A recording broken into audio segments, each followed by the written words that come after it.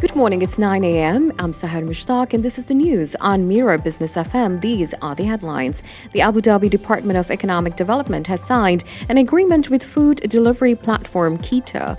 The deal focuses on sharing data. It aims to support smarter economic policies in Abu Dhabi. Officials said it will help track market trends. It will also support small businesses and attract investment. The partnership includes workshops and knowledge sharing. Authorities say it will strengthen the delivery and logistics sector. Tesla is testing its self-driving technology on roads in Abu Dhabi. These are the first trials of their kind in the Emirates. Drivers remain in the cars to ensure safety while the technology is being tested. The trials are being overseen by the Integrated Transport Center, according to Khaleej Times. Officials say the test will help assess both safety and real-world performance. This move is part of Abu Dhabi's plan to prepare for future smart transport. The aim is to reduce new technology while keeping road users safe. Overall, these trials mark an important step for next-generation driving systems in the UAE. Google has launched Nano Banana 2, the new version of its viral AI image tool. The first Nano Banana went viral after its release. The updated tool can generate and edit images faster and with more details. It will be available through Google's AI tools, including the Gemini app, Search AI Mode, and Lens. Google says Nano Banana 2 gives users sharper visuals and better results. The tool aims to strengthen Google's position in the AI space. That's the news for now. Follow more news on our website, mirabusiness.fm.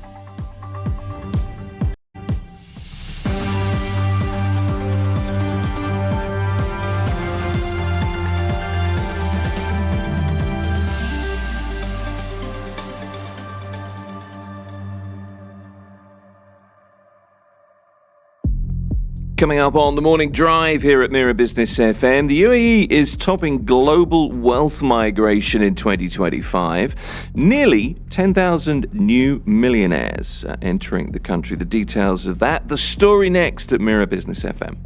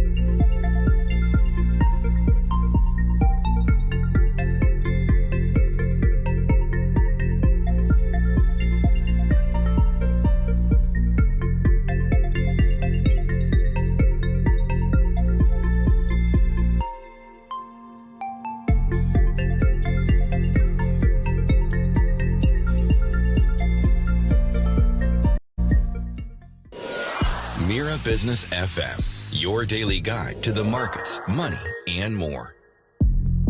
It's the morning drive here at Mira Business FM, and next up we're seeing an historic wealth shift. It's accelerating across the globe. According to data from the residence and citizenship advisory firm Henley and Partners, millionaires are relocating across borders at a rate of knots, and the momentum is building. Now, leading the pack, as it were, the UAE's emerged as the world's most attractive destination for high net worth individuals in 2025. Something like 9,800 millionaires have chosen the UAE as their new home, more than any other country on the planet. Now, to consider what this unprecedented migration of capital means, my guest, Chris Rose, is a Dubai-based family office strategist, a former international law firm partner, advising ultra-high net worth individuals, founders, and institutional investors on complex cross-border transactions. And he is with me in the studio. Chris, it's good to meet you. Good to meet you. Thank you for having me. You're very welcome. So let's start kind of broadly, I guess, the broad strokes first off. What's driving this movement? It's something like 142,000 millionaires in 2025. There's been documented. Projections are it's going to hit 165,000 by the end of this year. What's behind it, do you think? Well, let's put that in context first. I mean, this is quite a number. Imagine like a city the size of Boulder, Colorado, or Cambridge in the UK, just picking up, getting on an airplane, taking all their assets and moving somewhere. So just put that into your head.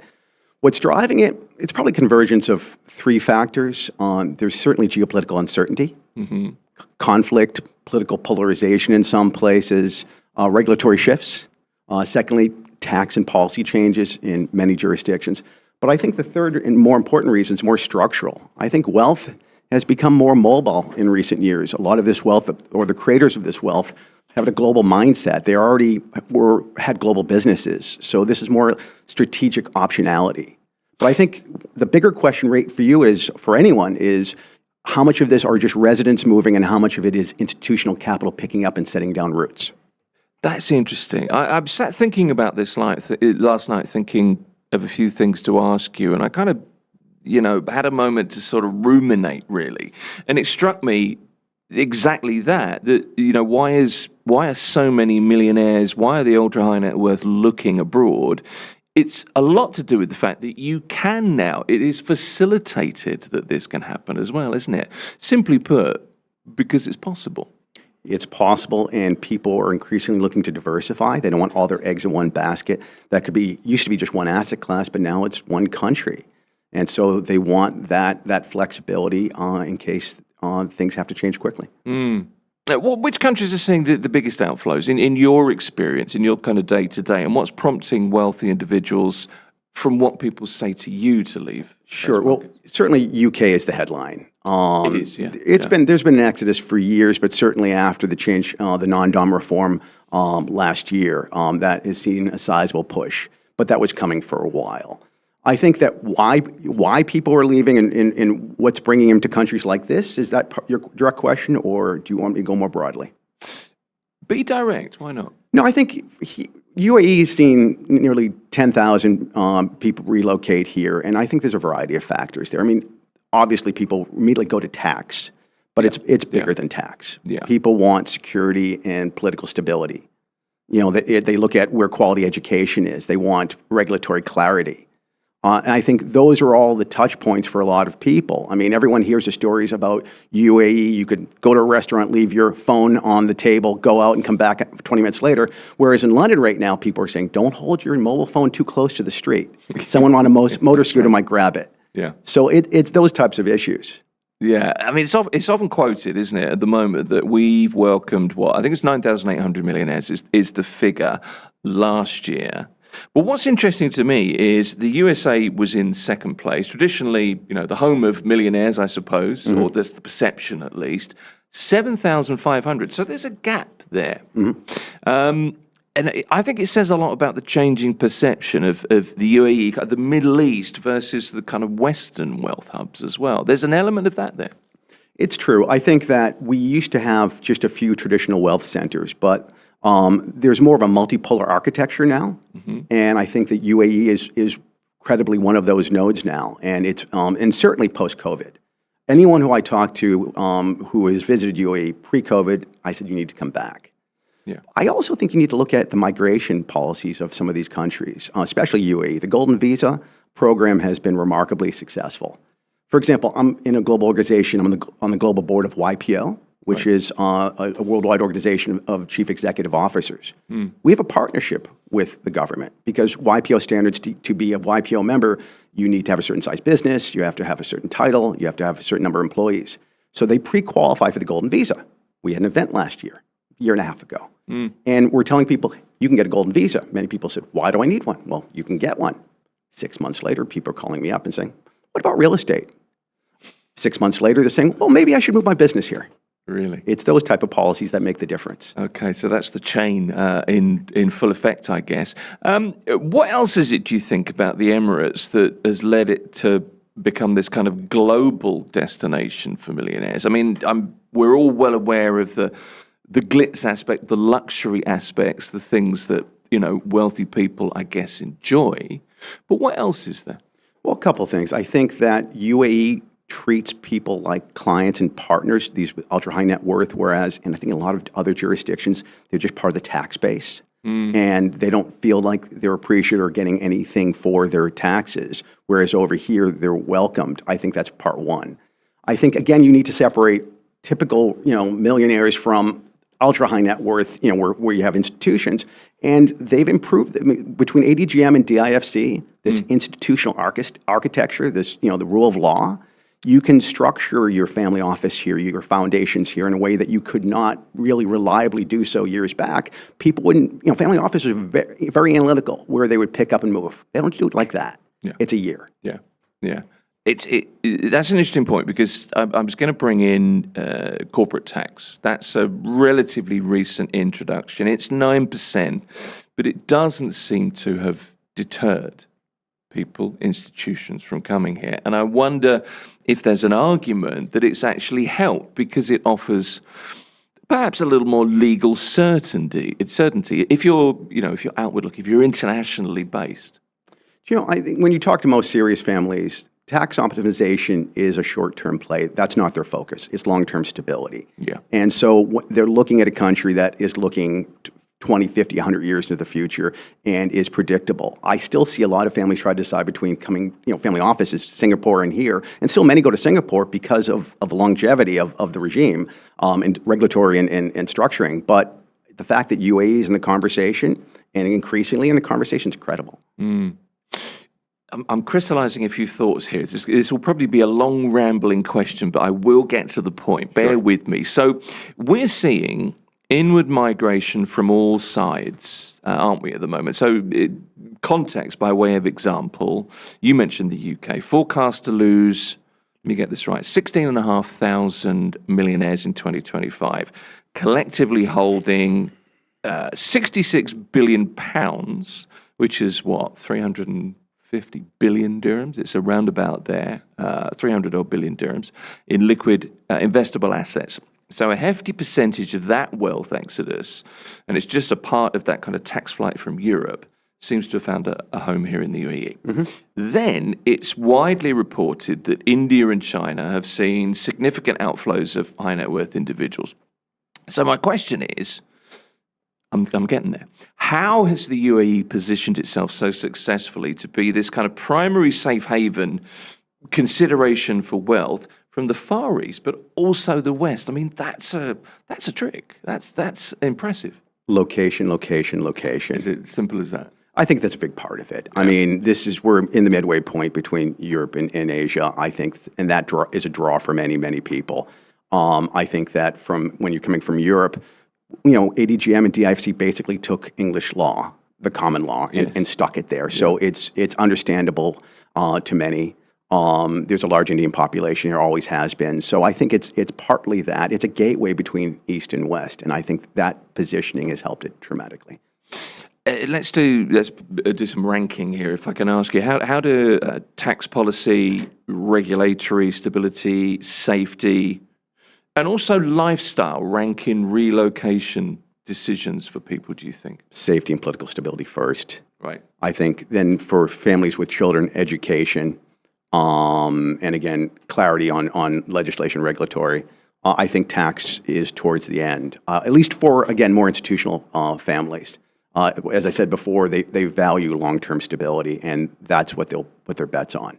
Okay. It's more than just tax, the T word. I mean, you've said that a few times, and I would kind of echo that. Things like there's also legal reforms, secular laws for marriages, the clarity around inheritance positions are there as well. So how important are kind of social and legal changes compared to critical, incentives? because listen, if it was all about tax, we'd all be in the Caymans. I mean, these are all important aspects. Yeah. And the fact that this is becoming, it's a burgeoning global financial center. All of this gives you London, but with a warmer climate and certainly a better quality of life.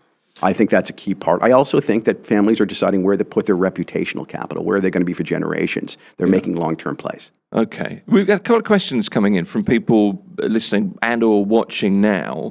Massimo was first in. Is the price increase we experience in Dubai related to the influx of millionaires?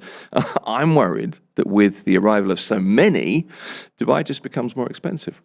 Well, I think that's always something. I was in England in 2001 when we saw that as well, and I think that you'll see in the ultra premium side of the market of real estate, and certainly education and premium education, long queues there. But I also think that the UAE government is consistently shown that they can react to demand and they can build quickly. For example, you don't have it's not as rigid as say San Francisco in terms of housing. So I think that you may see some overheating, but they're also increasing the GDP. The rising tide lifts all boats. You advise family offices, Chris. That's your day-to-day kind of bread and butter, isn't it? So talk me through from a family office perspective, the immediate legal, the governance, the structuring considerations that come into play when a client sits and says, "Look, I'm thinking of upping sticks here. I'm going to relocate." What's in my business, and I'm also a chair for Tiger 21, which is a global community of ultra-high net worth wealth creators. So I see this from a global perspective, not just here. Right. And so they go through analysis. If they are, it probably takes about a year to consider certainly the rule of law, where in the country where they're moving to, where the regulatory regime, the banking relationships. They want to set up foundations. They want to know that this will ensure multi-generational wealth transfers, so they're focused on succession type issues. And certainly, it's a lot about the structure. It's less about just picking up and coming here. It's a long-term structure play, which is why it makes it a bit stickier when they do choose to come there. I think it's Brenda was the next question. Let me just bring it up here. Your thoughts. I'm just wondering, is there a chance that salaries will increase because more rich people are coming? So that kind of links to a question I wanted to ask you. If it's right that 15% of migrating millionaires, this is the estimate that we're kind of talking about today, are entrepreneurs. It kind of leads me to the multiplier effect on the local economy in terms of high value job creation in tech or AI, luxury service, whatever these people are thinking of doing, or just plain old job creation as well, I suppose. So there's that aspect too. Sure. Again, you divide between individuals and family offices or institutions. On the individual side, you'll see knock-on effects on premium services, for example. Well, certainly. And again, as I said earlier, if people start moving the business here, they hire people. Yeah. In terms of family offices, it's building an ecosystem. That means you're a magnet for professional talent coming over here. So yes, you'll, as well as the people in the market, will be more in demand who cater to the financial service industry or related to family offices. But advisory, any of the advisory firms, others will certainly benefit from that shift. But I mean, this changes economies. Don't forget, a lot of families too, when we say family office, it sounds like this big pool of money. Most of them still have their operating businesses. And to the extent that those operating businesses expand into this country, into this region, then again, it's going to impact everyone. So while we may be focused, and again, that's sort of the mindset of the UK. When you get into a focus on those rich not paying taxes, that's what the UK looks at it. That's right. Whereas you're seeing jobs leave, you're seeing losses of jobs, and you're seeing the economy shrink. These people bring wealth, and that wealth creates jobs, and that job increases GDP. Yeah, it's a double-edged sword, isn't it? Well, hopefully, Brenda, the answer is maybe some opportunity follows as well. That's, I guess, one of the outcomes, potential outcomes. What does this scale of wealth coming to the country mean for the UAE economy overall? What's the effect there? Well, I think that, certainly, again, you're going to see, real estate, especially in the premium segments or ultra premium segments, continue to go up. I think that's a key aspect. I think that, but ultimately, I think it touches on what I said before, is it's to the extent that businesses move here with these families and these individuals, that will have an overall impact on GDP. But in terms of pricing, I think where we're getting to before, I think that it's the segments I mentioned. Yeah. Are we likely to see upward pressure on, real estate prices, obviously, prime, ultra prime segments, but also how does it impact things like the rental markets or school fees or the broader cost of living? Well, listen, school fees, the supply and demand for everything, right? Especially in the key segments. I think, yes, the rental market will continue to be affected, but there's more coming to market. So again, as I said before, I think that will be managed over time. And more Harrow School is coming here. You have more and more schools coming here. It's a supply and demand question. I think that there's a huge queue right now. Ultimately, people will build more, bring more over here, and you'll reach an equilibrium. But in the short term, it's going to be, we say it often, it's kind of, from a UAE perspective, it's a nice problem to have. It's better than a lot of other places. Listen, I moved to 2001 to England. I felt the optimism and the energy. I feel that here now. And that's a special thing when people feel like there's a real future. And I think that the fact that we're attracting people and the people are happy to live here, I think that goes a lot. It says a lot for the economy. No, Let's hope it continues. Yeah, it does. So how long have you been here now? Been coming here for 10 years, living here for 3. Okay. And no thoughts of leaving yet, I guess? Not at all. Right. You'd have to pull me out. Chris Rose is a Dubai-based family office strategist, and he's behind the Ellipse Family Office Advisory as well. It's good to talk to you. Appreciate you. Likewise. Thank you for your time. Thank you very much. This is Mira Business FM. Just a reminder of a couple of podcasts that we've launched recently. First of all, Crossroads. Join us as we step in to Crossroads. It's a collaboration between Middlesex University of Dubai and Mira Business FM every Friday, and that's 1 to 2. Dr. David Tully and Dima Magalse welcome a new guest from across the global entertainment industry. So that's Crossroads, Fridays 1 to 2, Mira Business FM, and also you can catch every episode on YouTube and across your favorite podcast platforms. As they say, we'll see you at the Crossroads. This is Mira Business FM. Mira Business FM. The sound of success.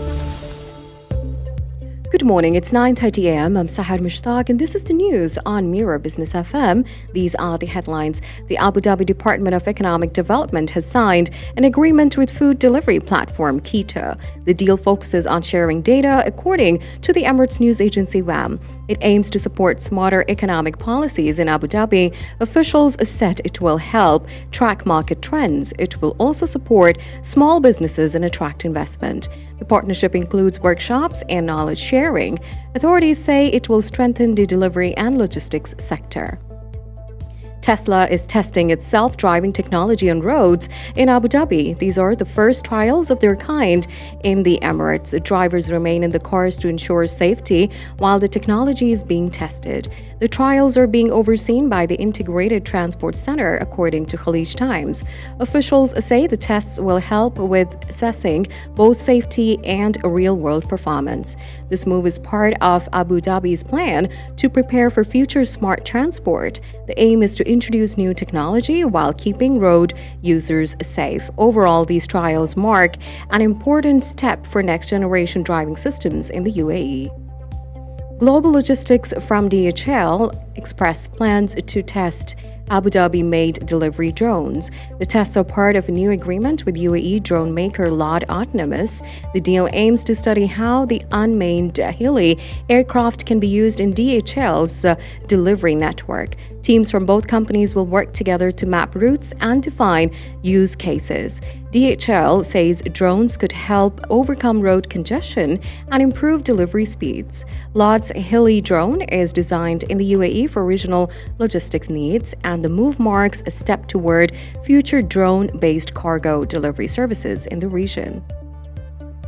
And now a quick market and currency update. Today, Bitcoin is trading at $68,215 and for those tracking remittances, 1 dirham equals about 24.77 Indian rupees, 76.24 Pakistani rupees, 33.30 Bangladeshi taka, 15.67 Philippine peso, 13.05 Egyptian pound. Meanwhile, 1 British pound is equal to 4.95 dirhams today. That's the news for now. Follow more news on X and Telegram. This is Mira Business FM.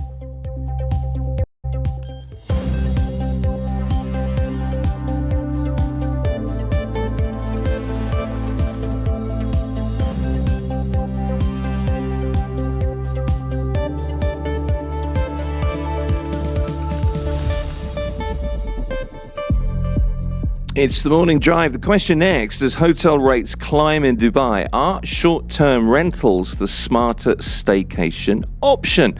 Next at Mira Business FM.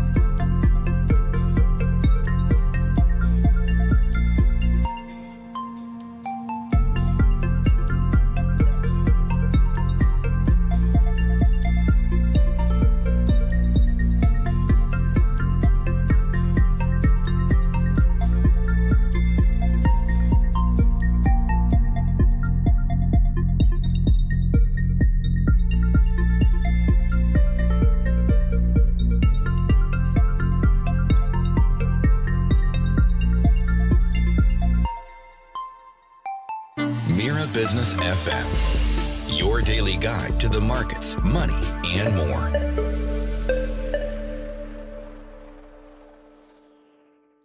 Good morning. On Morning Drive next, we're looking at the rising cost of staycations in Dubai. Now, reports show hotel rates have jumped significantly this season. Residents paying noticeably more for local breaks compared to last year. But what about the short-term rental market? Are we seeing the same price surge, or are holiday homes, serviced apartments, etc., emerging as a more cost-effective alternative? Now, we're joined by two industry insiders.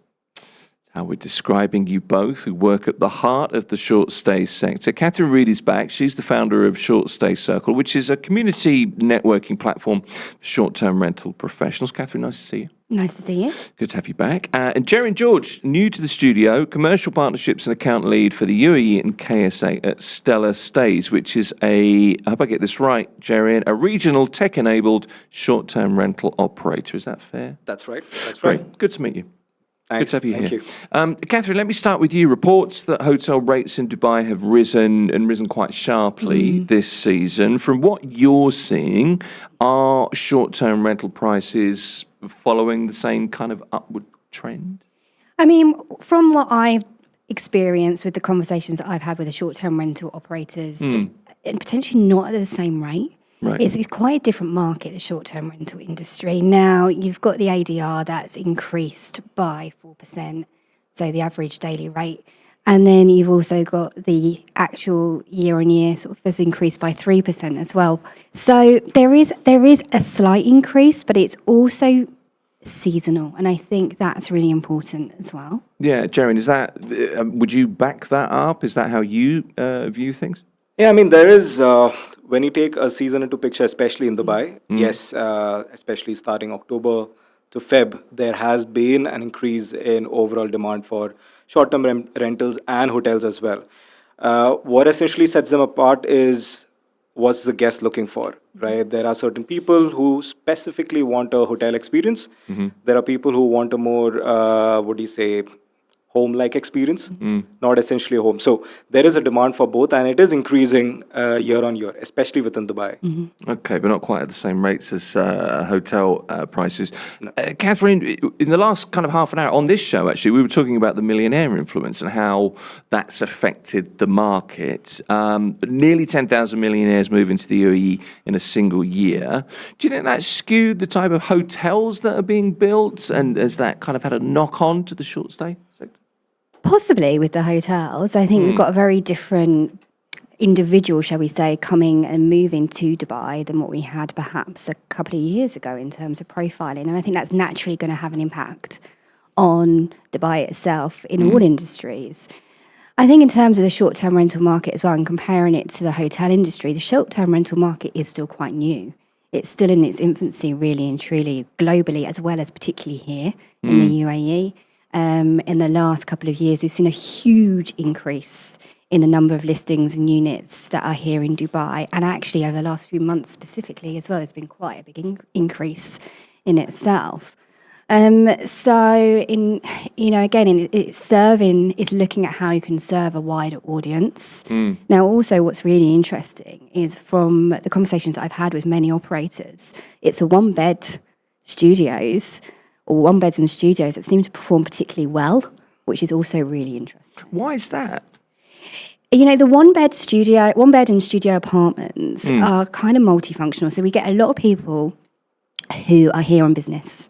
So it serves people who are here for maybe a couple of weeks or a month on business. Right. We also have a huge expat community, right? So we have a huge number of people that move to Dubai for their careers. Before they get here, they need somewhere to live. They don't necessarily want to live in a hotel. So they want that home from home setup. They want to feel like they're experiencing the culture of Dubai. They want to have a nice, comfortable place to go home to before they can get their Emirates ID and be fully set up in the country. We have a huge amount of people that go straight into an Airbnb and the one-bed studio. Okay, so it's sort of being settled before you're settled sort of thing. It's that feeling, isn't it? Is that what you see? I mean, what kind of, anecdotally, what do you see? I mean, I'm going to echo what Catherine mentioned. What essentially happens is majority of the people who come down to Dubai, right, they're the initial phase of their career or they've started off a business, right? So they do not want to invest in an apartment for a year, right? What short-term rentals does is you have a furnished apartment, your kitchens are completely equipped, right? All the bills are taken care of. All you require is to provide your passport and you pay the rental amount for the short term of a month and you're good to go. Right. So for any new entrepreneurs that are coming to Dubai, or let's say couples who are moving to Dubai, right, for them it makes a lot more sense than wait for their Emirates ID, then wait, apply for the Ijari. They don't have to go through all of that at the start. No, it does make sense. So there's demand in the short-term rental market. That much is clear. Is it? I don't know how strong is the demand compared to a year ago? 2 years ago? What kind of growth rates are we seeing? So just to give you an example, in 2025, we had 50% more short-term rentals entering the market. Right. And within that, even at the end of 2025, the average occupancy across has been 80 to 85. Right. And now, given that within the next 1 or 2 years, there's going to be a lot more apartments that are going to be released to the general audience. There's going to be a lot more supply within the market. And demand will still grow in spite of that. Now, especially for a lot of markets, let's say 5 years back, there was always a seasonal trend, right? You have like a season time and an off-season time. It's kind of blurring the lines now, right? Now, for people who want to travel to, let's say, Dubai and do not want to spend a lot, they kind of come during the summer period, right? So the demand will, like the highs and the lows are going to get closer and closer with each passing year. We've got no shortage of luxury supply in the hotel market. And if something like 36%, if I'm right with that figure, is new hotel supplies in the luxury segment, 33% apparently is upper upscale. If you're an average middle-income person, that's maybe out of reach. So you can see why, the short stay sector works. It's kind of a lifestyle choice, isn't it? Here's something else. Catherine, let me put this to you. Staycations aren't just kind of backup plans now. They're choices that we actively kind of make. What's the driver behind residents treating kind of a random long weekend as they would like a longer holiday? Because that's really a thing, isn't it? Oh, absolutely. I think it's a huge thing. I think it's becoming more and more of a thing here in the UAE as the years are going on. And I think what people look for from a staycation differs, but if you're a family or if you're a group of friends and you want to spend some quality time together, sometimes hotels just simply aren't fit for purpose. And I think what you find is we live in a place where we do have luxury villas. We do have large apartments that do differ perhaps to where people live on a day-to-day basis. And it gives them that chance to escape into a bit of luxury perhaps, or at least spend some time together in a place that allows them to be together without having to go to separate rooms at night. They can come together. They can experience perhaps if there's a pool within that space as well. So I think there's a huge market right now for staycations as opposed to traveling. And also it comes down to cost. You can get some great staycations here in the UAE. Yeah, well, I was going to ask you about pricing because it strikes me that most things are about cost. But are there any other reasons that people are choosing rentals aside from cost, aside from we can get together? What is it? What's the lure, if you like, Jerin? Let me take that up. So in this, it's not essentially the cost at all points of time. There is a value associated with the cost as well. Okay. Now, take these two examples. Now, when you go to a hotel, your average hotel size is about, let's say, 300 to 400 square feet. Right? You go to an apartment, a 2-bedroom apartment, it's about 900,000 square feet. Right? So if you're a family of 4, if you're a family of 5, or you're a group of 6 friends traveling together, a short-term rental or an apartment gives you higher value for what you're paying. Right? In addition to that, a lot of these communities that are coming up across Dubai has a lot of other amenities that comes in. Right? It gives you privacy.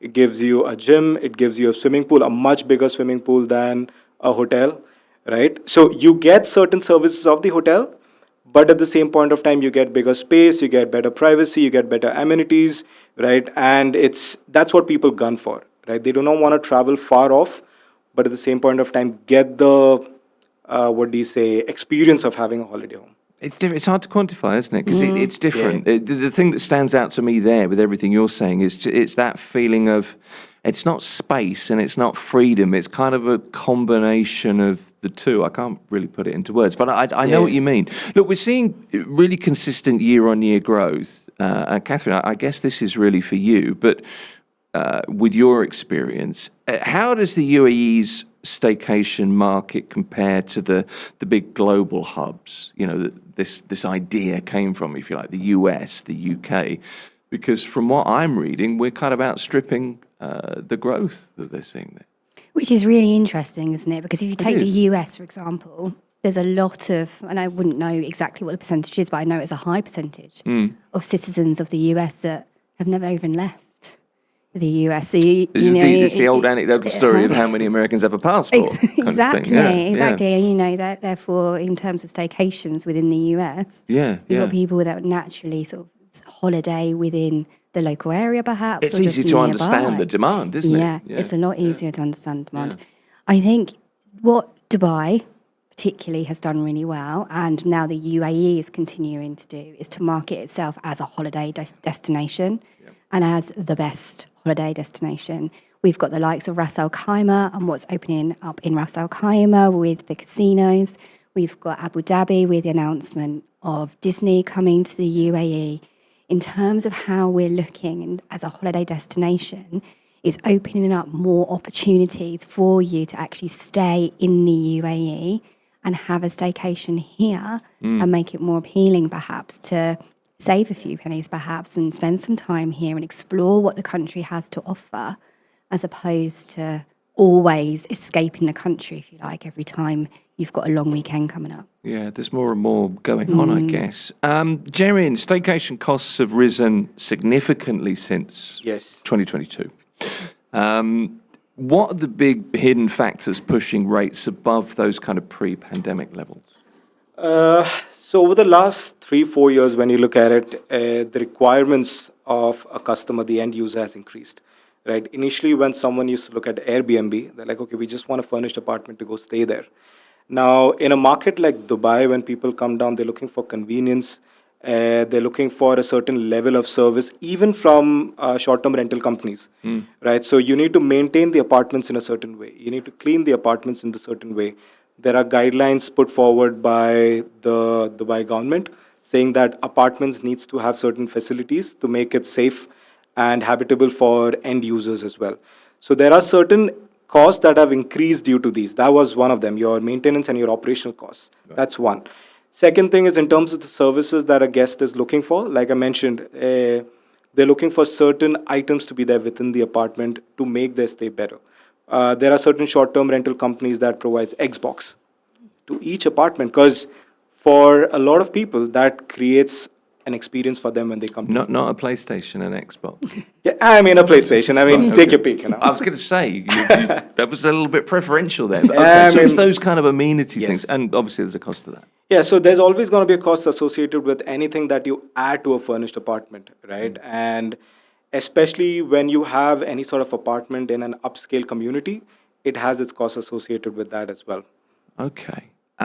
So we're seeing occupancy levels rise in parallel with hotel demand. Is that fair to say? Because we've got, Ramadan, public holidays, Eid coming, everything else. Yeah. Is that what you're seeing at the moment? See, hotels will still have a higher demand, right, because of its locations. Now, for all first-time visitors to Dubai, they would still prefer staying in an hotel, right? But if it's someone who's come down to Dubai before, who knows the location, they know that staying a little bit further away, right, can bring down the cost, can give you better service and better locations as well, right? So even though the demand for hotels are higher, there is an increasing demand for short-term rental companies, right? Especially because of the supply that we have across regions. Now, when you think about hotels, the first locations that comes to mind is Palm, by downtown, it comes JBR. But when you look into short-term rental companies, you also look into Arjan, you look into JVC, you look into places like Barari, right? These are places where people want to stay a little bit further away, experience a little bit more quieter environments. than like the crowded areas. I guess it's a different mindset of person staying there as well, isn't it? Yeah. I kind of always think if you're looking for that Airbnb experience, you're looking to be, in the heart of things, but you're maybe not bothered about the downtown. You want to be in a slightly different city area. There's a different way of, Catherine, is there a different way of approaching it? I think so, and I think that's what makes Dubai so unique in so many ways because of the setup of Dubai in itself. We have got a range of people here. We have a huge tourism industry, but we also have a huge expat industry, and we have a lot of people that live in JVC, or we have a lot of people that live in Dubai Hills, for example. And those people who are expats and wherever they're from will have people come and visit them. And quite often you'll find as well the people that come to visit, be it family or friends, if it's the second or third time that they've come to visit, they might get a short-term rental near them in JVC. JVC is becoming a really lucrative hotspot for short-term rentals. As is Dubai Hills, is there's a buzz. Yeah. Yeah, there definitely is. Has booking behaviour changed, Jerry? Are guests planning further ahead to lock in better rates, or is it still like a last-minute deal thing? The last minute deal has definitely changed. It's Really? not working anymore. I mean, a lot of short-term rental companies, what they're doing is they're dynamically pricing, right? So even if you, like, let's say, book well in advance, if it's for Christmas, it's going to be high rates, right? Even if it's going to be like next week, it's going to be high rates, or there's going to be differential rates. What you need to do is figure out when you want to stay and try maybe skipping the weekends, try maybe trying to stay before the holidays or after the holidays, like tweak your travel a little bit here and there. But yes, there are changes in when people are booking. Now the booking windows have changed quite a lot. It's the same as booking airline tickets now, isn't it? Yes, Yeah, it's the same kind of mentality. it's completely changed. So people now understand that there's going to be dynamic pricing. Yeah. If you tell end customers that companies are going through dynamic pricing, they get it, and they do not push back. They do not say, "Oh, we are booking like 1 year in advance." They know if you book for a certain period of time. I love how we're accepting dynamic pricing now, but people would do it's not a choice, is it? Yeah, because for example, in Stella Says Al Barari, we get bookings for New Year's of 2026 next year, 2027. Sorry. 2027, really? Yeah. Okay. We're getting bookings for next year, and that's how far ahead people are willing to book, right? And they're like, okay, let's book right now, and then we'll see how our plans unfold later on, right? Okay. But then if you do quote them a rate right now, they completely accept it. They're like, okay, yeah, we understand. It's a high season. Let me ask you both this. I'll ask you first, Catherine. What strategies would you recommend if you want to get the best rate in a short-term rental place? I know you probably hate this question, but I have to ask it. How do you do it? How do you get the really good rates? Aside from booking for 2028 in 2026. I mean, I think, you do have to take time into factor Yeah. now. I think just what we're saying here with Jaren, I think, if you can be a bit more organised and try and book a little bit more in advance, doesn't have to be 2 years in advance, but if you are a little bit more Apparently it organised, helps. it helps. There is that. I think also maybe doing a bit of research as well, and if you're happy to do some research into the areas as well that you're staying, like what is it that you really want? What's top of your list, what's a non-negotiable, but what can come off of that as well, and just being a bit flexible and fluid in terms of what you're looking for as well, because, you can pay as well for sometimes some of these locations that are prime locations, Yeah, but for equally there's a construction site next door. So, do a bit of research in what you're looking for. Yeah, you can. It's that old thing. I feel like a broken record sometimes. I've been accused of that many times, but it's the local knowledge thing, Jaren, is so useful. It's so important, isn't it? Yes, it's always better to double check with people around you or people who have stayed in the region. Like a few of the things that I've done when I'm planning a trip, try midweek. Try staying someplace midweek. The demand is always lower, right? Try staying before or after a main holiday. Right? Don't travel on Christmas. I get it. You want to be with family, but maybe try traveling a little bit before Christmas or maybe after New Year. Demand kind of goes down a little bit here and there. Try staying 10 minutes away from like the hub. Whichever city you go to, try staying 10 minutes away from the hub. It's not a lot. 10 minutes is not a lot of time, especially when you're going to be traveling throughout the day. But it saves up like at least 15 to 20% of your overall daily costs. Yeah.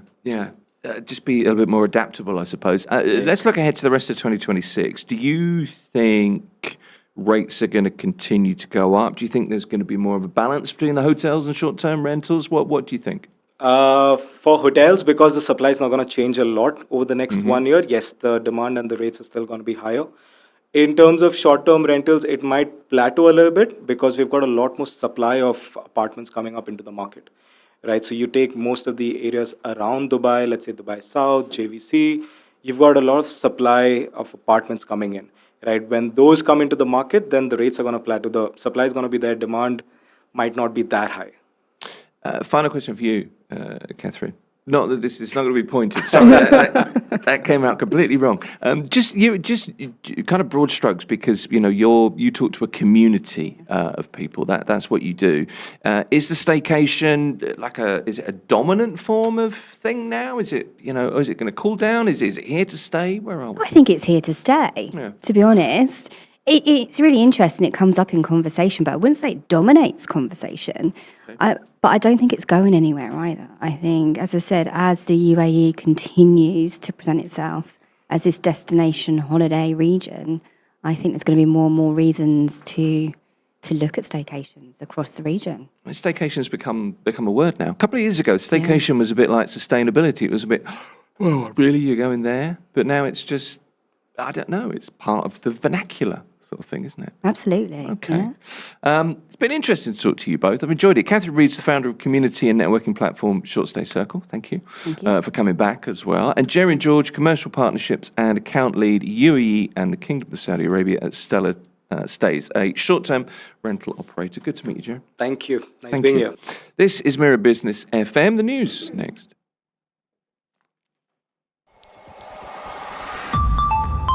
Mira Business FM, Dubai's home of business radio.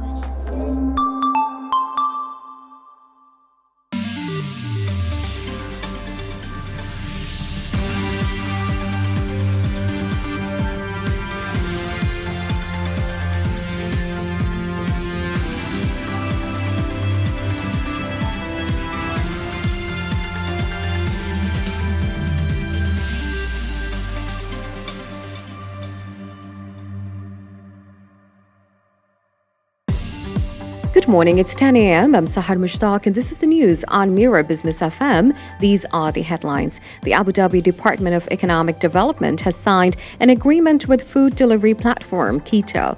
The deal focuses on sharing data. It aims to support smarter economic policies in Abu Dhabi. Officials said that it will help track market trends. It will also support small businesses and attract investment. The partnership includes workshops and knowledge sharing. Authorities say it will strengthen the delivery and logistics sector. Tesla is testing its self-driving technology on roads in Abu Dhabi, and these are the first trials of their kind in the Emirates. Drivers remain in the cars to ensure safety while the technology is being tested. The trials are being overseen by the Integrated Transport Center, according to Khaleej Times report. Officials say the tests will help assess both safety and real-world performance. The move is to take part into preparing the future for smart transport. The aim is to introduce new technology while keeping road users safe. Overall, these trials mark an important step for next-generation driving systems in the UAE. Global logistics firm DHL expressed plans to test Abu Dhabi-made delivery drones. The tests are part of a new agreement with UAE drone maker Lod Autonomous. The deal aims to build how the unmanned heli aircraft can be used in DHL's delivery network. Teams from both companies will work together to map routes and define use cases. DHL says the drones could help overcome real congestion and improve delivery speeds. Lod's heli drone is designed in the UAE for regional logistics needs. The move marks a step toward future drone-based cargo delivery services in the region. Pakistan's Federal Minister for Planning, Development and Special Initiatives, Professor Ahsan Iqbal, says the country must carry out major reforms to grow its economy to $1 trillion by 2035. Speaking at the Pakistan Governance Forum in Islamabad, he warned that continuing business as usual would likely limit growth to about $600 billion. The minister said Pakistan needs better governance, higher exports, stronger education, and improved infrastructure and tax reforms. Google has launched Nano Banana 2, the new version of its viral AI image tool. The first Nano Banana went viral after its release. The updated tool can generate and edit images faster and with more details. It will be available through Google's AI tools, including the Gemini app, Search AI mode, and Lens, according to Khaleej Times. That's the news for now. Follow more news on our website, mirabusiness.fm.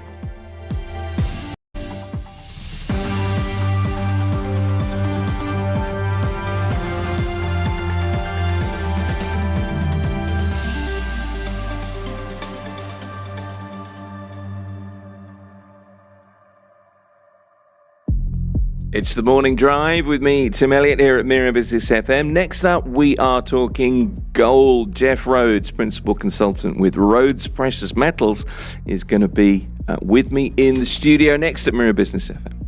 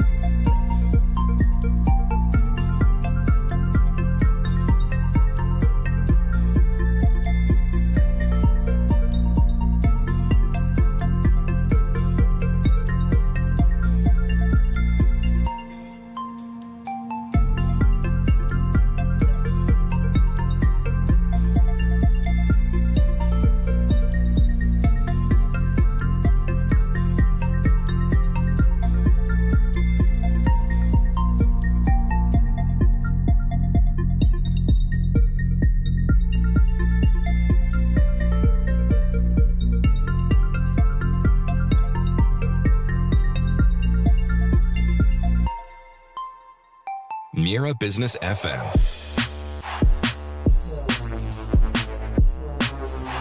The sound of success. It's the morning drive. Time to talk gold and silver and precious metals with the veritable Jeff Rhodes, principal consultant, Rhodes Precious Metals. Good morning, Tim. Morning, veritable. There you are. I like that. That's a new one. Doesn't get better than that, Jeff. Very good. Thank you very much. You're welcome. Do you know? It's funny. I told you a few weeks ago, about a month ago. I've got these notes that I make, and I make notes to talk to you over the course of the week because I kind of follow what's going on, and I read your reports, as you well know, like a good boy does. But I've still got at the top of my notes, gold gained 64% in 2025. And it's always there as this constant reminder. And it's kind of jumping out at me this week because silver and gold have done very, very little over the course of this week in terms of price. I'd say I'm just trying to look at numbers. Yeah. I feel as though it's been the quietest week of the year today in terms of trading range. Yeah. And as I've said last week, and I'd been saying before that January period is the most volatility I've ever seen in my kind of 50 years of being in this business. And I was almost crying out loud. We need a period of consolidation, just steady Eddie, as you would often say. But we needed a steady Eddie kind of market, and indeed we've had it this week. It's certainly been the case this week. I mean, I track usually around about the same time, around 8 in the morning. Sometimes I look at lunchtime, but 51.60 Monday morning, 51.71 Tuesday, 51.70 lunchtime Wednesday, 51.87 slightly increase. This is gold, obviously, per troy ounce. That was Thursday morning. This morning, 51.87. Couple of. If I remember correctly, in my weekly outlook, I was talking about a trading range of 5,000 kind of 100 to 5,300, and the low was just about 50.90. So pretty much on the button. Last week, the high a bit low. I'm a bit off on the high. It's 5,250, but I just felt that we would have a tight trading range. It's proven to be the case. The thing that does jump out off the page is trading volumes. Okay. I said last week and previously, in January, the kind of average trading volume on the COMEX, the Commodity Exchange in New York, which is what I use to gauge trading volume. Right. Most trading is local COMEX versus local London. But if you take one side of it, it gives you a good feel. And in January, we kind of had an average of around about 400,000 contracts. Now, the average normally would be about 250, but in January it was about 400. Yeah. So far in February, it looks as though it's around 125,000 contracts. So really 1/3 of what we saw in January. And so why, you would ask? I think a lot of people got burnt. I do. I think the rally to 5,600 was beyond what anyone thought. And various people, look, in that rally would have gone short, taken, this is enough, it's gone far enough, and gone short, but one after the other was stopped out. They had to cover their shorts because it went too far. The other thing is the margin calls, the impact of margin calls. If you are running a short position and you have a leveraged position, so you put down 10% and you're trading 100, you put down 10, you're trading 100, then I think a lot of people were burnt with that. And particularly the jewelry sector struggled with margin calls in January because jewelers need a certain amount of gold in their shop, and they borrow money from banks to stock their shops and so on.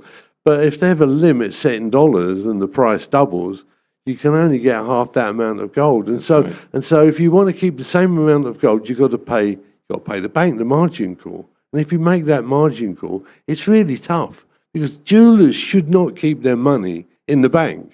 They should keep their assets in gold jewelry. In gold jewelry. So it's exactly right. Yeah. it's really a problem. And I think this last week has been a godsend.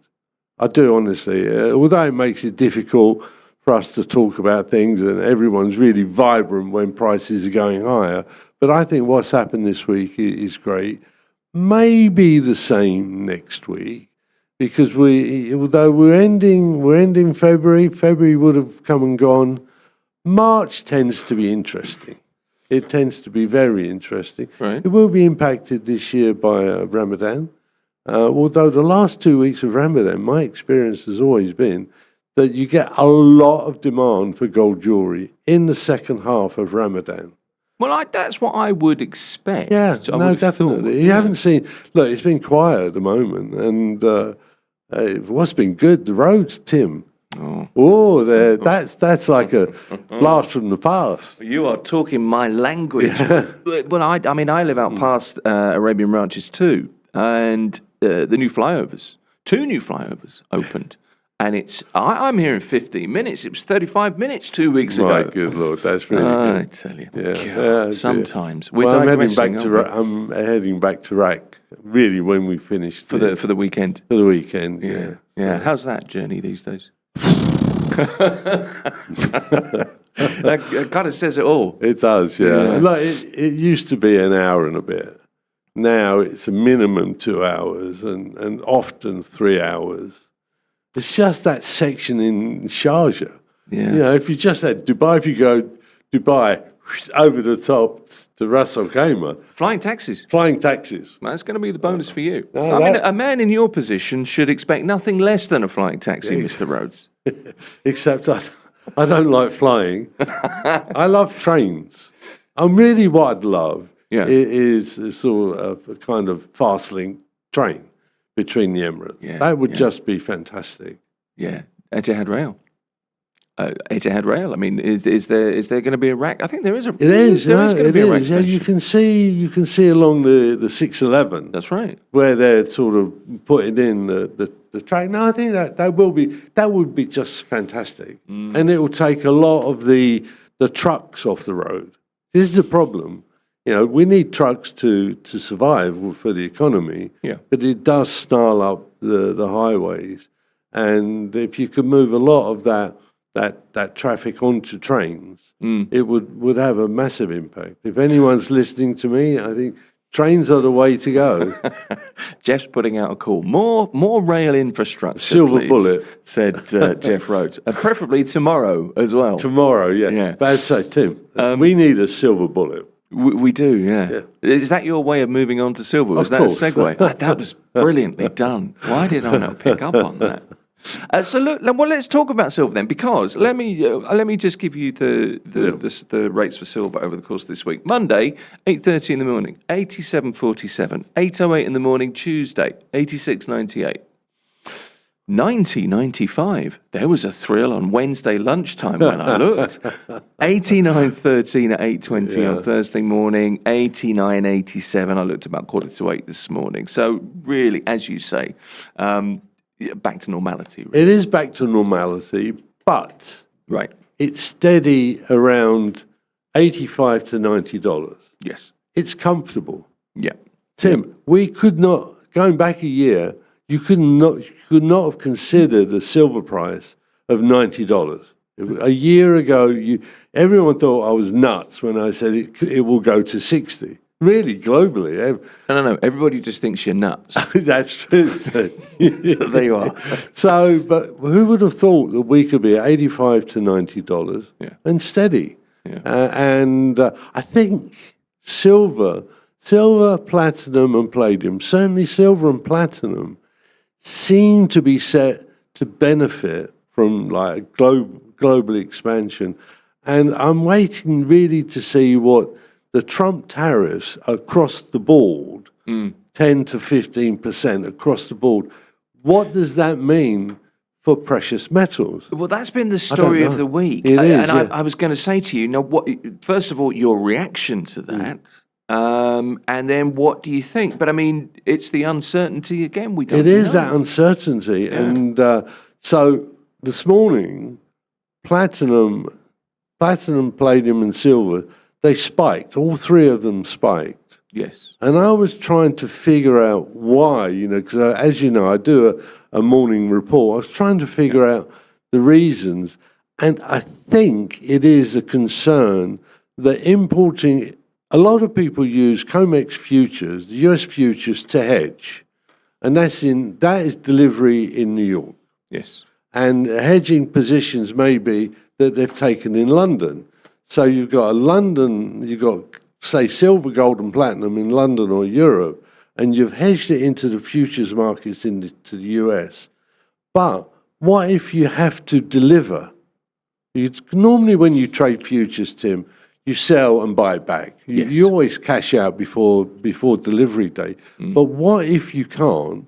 And what if that, you apply between 10 and 15% on imports of the precious metals into New York, where you want to deliver into your futures short. That is very bullish. Extremely. I mean, you talk 10%. I mean, although actually today in silver, if you have a range of 10%, it's neither here nor there. And 1%, we used to sort of go mad about 1% range. But it is true. I think looking for why the spike today, it is concern about deliveries into shorts in futures markets in the US. Okay. And then, well, let me ask you a little bit more about kind of the stories of the week. We've got tariffs is kind of the main story, I guess. There's also the geopolitical situation, the talks between the US and Iran, brokered by Oman. So, as far as my conventional thinking would be, great for gold, good for gold. Yeah, it is good for gold. The messages that have been coming out are all positive. And it seems that progress is being made, which is great. The thing that tends to happen on a Friday when you've got geopolitics like this, in the mix, is what happens over the weekend. And so what I think you're going to see today in global markets, certainly precious metals, you're going to see some insurance buying. Okay. Just in case. Yeah, okay. Just in case. And so for me, today, I think you're going to see $95 in silver. You can pick me up on this next week. Okay. I think you're going to see. I think you're going to see maybe a pass at 5,300 for gold. All right then. And I fancy around 2,750 for platinum. I just think there's going to be. There's going to be some saber rattling going on, and that will end up with people saying, what is going to happen this weekend? I think it leads to buying in precious metals. I'm hurriedly scribbling here. Yeah, so I think so. Look, Look, I'd love to be wrong because I'd love everything to be cool. Yeah, no, this exactly. is not far from where we're sitting, Tim. So I mean you're being realistic. I am. Yeah, I just feel that, and if I'm running positions, if I was running a book now, I definitely wouldn't be short going into the weekend. Okay, that's interesting. The veritable Jeff Rhodes predictions once again. There, do you know? I wanted to end the conversation today with something, I suppose, a little more positive in a way. I've been following your terminology of the day, okay, which is in your weekly report, your daily reports, and we've had purity content of precious metals. We've had bullion, carat this week, which I didn't know is derived from the word carob in various languages. The weight of the seed of the carob tree. I didn't know that. I've learned something. But I genuinely think that this will become one of my favourite words of all time. I was telling Faraj about this morning. Wait for when Jeff comes in today, because this word is fantastic. And it's the word for the market situation where the price for future forward delivery is greater than the spot price. But it's such a fantastic word. And that word is contango. Contango. Yeah. How great! It's a great word. I've been looking forward, I promise you, since, was that Tuesday? I think that was on your Contango. report. Contango. I've been looking forward to talking to you since Tuesday. I haven't been able to sleep at the prospect of saying contango. Contango and backwardation. Normally markets are, because of the interest factor between spot and say 3 months, normally forwards futures are above the spot price. Okay, because of relative interest rates. Right. So, for example, gold interest rates pretty much zero.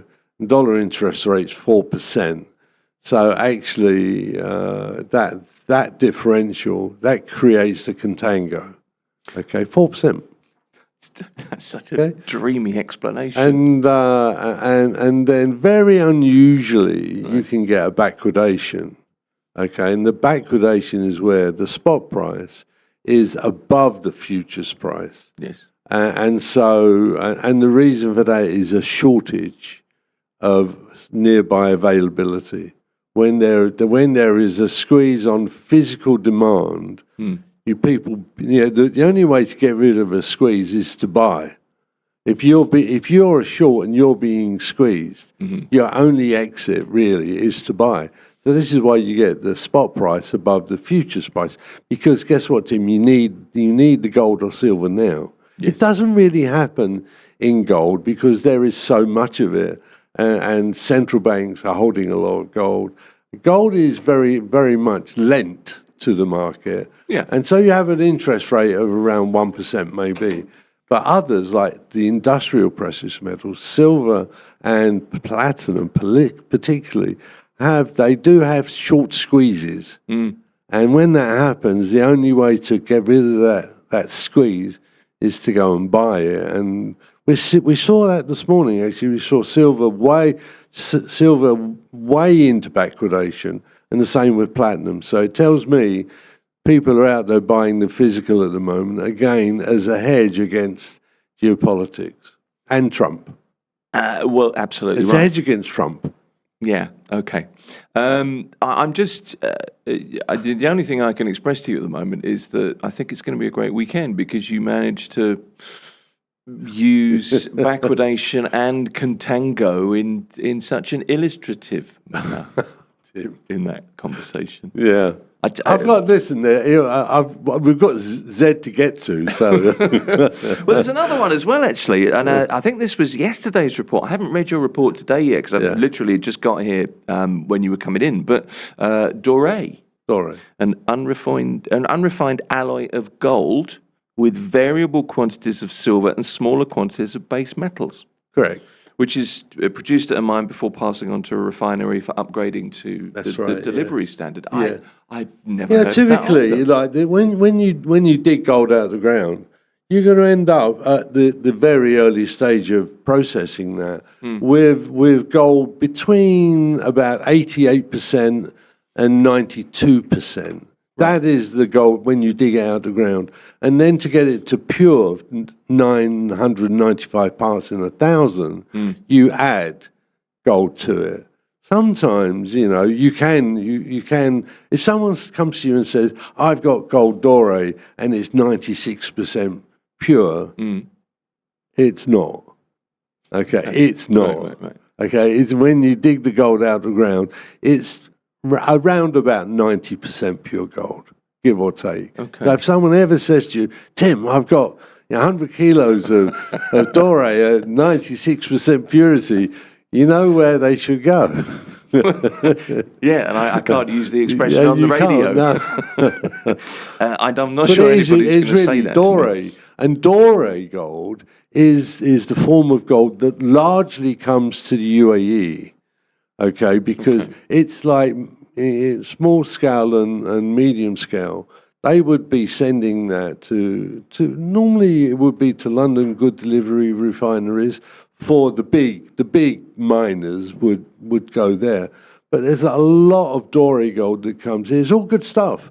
And you have to make sure you know where it's coming from and who the people you're buying from. But Dubai is the most regulated gold market in the world. Have I told you this before? the only country in the world, to my understanding, where if you don't follow responsible supply chain guidelines, it's a criminal offence.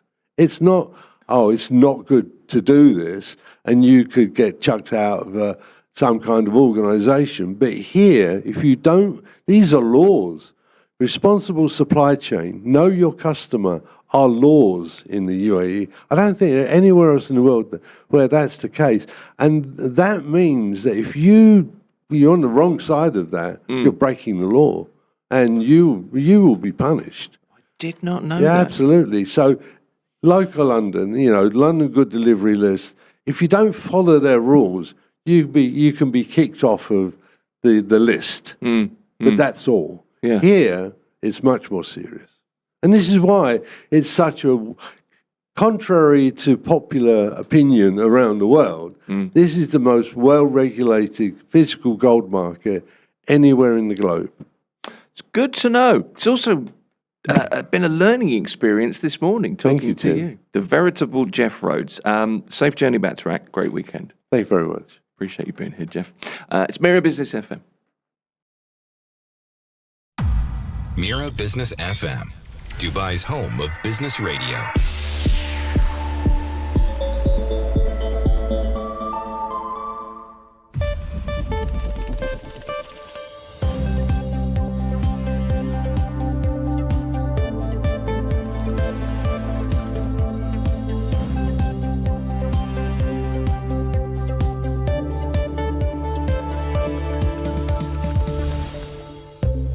Good morning, it's 10:30 a.m. I'm Sahar Mushtaq and this is the news on Mira Business FM. These are the headlines. Google has launched Nano Banana 2, the new version of its viral AI image tool. The first Nano Banana went viral after its release. The updated tool can generate and edit images faster and with more details. It will be available through Google's AI tools, including the Gemini app, Search AI mode, and Lens, according to Khaleej Times report. Google says Nano Banana 2 gives users sharper visuals and better results. The tool aims to strengthen Google's position in the AI space. Pakistan's Federal Minister for Planning, Development and Special Initiatives, Professor Ahsan Iqbal, says the country must carry out major reforms to grow its economy to $1 trillion by 2035, according to a report on Emirates news agency WAM. Speaking at the Pakistan Governance Forum in Islamabad, he warned that continuing business as usual would likely limit growth to about $600 billion. The minister said Pakistan needs better governance, higher exports, stronger education, improved infrastructure, and tax reforms. He also added that clear policies and national unity are key to long-term economic growth. Meta Platforms has agreed to a multi-billion-dollar multi-year deal with Google. It will rent Google's advanced AI chips called tensor processing units to build new AI systems. The exact value was not disclosed, but it is worth billions of dollars, according to a report on Reuters. The deal comes as major tech firms increase spending on AI hardware. Meta also agreed this week to buy up to $60 billion worth of AI chips from Advanced Micro Devices. And now, quick market and currency update. Bitcoin today is trading at $67,679. And for those tracking remittances, 1 dirham equals about 24.77 Indian rupees, 76.24 Pakistani rupees, 33.30 Bangladeshi taka, 15.67 Philippine peso, 13.05 Egyptian pound. Meanwhile, 1 British pound is equal to 4.95 dirhams today. That's the news for now. Follow more news on our website, mirabusiness.fm.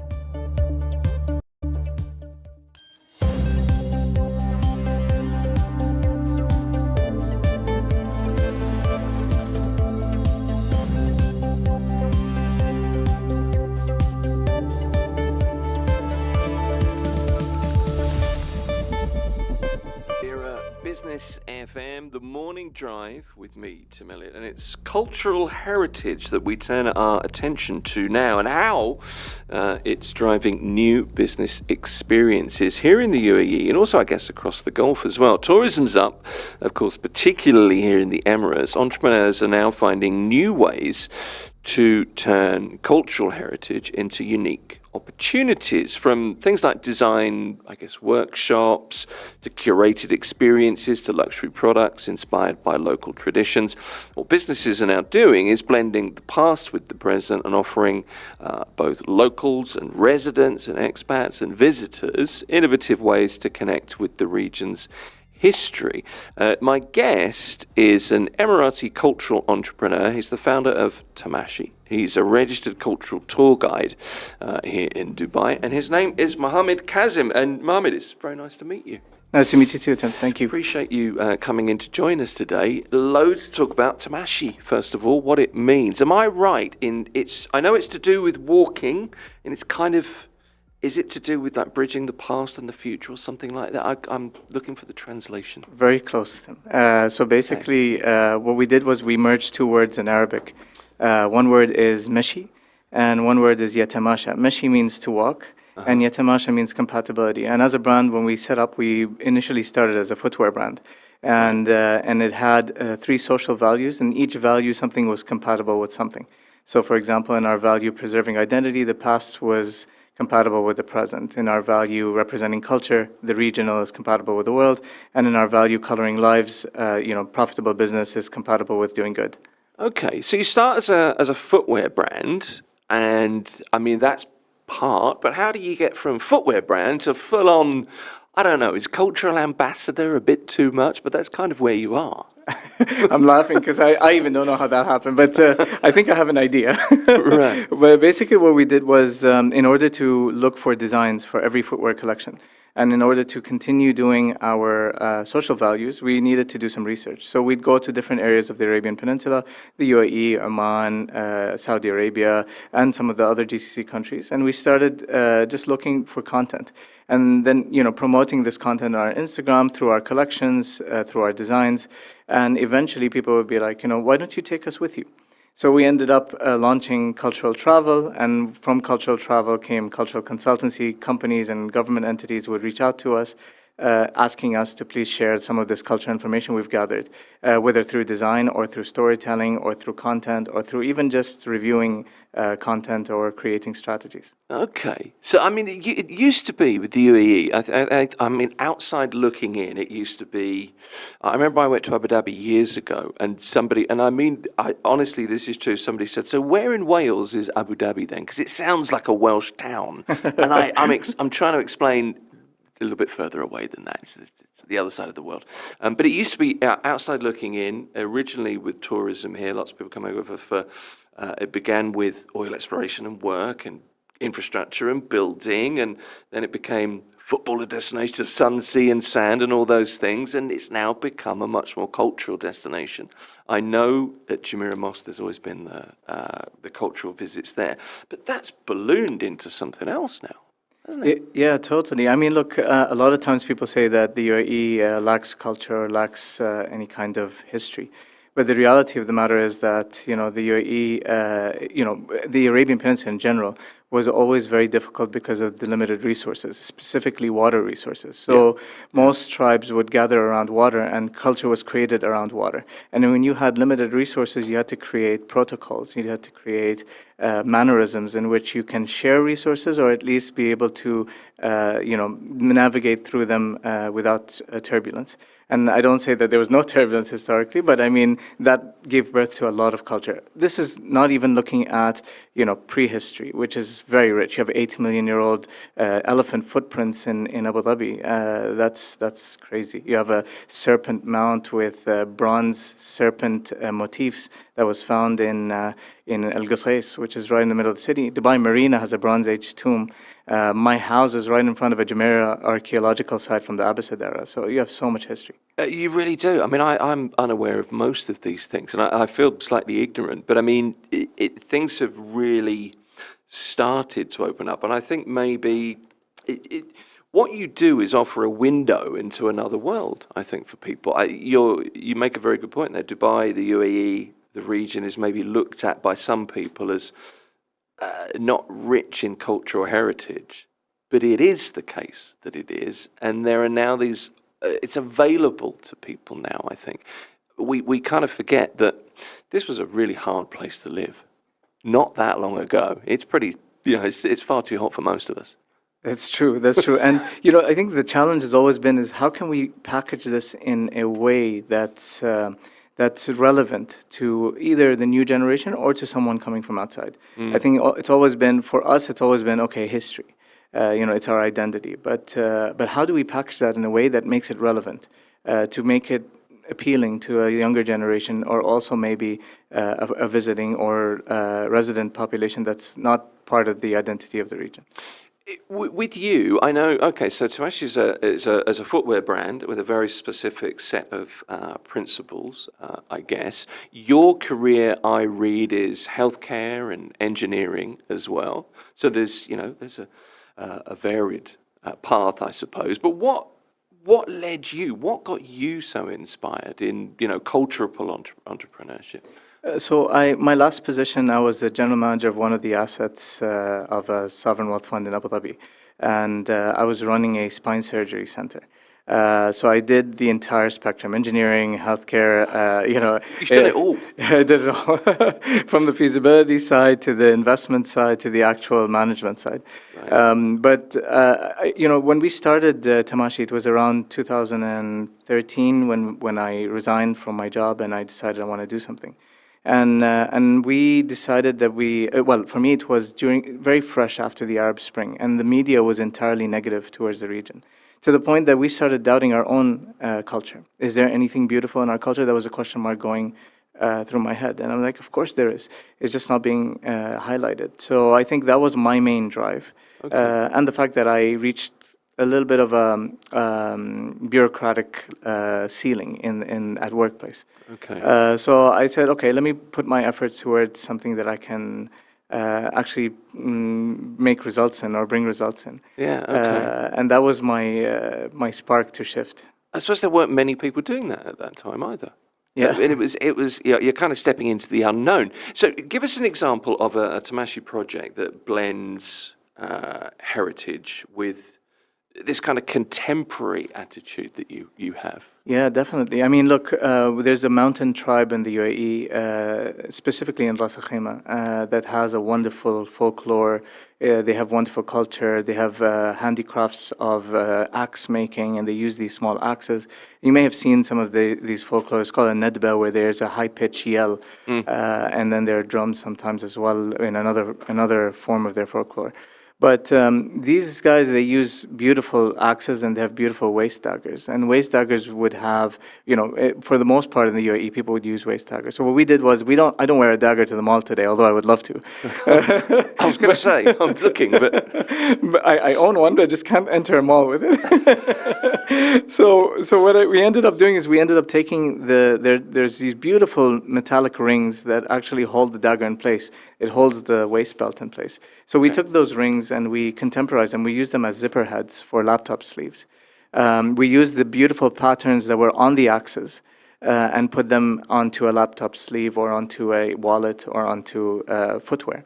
And that way we preserve something very ingrained in our culture and very rooted, yet in a very contemporary way that makes sense to me, to you, to anyone who would be passing by the retail space. You're starting to see more and more of these kinds of things. I was bought a T-shirt a couple of years ago, and it was part of the keffiyeh, the Palestinian headdress, and I really like that. I feel like it's got a real sort of contemporary identity, and it's just a pocket on a T-shirt. Those kinds of things, and it's also a little bit different from the traditional kind of silver dow or the coffee pot that we've all seen to death, really. Correct. And I think that's going back to the relevance point. You need to make it relevant. You need to make it appealing to the audience, to all audiences. And the UAE being such a diverse place, I think it's almost a duty for us to be able to take this culture and export it, but in a way that's relevant to everyone. Yeah. Okay. Without there's always this balance, isn't there, between making something accessible but a little bit too saturated, a little bit too overpopular, and you have to kind of walk that very fine line, I guess. What's the appetite like, Mohammed, for cultural experiences? You're in this industry for what, 12, 13 years now. What's the appetite like for locals broadly, as in residents, people that live in the UAE, and for tourists?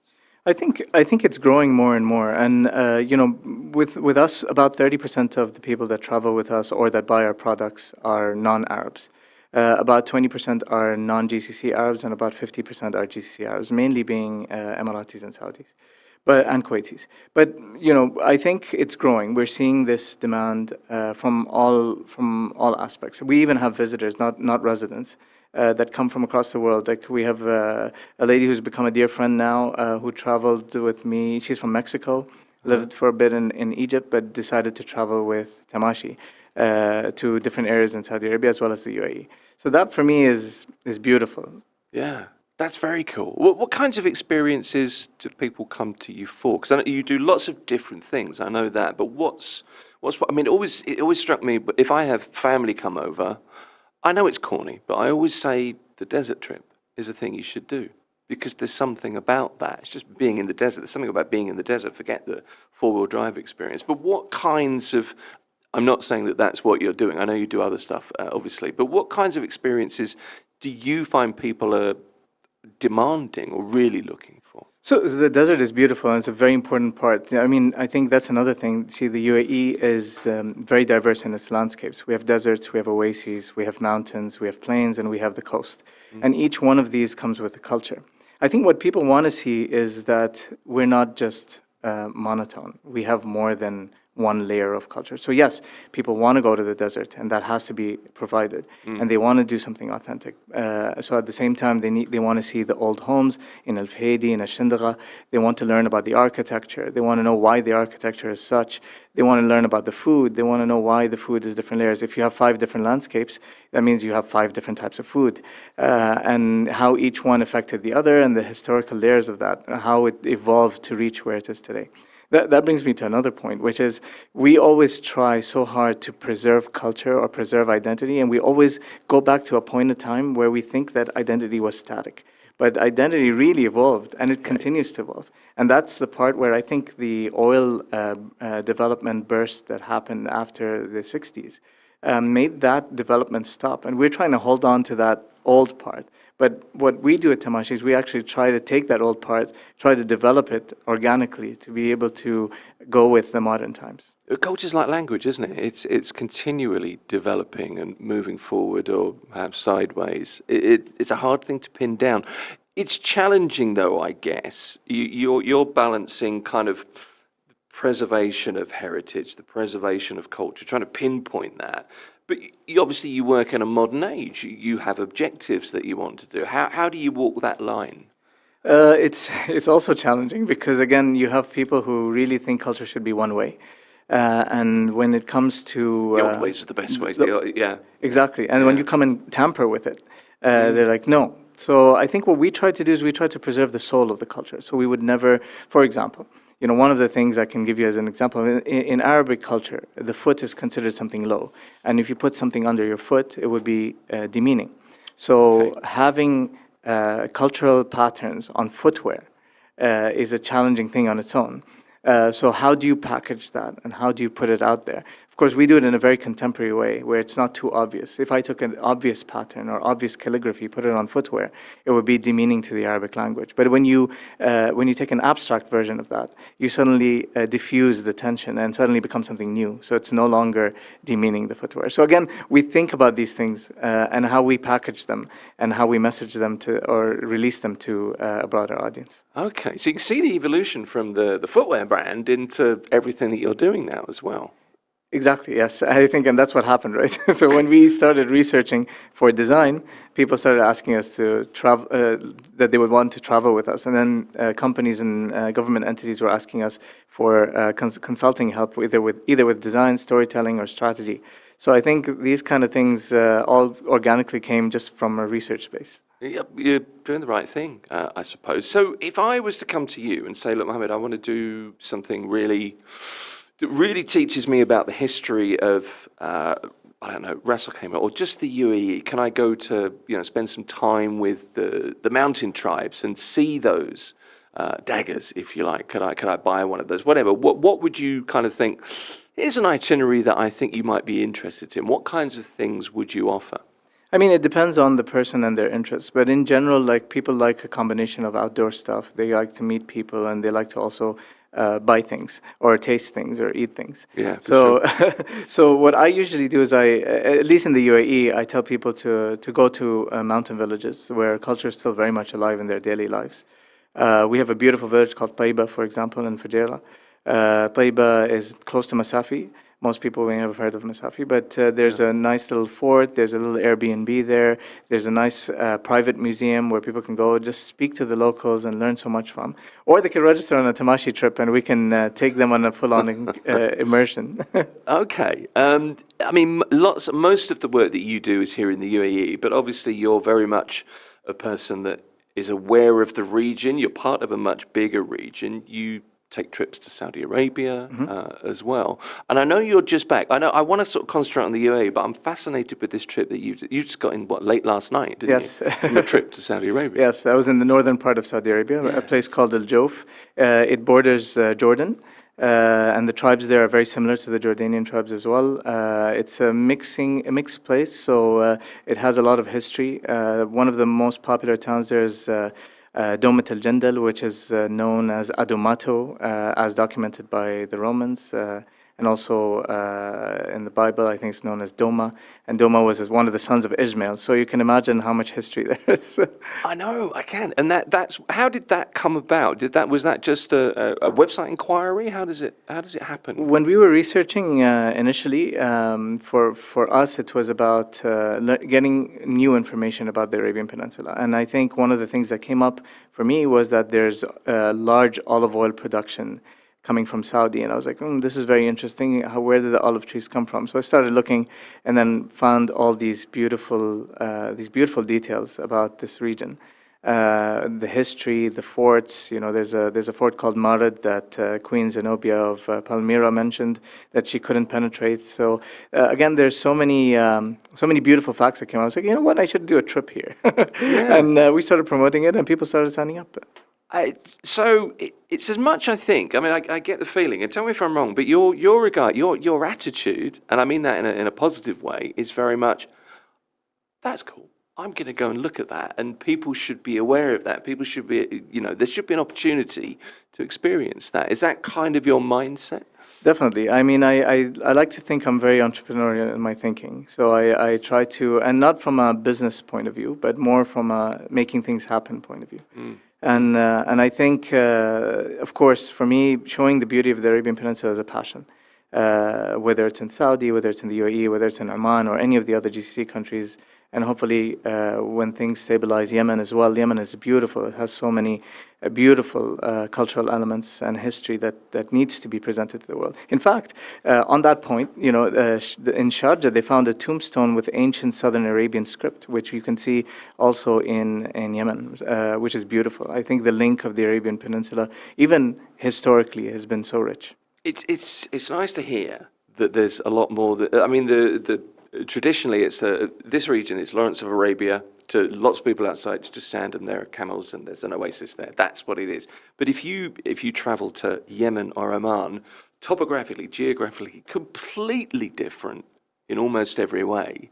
And as you say, look at what we have here in the UAE, from the mountains to the sea to the deserts. To get that across to people, I think it's really important. It's kind of going to be for you. It's going to be a life's work, Mohammed. I think it's already been. It seems like it. Almost a quarter of my life spent in doing this. But there's that part. There's also the mannerisms part. I think we tend to neglect that. So, for example, in Wilfred Thistlinger's book, or I think maybe it was Wilfred Thistlinger in Arabian Sands. He mentions a story of a Bedouin man throwing a date pit in a fire pit, actually, and the Bedouins getting angry. He threw the date pit in the fire, and the Bedouins got angry because they saw that as a resource, and a resource was being wasted. So imagine the mannerisms, the mindfulness of wastage, and how to preserve resources. All these things, they stayed in our culture in one way or another. Yeah. Some things may have changed, but some things stayed very, very much ingrained in us. So all this is definitely a life's work. I mean, but that's something worth preserving, isn't it? That attitude to, you could use that for something else. That's something that we've kind of unlearned, I think.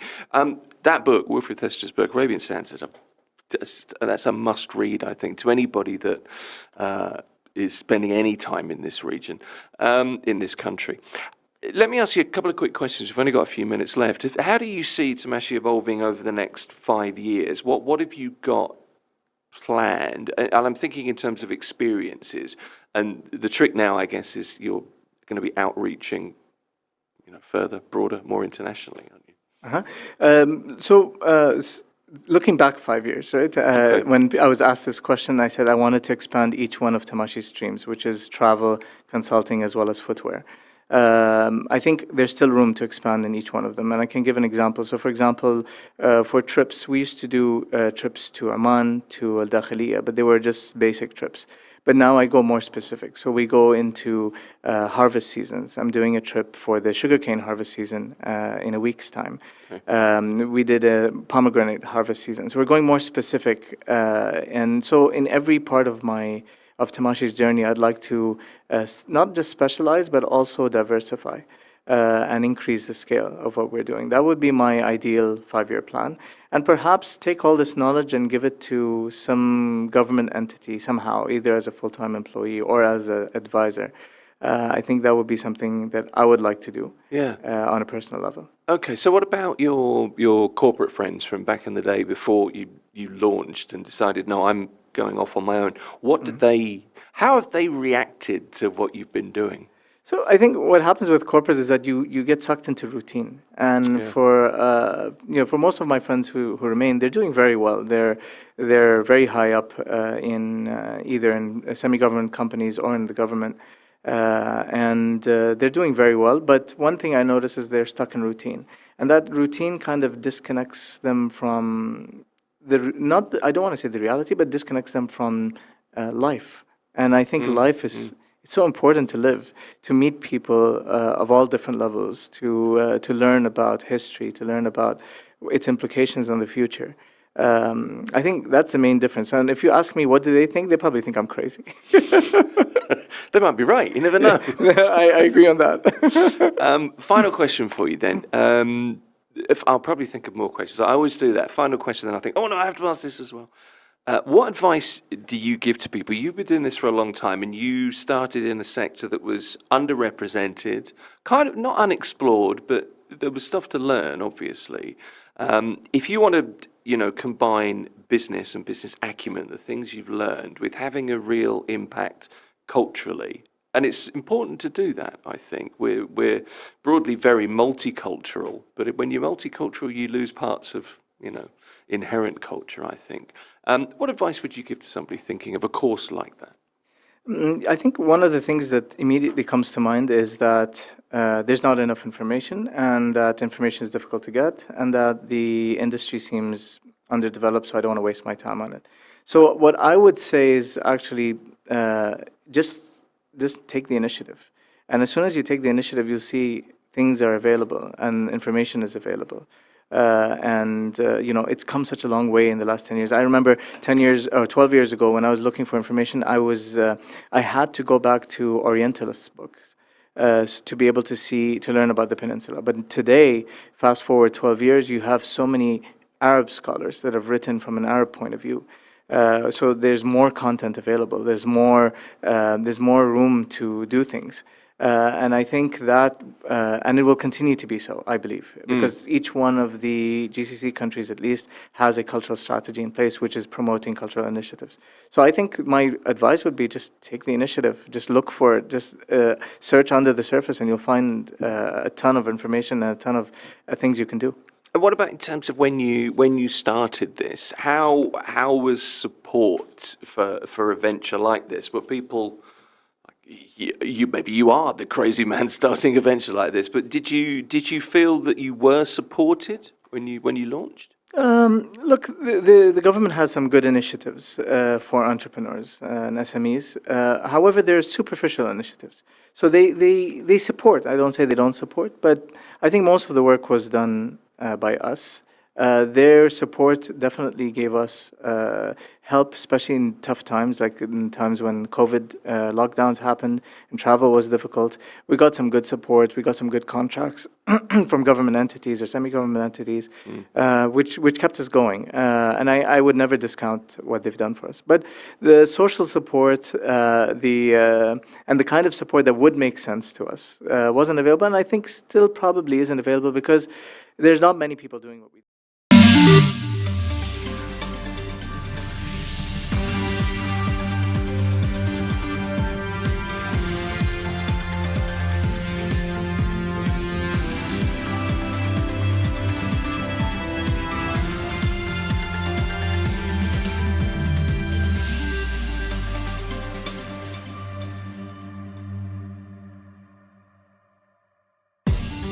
Good morning. It's 11 a.m. I'm Sahar Mushtaq, and this is the news on Mira Business FM. These are the headlines. The Abu Dhabi Department of Economic Development has signed an agreement with food delivery platform Keto.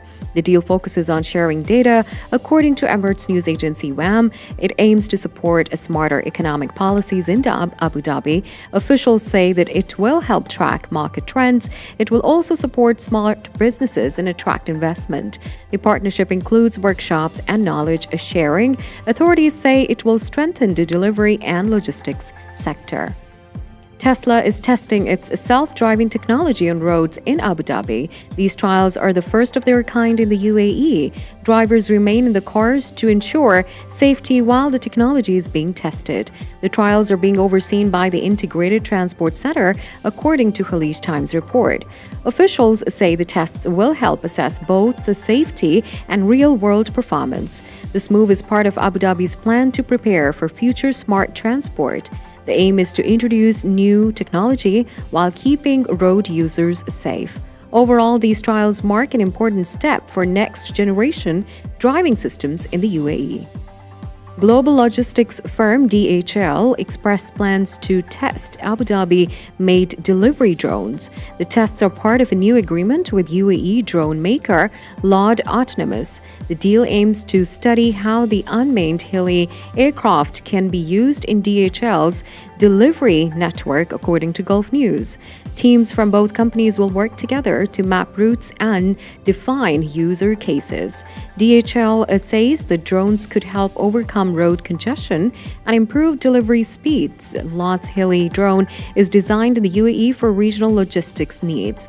The move marks a step toward future drone-based cargo delivery services in the region. Meta Platforms has agreed to a multi-billion-dollar multi-year deal with Google. It will rent Google's advanced AI chips called Tensor processing units to build new AI systems, according to Reuters report.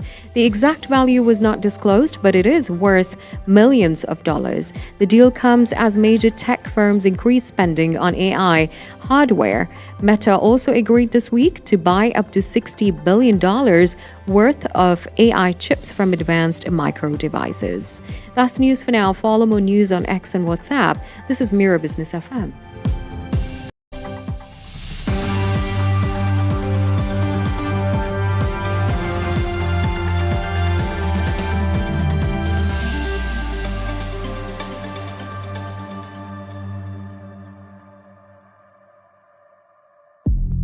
Mira Business FM, it's the morning drive with me, Tim Elliott, and the next edition of Luxury Breaks is coming up. Jacek Ziemek is going to be here. He's from X Motors, supercars, hypercars, and all things automotive and more next.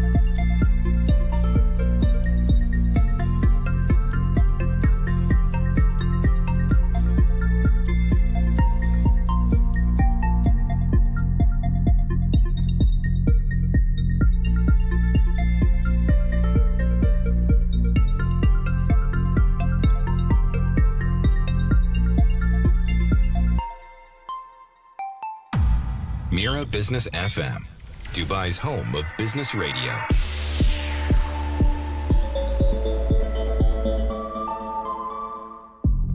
It's the morning drive, and it is Mira Business FM. This is Luxury Breaks, our weekly automotive segment, and my guest is Jacek Ziemek from X Motors, who you can find in Al Quoz. You're welcome, Jacek. Nice to see you. How are you today? Completely average. What I like about you is the honesty, because most of the time it's, I'm great, everything's fine. And I often think, people say, how you doing? And I quite often will say, I'm breathing, which is good, I suppose. Yeah. Because, sometimes we overplay it, don't we? We're a bit too positive. It should be about the cars. It really should be about the cars. So look, you'll be very pleased to know I sent you some points yesterday, maybe I thought we could discuss, and I really wanted to start with a 50-question, frequently asked questions about Chinese cars. How would you like to go through 50 questions that are frequently... I can tell from your face you're not overly into that, so maybe we won't do that. I read this article. I didn't read the questions, but they're mentioning there that, for example, there is one guy is telling, I trusted to BMW until I discovered the Chinese quality and the technology. I saw that. That was one of the quotes that. Yeah, the first thought. I can tell by your face. She's beautiful, but it's not the sharpest knife in the drawer. I've always liked that expression. I mean, I'm not talking about the guy. I'm talking about the Chinese cars. I know you are. They're beautiful. Yeah, but. Like I said, it's not the sharpest knife in the drawer. Yeah. That's. They're talking about the technology because they see the screens, everything inside. So why they should consider something wrong under the hood, right? Or the drivetrain, okay, yeah. Well, about the drivetrain, about the technology. Yeah, it's the subject I've sent you. You have. Well, look, I mean, those guys are doing a serious job. Yes, yeah. But your worry is the design and technology and the what's we it? can What discuss, you call it? Copy but paste? about the Chinese cars. Yeah, but there's nothing to discuss. Just not a fan. But the point is of the article. And I think this was it Yalla Motor, I think, was somebody writing on which is a online car site. Chinese cars quickly gaining traction in the UAE, growing their market share from 4% in 2022 to 12% by 2024. Where it got to in 2025, we don't have numbers yet, but I mean, I'm guessing it's substantially higher than 12%.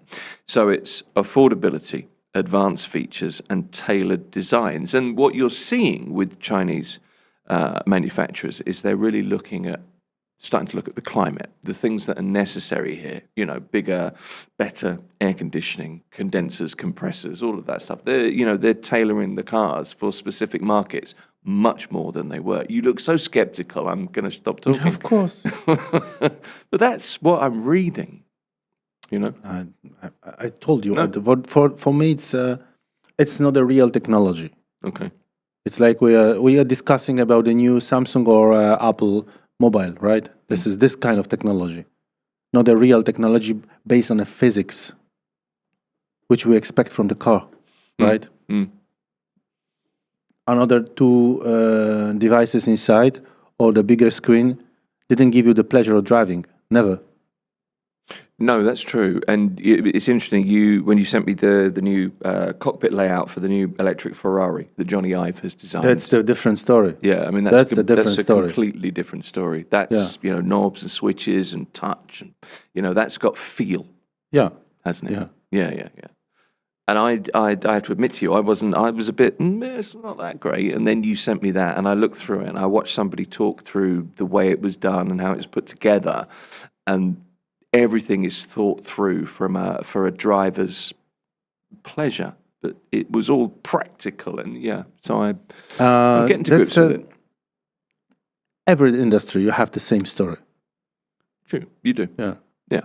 You can have a proper car which gives you a pleasure of driving, Mm-hmm. watching, touching, feeling this car, Mm. okay? Or you don't care. You just need to transfer yourself from A to B. Mm. In this case, it doesn't matter how it looks. Let it work only, right? It's interesting you say that, actually, because I hadn't really thought of The it in same those you have, for terms. example, with Yeah. listening to the music, right? Mm-hmm. You can buy the Chinese speaker, Bluetooth, for 100 dirham, okay?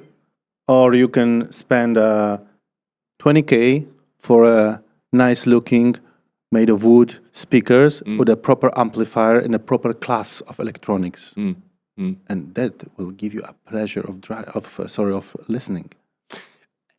I'm with you on that, and But if you don't care, who cares? I'm with you. I mean, people have different priorities. That's fine. Look, I'm a music fan and have been for years, and I collect music and I buy music. But when it comes to speakers and systems, I'm not an audiophile at all. I don't have a big system, and I'm just not that interested. I need to be able to hear it. I have some reasonable headphones that I use quite a lot if I'm just going to sit and listen to music. But it's not my focus, and I'm kind of the same with cars. Are you able still to hear the difference between, for example, Sennheiser and the Apple and the Bowers? I think probably, yeah. I think I get that there is a difference. It's just not. It's not enough for me to think I'm going to go and spend 10,000 dirhams on a speaker system. No, it's not about That's the not my spending. thing. It's about the pleasure of listening. Yeah, true. It's always been a little bit sort of. That's not really my thing, but I understand that with I'm cars, driving now people are. You know the situation with my BM. I'm using the Quattroporte right now, and those guys, they did beautiful car with an amazing powertrain, but there are some annoying things inside the car which makes you angry. How someone would be so stupid to create such a solution?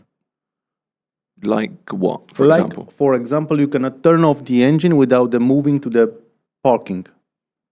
I mean, the lever has to be moved to parking, even if it's electronic. Right. Otherwise, you cannot turn off the engine. It's ridiculous. Well, how is that ridiculous? Sorry, I don't know. This is, this is Italian pizza with the American ketchup. Because they sold partially the company, the Stellantis, to the US. Yes. Okay. But that's just a safety feature, surely. That's just, making sure that you don't like that. The brakes are enough. Okay. That's the most important safety feature.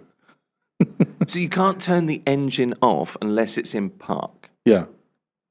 Isn't that all automatic? Okay, in the older cars, it's normal because if you have a mechanical lever, you have to turn the lever to the parking position. Right? Yeah, I'm with you. Yeah. But in this case, it's electronic. Yeah. Who cares? The system should. You're turning off the engine. Okay. It should do it for you. You have it in the Mercedes or BMW. Automatically, the system turns the parking mode. Right. Okay. Okay. Is it a familiarity feature? Is it just a feature that Someone wasn't smart enough. Right, okay. All right, then.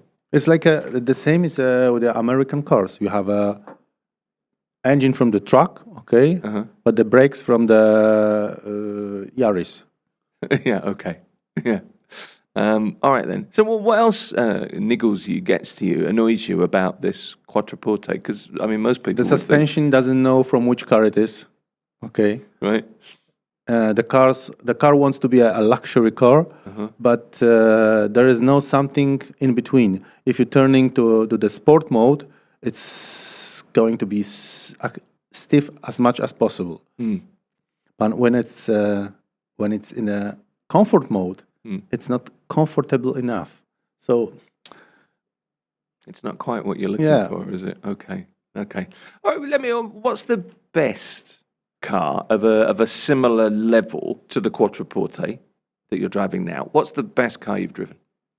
To the Quattroporte? To the one you're driving now, just so that you've got an equivalent. So we've got similar? Similar kind of. If you're looking for the luxury, Mercedes. Okay. If you're looking for something sporty, 7 Series will not give you this. Okay, even with the M package. hard to say. It's too big car to be a sporty car. Right. Because it strikes me that you want things a very particular way. You've got a very high set of standards. No. Well, compared to me, but I think we know that. But I mean, there are very particular things that you want. The suspension needs to be a certain way. It needs to be. You need to have, I don't know, a car that you don't have to put into park. There are many things which should be considered before releasing the car to the market. And even though they did some mistakes, okay, there is a lifted version which should be, all those mistakes should be removed. They just continuing. But these things get ironed out over time, don't they? It's always maybe an idea to get the last year of a particular model, because all the engineering mistakes have been made, the software glitches have been ironed out. In theory, because you're at this point where it's as good as it can be for that particular model. Somehow I like this car, but same way I sometimes hate it. Look, there are other things to talk about today. I was going to ask you, I wanted to start actually today with I think it was the second story that I sent you, and it's the Aston Martin story. Which I think, and when you see a headline like this, I make exactly that same noise, because it's. I've been walking sad. yesterday in a parking spot, and I told my wife, "See, such a beautiful car." Yes, there was Aston Martin there. Underappreciate, right? Yeah. You're losing half of your money within a year after you purchase the car, but still, it's I'm still thinking about to buy the DBS. This one, like from if you remember, Quantum of Solace. I remember it well. The first scene. Yeah, in Rome. Yeah, not in Rome. They are chasing. The three Alfa Romeos are chasing Aston Martin. Oh, yeah. I'm with you. Yeah, Alfa Romeo is also nice, but that was some mistake. They sold too much to General Motors those days. Okay. Well, the story is Aston Martin are going to cut 20% of their workforce. They're going to sell the F1 branding rights. They've been hit quite hard by the tariffs. And also the Formula One fans and specialists telling they are behind the others. So we'll see next week in Australia and Melbourne, but doesn't look good. No, it doesn't. I mean, this is a £50 million, which is about 250 million dirham deal to sell the perpetual naming rights of the Aston Martin Formula One team. And this is going to go to AMR GP Holdings, which operates the team. So it strengthens their Despite having position. the big brother, I mean, remember before Aston Martin was well known about from their V12 engines. Now they are using Mercedes powertrain. Yeah. So you have exactly the same which you'll find in the S63 or G63 engine. Slightly different unit, but it's the same power horse. All of this doesn't mean that Aston Martin are really, they're not going, they're still going to produce cars. And the shares were up about 5% in London trading after the I'm announcement afraid to was made. survive they have to join the big brother. Well, that's the point, isn't it? Going forward, there's been a lot of money pumped into Aston Martin. It's just a shame because it's... Otherwise, they will share the fate of Jaguar. Well, there you are. What do you mean by that? How would you Jaguar characterize disappeared. that? Well, not disappeared, but... Okay. There's the face again. But it's such an iconic car, just the James Bond association by itself, but just to see, I don't know, something that really stands out. And somehow it's sometimes more sophisticated than Italian competitors. I mean, the British technology in motorsport is very good. Yeah. In simple words, without the Brits, Formula One will not work. Well, from those days, maybe not so even much now, these days. even Do you now. think so? Yeah. Would you say that? Would you go that far? Yeah. Yeah. What makes you say that? Because it looks like you have a the teams from different countries. Formally, internally, it's run by Brits. In the meaning of technology, understanding of racing. Some guys, remember when Ferrari was on the top. Who've been driving the team? Who was driving the team? Ross Brown. Oh, okay, yeah. Okay, I'm with you. Sorry, my ignorance of Formula One is you awful. had a British team director and a German driver. It's a pretty good combination, isn't it? Yeah? Yeah, okay. It's the order of things, I suppose. Okay. There's another story today I wanted to bring to you. We were talking about Audi last week. The Audi collaboration in China. So this is a Chinese market car, and we were looking at the car. This wasn't even worth considering. No, you were unmoved. But this by one that. from this... But this week... Yeah, S6 e-tron. Interesting. Well, I'm glad you think that, because I'm looking at this, and it's a shame we can't put the pictures out here. Maybe there'll be one on the YouTube or on the podcast banner. Whatever you say. But it's a fast Whatever car. you say, if Audi is using S or RS mark, it's serious. Well, we can say if they use the S, it's like we are serious. But if you have a RS, we are really serious. Oh, is that how it works? I'm getting into the conversation now. This is, if you're familiar, apparently, with the first generation A5. Yeah. Okay. The designer was Walter de Silva. He says it's the most beautiful car I've ever designed. You'll recognize the new e-tron. That's what we're being told. Does that ring with you? Yeah. Yeah. Yeah. You appreciate it? Because those guys know what they're doing. What interests you about this car? They closely cooperate also with the Porsche. So formally at the market they are competitors, but internally it's the same brand. I mean the R&D is very close each other. This is an electric car. Okay. Aerodynamic sportback styling. Next-gen digital luxury. And it's a move towards a fully mature electrified lineup, they say. That's the You see the Audi, electric Audi, you're talking about the electricity, you're talking about the interior, touch screens and everything. Yeah. But under the hood, you have still the brakes and suspension. Those guys know how to make it. Right? So who cares about the electricity? It doesn't matter. It will be good car, I think. Well, here's what we... If it is S, it's probably not at so comfortable, which sometimes is damaging the real feeling of the car. Let me give you the specs, all right? Rear biased all-wheel drive system. 370 kilowatts, rising to 405 with launch control. I love that phrase. Allowing it to sprint from 0 to 100 kilometers an hour, 3.9 seconds. Okay. What else have we got? Variable torque distribution that enhances traction. Regenerative braking that can be adjusted via paddles as well. Okay. 675 kilometers is the range that Audi are claiming. In theory. In theory. 450 to 500, I think, Still is good. maybe more real world. So not bad at all. Under tray charging as well, and then fast charging 10 to 80% in 21 minutes. That's what. So those are the specs that kind of stand out. That's the car we should discuss. If talking about the EVs, not this, I don't know, don't remember the names. They make that much of an impression on you, don't they?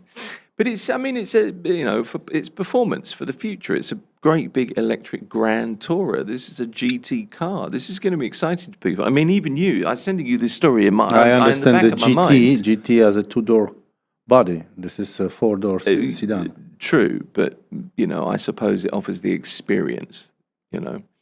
Quiet luxury in the form of performance-oriented electric Grand Tourer is part of the sales pitch. But it was interesting because I sent this to you thinking, oh well, he's gonna have a go at this. He's not going to enjoy this. But you know, your eyes kind of lit up there because it's Audi.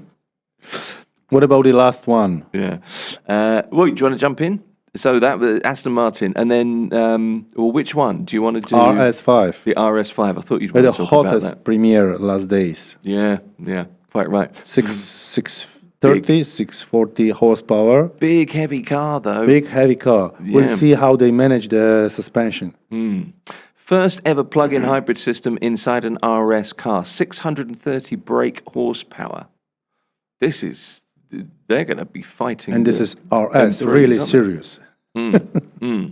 That's huge. I think they moved everything which they did before with the RS6 and RS7 now to RS5.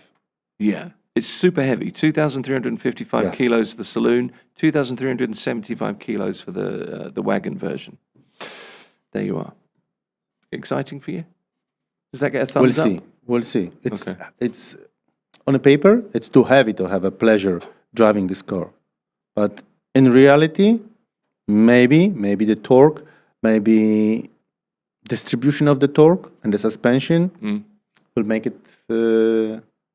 it possible to have a fun with this car. 0 to 62, 3.6 Doesn't matter. seconds. Top speed 177 miles an hour. Just things to point out, I suppose. Yeah. I was going to ask you to talk about the new Chery Rely R8 pickup truck, but we haven't got Very that far. interesting. It's super interesting. I knew you'd love that. Yeah. Cool looking truck, though. 2.4 Starts around 2.4 natural 60,000. aspirated and the 2.3 diesel. Jacek Ziomek is from X Motors. Thank you. And that is Luxury Brakes. Good to see. Thank you. This is Mira Business FM. Mira Business FM, Dubai's home of business radio.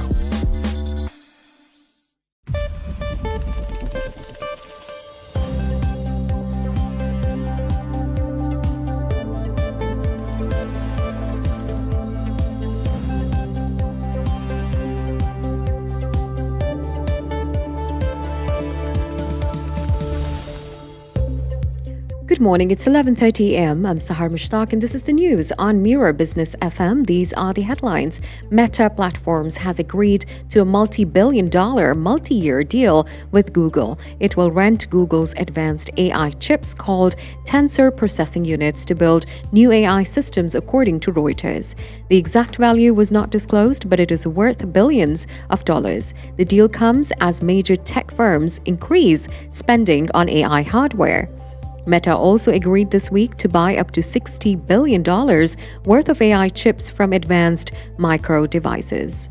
Google has launched Nano Banana 2, the new version of its viral AI image tool. The first Nano Banana went viral after its release. The updated tool can generate and edit images faster and with more details. It will be available through Google's AI tools, including the Gemini app, Search AI mode, and Lens, according to a report on Khaleej Times. Google says Nano Banana 2 gives users sharper visuals and better results. The tool aims to strengthen Google's position in the AI space.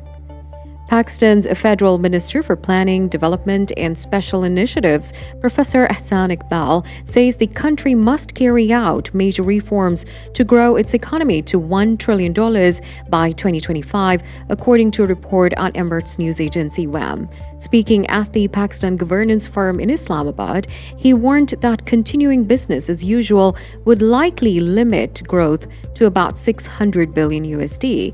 The minister said Pakistan needs better governance, higher exports, stronger education, improved infrastructure, and tax reforms. He also added that clear policies and national unity are key to long-term economic growth. And now a quick market and currency update. Bitcoin today is trading at $67,651 and for those tracking remittances, 1 dirham equals about 24.77 Indian rupees, 76.24 Pakistani rupees, 33.30 Bangladeshi taka, 15.67 Philippine peso, 13.05 Egyptian pound. Meanwhile, 1 British pound is equal to 4.95 dirhams today. That's the news for now. Follow more news on our website, mirabusiness.fm.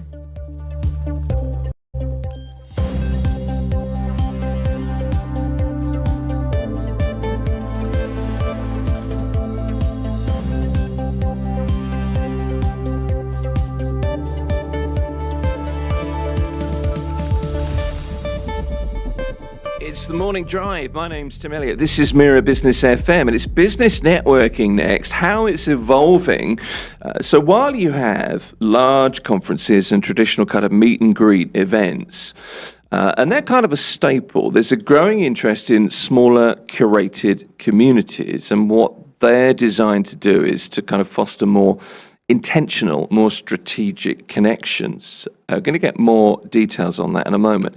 And an example is Crew Club, which is a Dubai-based networking community, and it's built around curated introductions, structured relationship building, rather than kind of those big open invitation formats. So let's explore what's behind the shift, what it might mean for the future of business development. Carmen Taubman is the founder of Crew Club, and she is here. Nice to meet you. Hi, Tim. Nice to meet you too. Good to have you with us. So I'm going to start. We'll come to Crew Club in a minute. I'm just interested in your background, first of all, and, you know, kind of this journey from whatever it was you did to where you are. Sure. So I've actually been in the community building space for over a decade. Okay. I've been building communities, whether it's innovation, whether it's for startups, founders, technology space, and really at the core of it is bringing people together in a more meaningful way. So that's really, I love to do that. So that's your thing. Okay, so Crew Club then, how did that come about? Where does the name come from, by the way, as well? Yeah, that's a good question. So firstly, it came about because I moved to Dubai 2 years ago. And when I moved here, I was a consultant for community. So I was helping other businesses build their own communities. And I was going to a bunch of these networking events. And I felt like I was going to these events, there was people in the room, but they weren't the right people in the room. And every day I would go to different events and it just felt like nothing ever hit. And I was talking to founders and they all felt the same way. And so it also just felt really cringe, if I'm honest. Like, you know, we're all like in the room and we're all trying to get to know each other, but it just was not a natural vibe. And Crew, the name Crew came about because I was actually in a plane. I was on a plane and I was watching a crew member who was really, really new and they were clueless. And there was a colleague of theirs that was helping them through the day and they were just saying, no, you've got to do this, and just being really, really helpful. And I was like, wow, that is true support right there. And the name, they were cabin crew, right? And I felt like when I was meeting all these founders, and personally, I love to get to know people on a deeper level. I'm not really a transactional type person. I don't like going to events where I'm meeting 30 people, I'm shaking their hands, I'm getting business cards, etc. Like, I like to go one-to-ones for coffees and get to know people. And I felt like by doing that, I was getting more support and more genuine interactions with people. And I thought, gosh, that's actually like being part of a crew. You know, you're helping each other out. Now I'm with you. I mean, I kind of thought maybe you'd been here, you were part of cabin crew, and that's where the a lot of people think I'm ex-Emirates, and I'm not. No, I'm not trying to cast aspersions. It was just in my head. I was trying to work out why. But it's an interesting point. And I think a lot of people feel about networking the way you do. I certainly do, and I find it really difficult. I'm terrible at networking. Going, hi, I'm there. Exactly. And I always think it's cringe. It really is. I'd rather have a conversation, sit down, very much as you do, and try and get to know somebody. And you know, that isn't a transaction, and there may be long-term value in that. So I kind of approached this interview and I thought, oh, here we go. This is a networking interview. You know, what's this going to offer me? Right. Then I looked at your website and I read a little bit more. And I'm trying this year, and I mean this, I'm trying to be curious, not judgmental. And I thought, right, but I realised there's a bit more to this. And then meeting you this morning, you know, clearly there is. So you launch and you're trying to build this kind of, I don't know, it's like... Shall I tell you a bit about... Do you know what it is? It's like business matchmaking. That's what it is. It's like you're really trying to get the right people together rather than just fill a room with people and hope something works. Exactly. And shall I tell you a bit about the launch as well? Because I did it really differently. So this is an idea that I had. From going to all these events, I thought, what if I could do this better where I'm intentionally connecting people? I'm basically a business matchmaker. And I pitched it to a group of founders in a room.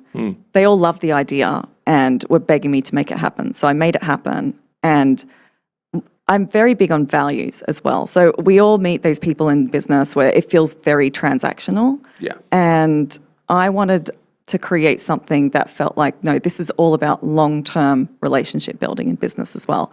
So when I launched Crew, I didn't charge any money for 6 months. I did a completely free pilot where I was very intentional about the people that should join. So it wasn't about paying to play. So a lot of the networking groups that you'll see, you pay a ticket and you'll be able to either join that club or you'll be able to attend that event. For me, it wasn't about you being able to pay to play. It was, are you the right people that I can match you with and actually deliver outcomes for these businesses? So it was very focused on ROI. And I feel like if I'm going to ask everybody in the Crew to not be transactional, I had to also hold those values to myself. And that's why I personally decided to do a free pilot to begin with, prove the value. And we got to the point that the Crew members were actually telling me they were going to start a GoFundMe page because they were getting so much value from being a member in Crew and they wanted to pay. So we monetized as of Jan 1st this year, and yeah, it's been a business ever since. Okay, so do you think part of that was you wanting to prove the idea to yourself, not just to your kind of curated membership? Absolutely. Yeah. But I also didn't feel like I could justify charging people until I could prove that the concept works. Yeah. And I think that those values have actually aligned with the culture that we've built with Crew as well. So, in terms of the collaborations that are happening and the mindset of all the people in Crew, they're not showing up to our meetups, they're not showing up to even their matches thinking about it from a transactional perspective because I've already set that culture to begin with. Okay. So now it is a membership model? Is that how it works? Yeah, I call it like a matchmaker on retainer. So the way that it works is you apply to join Crew, but we ask you a lot of questions about you as a founder, as a business, you're a business professional. We really get to know you, and we're trying to understand who can we match you with, what are the outcomes that we need to achieve for you. To be honest, there's two problems that I think a lot of founders and business professionals have when they go to networking events. They either go there and they have no idea who's in the room and they are looking to meet a specific person and they're struggling, or they're struggling to even know who should they match with or who can help them with their business. They have no idea. A lot of people go to these networking events clueless, trying to figure out, okay, hopefully there's somebody here that can help me. So we're trying to solve for both of those problems. Okay, so if somebody wants to join you, what kinds of things do you have to prove yourself? Would I have to prove myself to you that I am the right person to join? Is it that? There is a level to that. We have a certain criteria for the membership. So you have to be based in Dubai and you have to have a valid business in Dubai, or you have to be working in the business as a decision maker. Right. And on top of that, we do have questions around values. I do have secret ways to screen people to figure out what kind of, the mindset that they have when it comes to business. So we do have that. And then I do actually hop onto a call or we have a coffee with people that have moved on to the next stage. So it is definitely more deeper level of vetting, and I think that's really what sets Crew apart as well. Well, it does. What do you mean by values? What sort of values do you look for? Yeah. You can't tell me the secret stuff. That's okay. No, I won't. The values are very important to me. So obviously I've mentioned one around you can't be short-term transactional. Yep. So we've had all those people in the networking groups that try to pitch you, their product or their service as soon as you meet them 5 minutes in, and it doesn't work. And I'm not interested in those types of people anyway. It's a real turn-off. It's a real turn-off, Yeah. and so I'm very protective of that. It's also around being open-minded to collaborations, partnerships, and thinking long-term about your business. So that's also really important to me. Those values are top of mind when it comes to the type of people that belong in Crew. Okay, so it's got nothing to do with numbers for you, has it? You're not looking to set up events with, let's get 300 people, hire a ballroom. That's absolutely not. That's actually my nightmare. And I mean, we all know those types of rooms and they exist. And sometimes they can have incredible energy. I like to think I went to a Radiohead concert a few months ago and, thousands of people in the room. And I'm thinking, wow, the energy in the room is incredible. But that's for a Radiohead concert. That's not for a networking room where I'm actually looking to meet some deeper connections and get something out of that event. Yeah, it's a very different shared experience, a Radiohead gig compared to a networking event. Exactly. At You'd least we're hope clear. so. I mean, maybe I can get Crew to become like a Radiohead concert one day, but Well, there's the dream. So, right, you're on a mission. You're trying to improve return on investment from business networking. Yes. That's the thing. I wanted to ask you, on your website, you've got, it points to a Crew meetup generating 35,000 dirhams of immediate business value, along with additional long-term proposals into six figures. So how do you verify and quantify business collaborations between Crew members? Because clearly that's an important thing for you to do. it's very important. And Yeah. it's something that I think can happen when you do approach networking from a more structured approach. So with the way that Crew works is we do send out very intentional matches with context as well as to why people should match. And on top of that, we also ask for feedback afterwards. How was that match? Did you meet up with that match? Did anything actually come out of that match? And a lot of the Crew members, what they do is when they receive their match, they actually suggest to their match, oh, let's just meet up at the next Crew meetup. It's easy. It's every Friday. I call them face-to-face Fridays. They're definitely less cringe than all those other networking events. And we follow up, how did that conversation go with that match? And people will tell me they're very, very honest, and they'll give me specific black and white figures as well, which is how we're able to take those measurements and say, okay, well, that meetup actually generated 35,000 dirhams and also six figures worth of retainers, longer term. So. Okay, so it really is kind of business matchmaking. You've used the word a couple of times, and I used it in the introduction actually, kind of without realizing. But what you promise are more intentional connections, and that's kind of the all-encompassing phrase, isn't it? That's the point. It was actually a challenge, though. I must admit, at the beginning of the pilot, I was matching people that.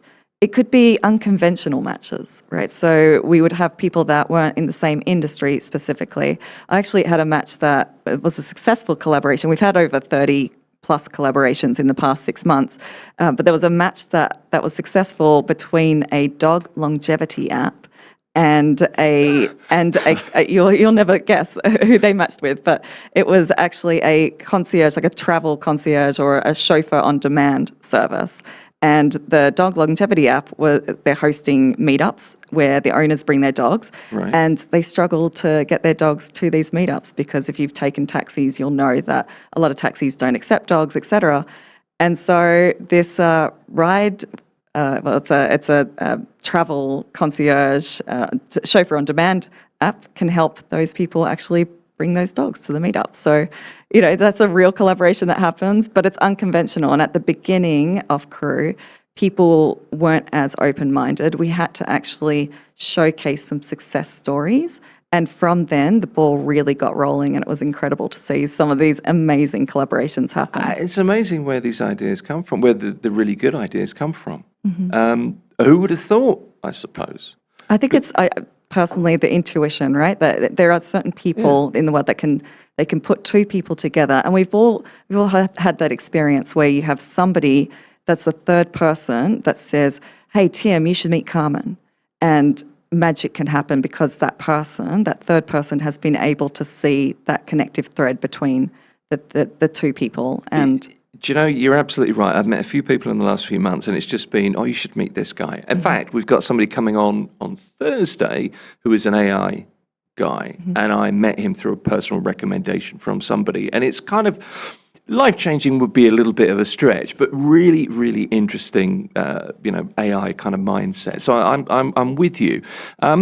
If you take this really kind of intentional approach, it's kind of intentional matching approach, how does that influence, do you think, the quality of the relationships that you're able to form? Yeah, so I think that, like you were mentioning, when you get introduced by somebody, you're already, the energy is already different to you meeting somebody that's a stranger at a networking event where they're maybe pitching their product or service, because you have that intention behind the introduction.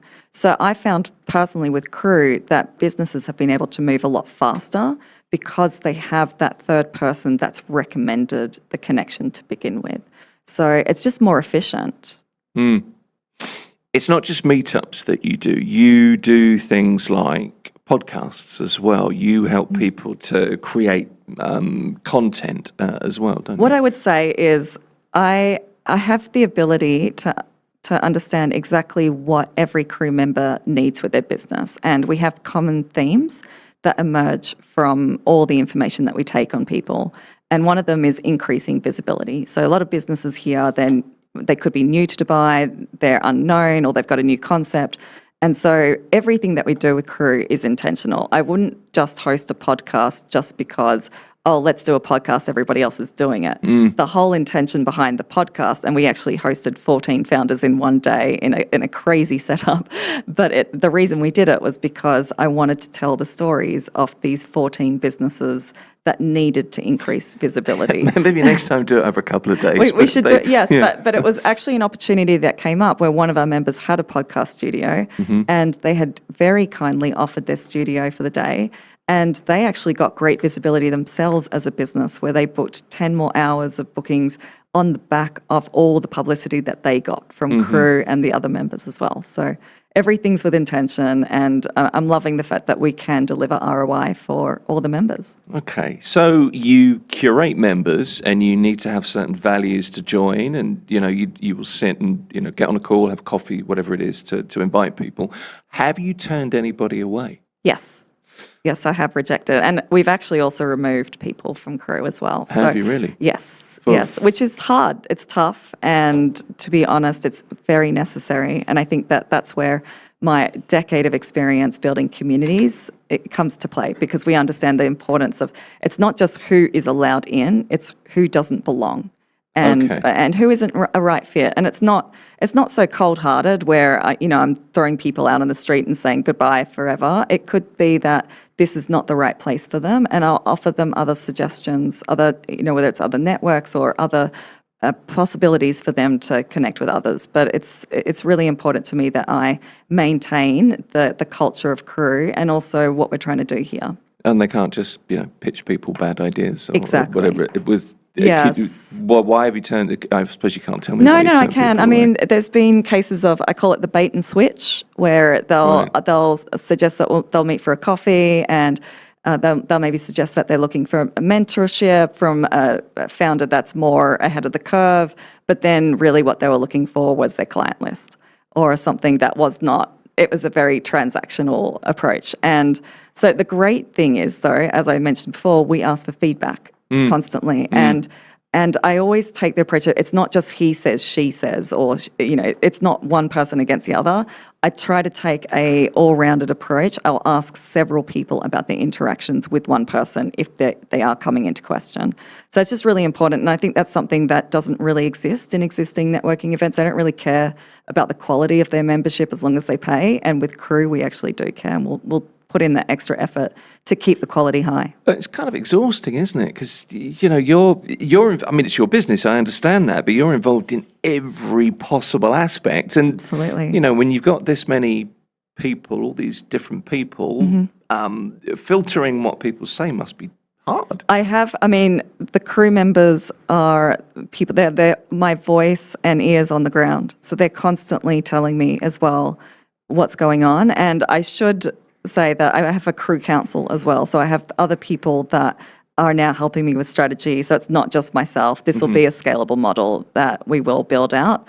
And it is a proper business. But at the same time, I think for some people that may sound exhausting. For myself, being in the community building industry for so long, we feel like this is part of building a really effective, deeper and meaningful community of people. And we need more of that, to be honest, in society. You're probably right. I think it's probably just me who would find it really exhausting, if I'm honest with you. What brought you to Dubai? Why do you think Dubai is such a strong environment for kind of community models like this? I think, Dubai, I feel like it called me. So I've been remote working before I moved to Dubai. I could be based anywhere. And a lot of people, especially in my community building industry, had said, well, you should move to the US. That is literally the place where all people in my industry would move to keep furthering careers. But for me personally, I felt like I'd already built global communities. I had reached sort of the pinnacle of my career. And Dubai was one of those places where it's number one, I feel like people don't understand the potential of Dubai if you're not in this region. So from the US perspective, from the UK, they don't really understand the Dubai. I call it like, it's like a misrepresentation of the brand that Dubai has, right? Or misunderstanding. So I like challenges, and I personally feel very passionate about Dubai becoming a place where more people understand the true value of what happens here. It's a very open-minded place. I think we've heard this whole like Dubai dream is now the phrase, right? Instead of the American dream, we're calling it the Dubai dream. But I feel like there's a lot of open-minded people here. I personally have received very warm hospitality from both locals and foreigners here, and I call it my home. And it's the first time since I've lived abroad that I've found a place that feels like home. So I love the fact that people are so open-minded to new concepts here as well. And business matchmaking is not really a known thing, right? Like I feel like whenever I talk about Crew and what we're doing here, it seems like a relatively new concept, especially in this part of the world. And the opportunities that are opening up, the fact that I'm talking to you, Tim, right now is amazing to me. But so many people are very open-minded to new concepts here, and you feel like you've got the opportunity to build anything from scratch. It's interesting this, because I mean, I said to you before we started talking, look, things like this, business networking, I may have said it on air, I probably did actually, because I'm terrible at keeping my mouth shut.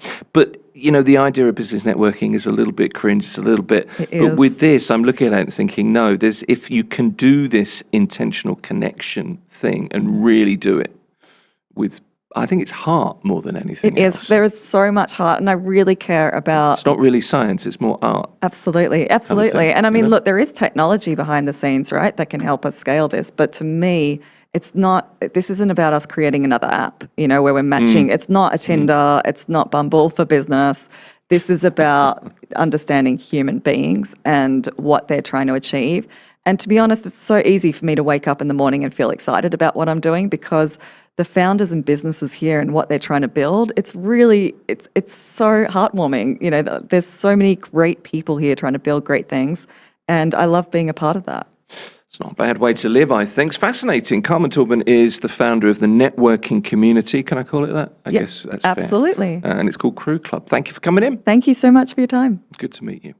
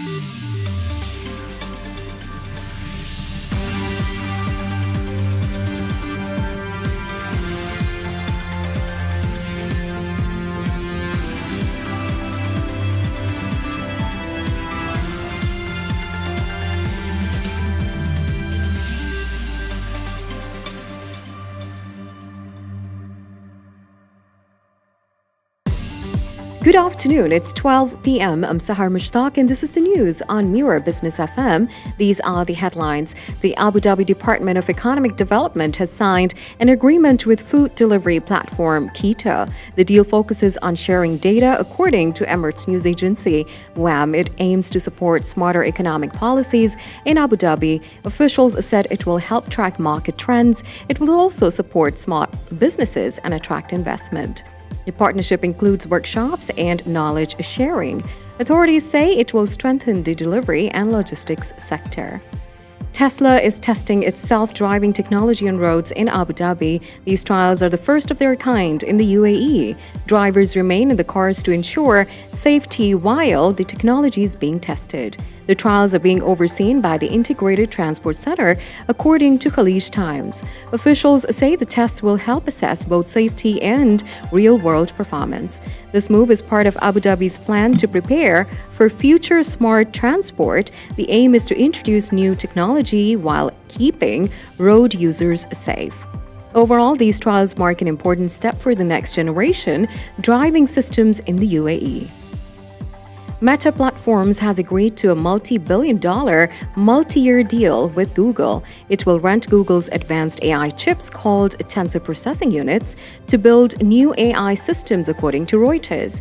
The exact value was not disclosed, but it is worth billions of dollars. The deal comes as major tech firms increase funding on AI hardware. Meta also agreed this week to buy up to $60 billion worth of AI chips from Advanced Micro Devices. Google has launched Nano Banana 2, the new version of its viral AI tool. The first Nano Banana went viral after its release. The updated tool can generate and edit images faster and with more details. It will be available through Google's AI tools, including the Gemini app, Search AI Mode, and Lens, according to Khaleej Times. Google says Nano Banana 2 gives users sharper visuals and better results. The tool aims to strengthen Google's position in the AI space. Global logistics firm DHL expressed plans to test Abu Dhabi-made delivery drones. The tests are part of a new agreement with UAE drone maker Lord Autonomous. The deal aims to study how the unmanned heli aircraft can be used in DHL's delivery network, according to Gulf News. Teams from both companies will work together to map routes and define use cases. DHL says that drones could help overcome road congestion and improve delivery speeds. Lord's heli drone is designed in the UAE for regional logistics needs. The move marks a step toward future drone-based cargo delivery services in the region. That's the news for now. Follow more news on our website, mirabusiness.fm.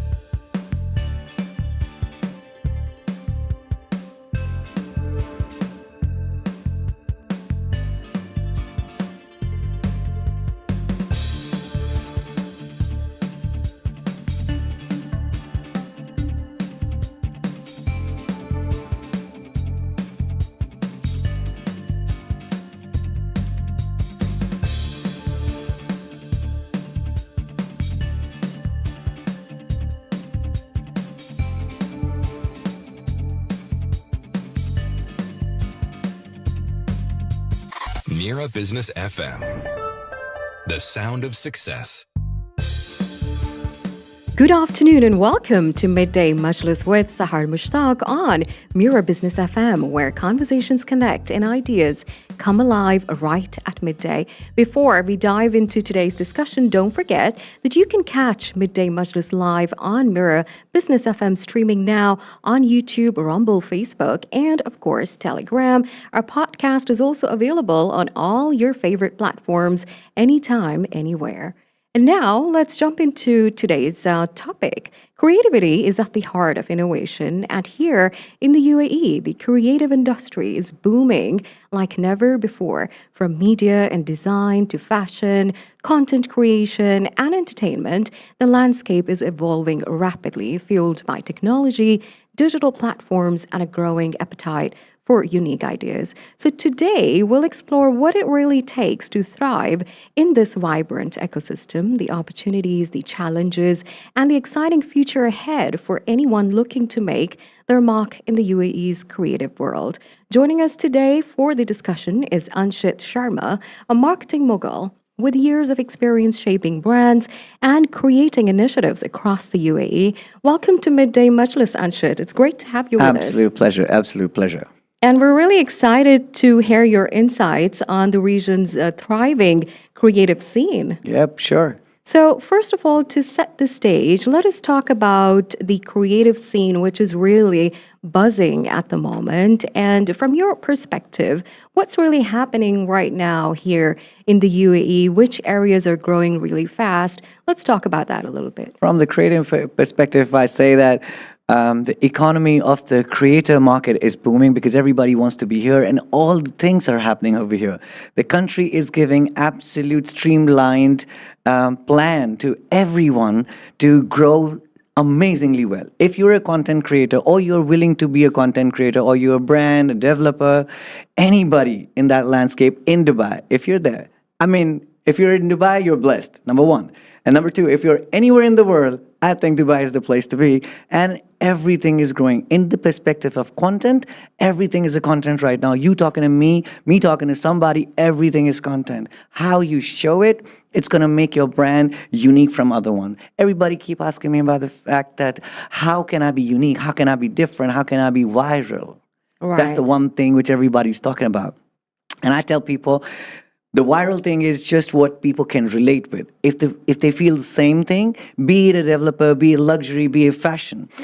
I was closely working with something in fashion, and I met some of the top people. And one thing they said absolutely amazingly, he said, "Fashion, where do you think it comes from? It comes from street, right?" And I was too shocked to know that this is a person who is ultra luxury person, and he's seeing fashion, he's seeing beauty in everything. So here's my answer. It's an absolutely amazing landscape for anybody to grow, to understand, and creative side, do everything you can. Don't filter it out. Just be there. Just be the person you are. That's right. And you're actually right about that. We are so blessed to be living in this country. And also, by the way, Dubai is ranked number 3 among the other cities to live in the world. Absolutely. Because people are moving in every day, investors, and of course, people from all, different walks of life. They just see there's so much security and stability in this region now that, everyone wants to be here. And as you said, there's so much opportunity to grow in as well. every direction. If you're talking about opportunities, I think it's just out there. It's an abundant, I think it's a sea of opportunities, right? Everything is in abundance over here. You just need to think, manifest, and have a roadmap or a blueprint to do it. And right. in today's time, I mean, like if I go a couple of years back, maybe I didn't have chat, GPT, this and that, all those, AIs. Now, you just have to go on your laptop or, phone, and it's there. It's just there. The recipe is there. One has to just do it. Exactly. And talking about opportunities, and let's talk about specifically the younger generation. So the opportunities for the younger people or the creatives or entrepreneurs are here for sure. But what should they be looking at first when they want to start something? I think the first thing is what is the niche they want to go into. Okay, and once they decide the niche, then they can go on with it. Every niche and every industry, fraternity, whatever they want to get into, requires a certain kind of a skill, right? But at the same point of time, people don't want to say where did you reach. They want to see what it took to reach you there. You know, that's the whole thing. Now people want to know what I'm doing when I'm not on a radio station, right? The curiosity it was, there's psychology involved, everything, and how you present it, right? It's like I said in my first line that the recipe's out there, right? You just have to find how you're going to present it, right? If you're a good orator. So here comes in the visuals. Visuals and communication. How easy you make it for somebody to understand, right? And not just by the vocals, right? But just by the visuals. If you see a lot of people, specifically talking about Instagram, if you go on Instagram, there are so many things people are talking about, right? Okay, reels are done now, collages are better. Everything, every day is changing, right? But here's the catch. If you're a new person, just start doing it, okay? And if you're an old one, and if you think it's not working, change the pattern. That's about it. Just do it, right? There's no one recipe. And I said, if people relate with you. For example, if I wanted to make some content about something, maybe some new property or something like that, right? What is the first thing somebody think about? The human psyche. The first thing would be, where should I go? Who should I talk to? This is the content rather than where I went. You know, this is my way of thinking it. I could be absolutely wrong, but this is what it is. Places with opportunities require a lot of hidden trials, right? And you should be out there. And I always say to my friends, my people who I want to elevate in life, I say, never look at the life as why me. Look at the life as try me. Okay? So yeah. Very interesting. Why me? But try me. Yeah. And also you said that there is a lot of opportunity for those who are not young anymore. They just have to change the plan and come up with something else. I think everybody knows the thing. They just need to add the recipe. The only thing which I feel when I meet founders, when I meet people who are of a stature, and when I'm dealing with them, they tell me that they know marketing. That's true, they know marketing. But there are so many diverse dimensions and branches of marketing, right? Sometimes something can absolutely work for Sahar, but sometimes some same thing might just not work for me, right? You know, because I present in a different way. I talk in a different way. And it just changes the whole game. Right? Something suits to somebody. And that is why I just say, just add a little more spice. That's it. Right. And with the competition right now in the market, I think you should be unique by doing something different. Definitely. Right? Yes. Yeah, you need to stand out in a different way. Correct. And now the recipe is there. There are resources as well, but support plays a big role as well. So we often hear that support can make all the difference. So how are government initiatives and funding programs helping the creative industry here? And are there any that you think are a game changer? I think the first thing which I'm going to talk about is something everybody talks about, the advertiser's permit. You know, it is going to streamline everything, right? I personally feel that the right people should be talking on internet or public platforms so that people get the right information. And it's important because we are guiding people. If I'm sitting on a radio and if I'm talking about something, it should help someone to elevate themselves, right? Not just because I'm here and I'm speaking. And I should be certified in that way as well. So here's the thing. The initiatives which the government are taking, from the advertiser permit to streamline everything, and different places where you can go and get the license done and all of those things. I think this is important. This was the time, and Dubai is the first one to start with that, right? So I think that this is the best initiative, number one. The whole idea of starting to get the advertiser permit, get the influencer license is absolutely amazing, right? Because it will give people an understanding that you need to learn more, to talk more, and you cannot and just do more. And do more, and you can't just pretend anymore, right? So it's a very good thing, and I think every artistic person would absolutely appreciate it in a way, because how many years they have put. They know the boundaries and they know how you should present something, right? And I always believe in decency and how you present something in a certain way. This is my way of thinking, but I absolutely love whatever the initiatives government has started in the context of content, marketing, and it should be streamlined. It should function in a proper organized manner. And because of that organized manner, I absolutely appreciate it. And here's the conclusion to the thing. Whatever Dubai does, Dubai government does, or any of Dubai entities do, it's a plan. It's a good plan. And in properties, we always say this line where wherever government is investing, it's a good idea to invest in that direction, right? The same way I say it for Makes content sense, creators yeah. or marketing people or anybody. If government is focusing at some place, they have done the research, right? So any initiatives they are taking, everything is absolutely amazing. Just go with the flow, see what they're doing, see what they're presenting. That's it. Right, and also freelancers are now out there. So Yeah. there is also the freelance license as well, Correct. which is helping a lot of young people, True. come up with different kinds of things around here. Correct. If I go back to different demographics, right? They have different way of doing it. Somebody could think about something and start a business, or let's say a freelancing business, right? But in Dubai, you need to learn how to do it. Okay. And the good part is you learn the paperwork first, right? And this helps you grow better, faster, and move smoother in the future, right? So your what do I say? The datum line, the ground for your standing is absolutely concrete, right?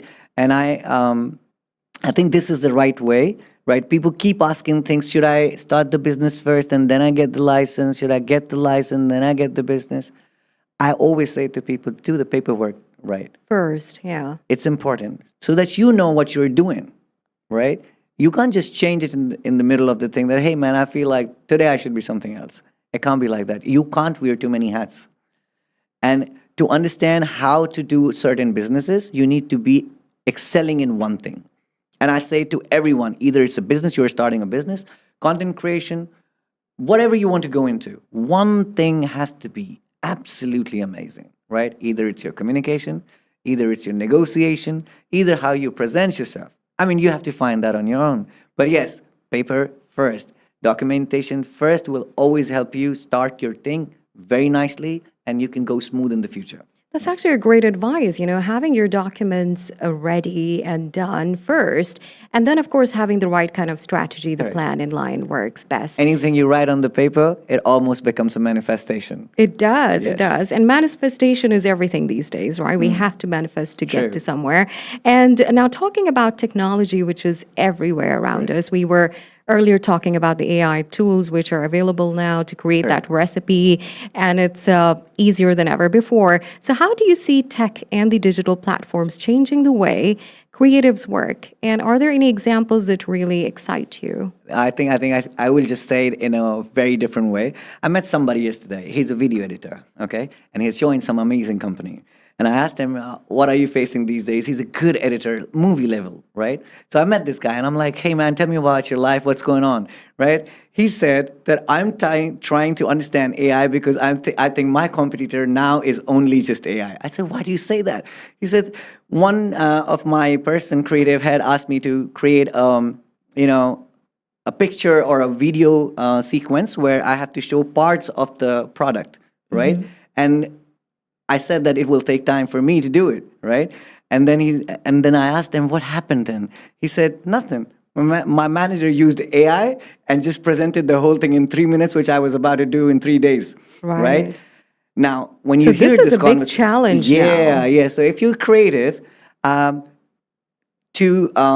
say a couple of years back, if I go, right, AI was just there. It was like a supplement mind. But now what AI is going into is absolutely on its own, right?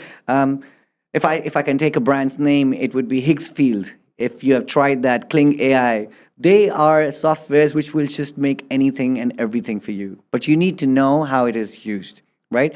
I suggest everyone, not just a content creator, not just a builder, developer, anybody in any field.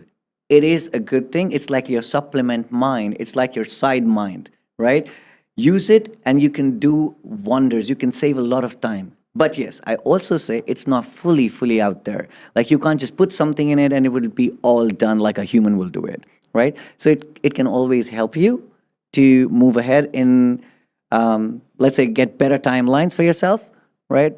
But it can't just do everything. So Right. use it. And The human touch is very much important. I think, yes, we say this line, human touch, but I think our everything is technology touched, Now, at right? least, yeah. Everything we do is on technology, right? We are recording this, we're doing everything. Everything is technology. What is AI? Technology, right? But how AI thinks, how we are training it, what's the algorithm, what kind of amazing AIs are coming. And I've just taken two names. I have a list of things which I use in an everyday life, and I could do something in probably 1 hour without even knowing the skill. But the prompt has to be right. So if anybody's hearing me right now, young or old, use it. It's a good thing, right? And I would just love to share one incident. I introduced my father to something called Alexa. And I showed him it is there, and he asked me, "What is this?" He asked me, "Shu hava?" I said, "This is ask her, ask Okay. Alexa." He got so angry on me that I'm asking you something you didn't tell me. I said, "Actually, you should ask her." And this is, and when he learned that how it functions, he was like, "Damn, this is good." And I'm like, technology. So I It's think evolving day by yes, day. and I think everybody can use it, and we should move with technology, and we should learn. I don't think you should make a base of it, because you need to be human, right? But at the same point of time, using it is always good, because it will help you in your work. It will increase the efficiency. That's about it. Definitely, yeah. Well, also now talking about the challenges, and you actually mentioned that how someone you met yesterday, and technology is now going to be their competitor when it comes to creating videos and visuals and so on. So of course, building something new is also something that's not easy on our own. What are the biggest hurdles creatives face here when trying to build something sustainable, career-wise, or a business, let's say? I think if you are making a business in Dubai, and if you're trying to sustain over here, you have to understand how the landscape works. Okay, and from the creative perspective, it is very important to understand what is the market producing, what it is giving, how people are showing themselves, right? And you need to know where you stand. But if you're talking solely about business, how you can start with, I think the best thing to do is to get the paperwork done, number one. That is how it is. And you should know what is the pain point, right? If you serve the market in such a way that you can solve somebody's problem, I think your business is always good.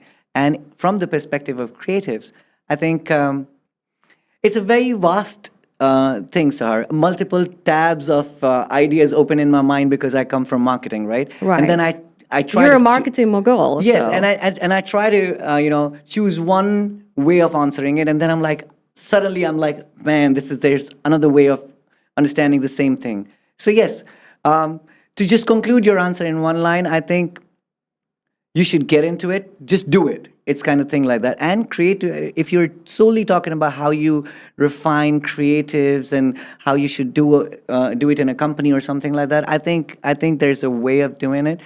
Every company, every radio platform, every media house, every developer has their own ways of doing it and own ways of understanding it. But there are certain ways which I use, and I totally think that it depends on the place, how you need to function with the creative side of the whole thing, and what business it is. Right. And how easy or hard it is to work with clients in the age of AI? Ooh, I think I don't know. Did you read my mind or something? But this is something amazing. The same person I was with yesterday, we were having this conversation about how to deal with clients. Right. And there was one client who was asking him 50 reels in 30 days, and he's an editor and stuff like that. I said, man, I mean, you work somewhere, right? He said, yes. I said, how would you make 50 reels? Not everything could be, because the market is really competitive right now, right? Like I said, AI could be your side brain, but it cannot be the actual brain. And the same way, if somebody is doing 50 reels for a client, right, it's not an easy task. It is You need to have a not. team. Yeah. So if anybody's hearing me and understanding why their content is not looking good on That's a certain big place, number of reels. yeah, So- and I'm like, because everybody's wanting to be out there. People are thinking the only way to be out there is just be everywhere and in abundance. No, I personally feel quality thing. present the quality. I Quality totally- over quantity. Yes. Yeah. Because it's great. It's a great idea. Okay, like I said, every strategy cannot be for everyone, right? For someone, 50 reels could work, absolutely. But for someone, just 5 reels could work, but really good quality, right? And similar way, coming back to the same question, how it is to deal with clients, it's absolutely, mind-taking for a marketing person or anybody on the creative side, because every person thinks very differently. And you need to understand your client, what they're looking for. A lot of people say that, yes, I understand my client, this and that. No. You need to understand how they want to treat their baby. Their right? baby. Their Yes. product is their baby. Yes. Okay. And for that, there are 2 things which I use. I ask them, what have you tried? It makes my journey easy, right? And then I ask them, I'm ready to do the marketing side for you, but are you ready to do it, right? Because whatever you know you have tried, Right. let's try it in a different way. And I'm saying this under the guidelines of the company, of the product, right? The game is yours, the chess is yours, but we'll be changing some patterns. This makes me understand well the client, and there are a couple of more questions which I can discuss with you. But these are the things which I utilize. And yes, dealing with client is difficult, but if you know what they're looking at, it becomes just easy. Right. So you really have to do your research. Absolutely. You can't just be Absolutely. like, hey man, I want more clients and I get it. Even if you get clients, you will have to deliver what they are looking for. Of course. Right. Yeah, because And- they're hiring you for a reason. Correct. And consistency absolutely wins on everything, right? But if you have a person like me who understood the client, or somebody who is very good at it, right? I think half of your work is done. You've won the client right there. And now it is easy, it's going to be easy from the marketing perspective for you to do it in a better way. Right. And now, changing topics, let's move on to collaboration and networking. Okay. So, how important is collaboration or networking in the creative industry here in the UAE specifically? Or we can also talk about the region. I think collaboration and networking is very, very important, and it's out there everywhere, okay? People on the top, if you see from artists, from musicians, from anybody, they're collaborating. Why do you think they're doing that, right? Earlier it was like, I guess hey, it's for more visibility. yes, absolutely, but not just the same niche right now. People on the top, when you are over there, you want to be visible everywhere. Definitely. Okay? Then it doesn't come like tier 1, tier 2, tier 3. I want these people to watch me. I want only technology people to watch me. I only want developers to watch me. No. Then it becomes everything. I want to get everything. That's why they try to get into every niche. I'm pretty sure some names of artists are definitely in your mind while I'm saying this, right? And some brands must have just came in your mind. Why they're And they're all eyes on them. Yes, because Yeah. they're everywhere. Yeah, they are. Being omniscient, it's easy to say being omniscient, but there's a way to do it, right? And you got to be everywhere. So here's the answer for collaboration. Now talking about networking. What do you think network is? Everybody keeps saying the line that, hey man, network is net worth. But let me ask you one question from your radio today. Is your network net worth?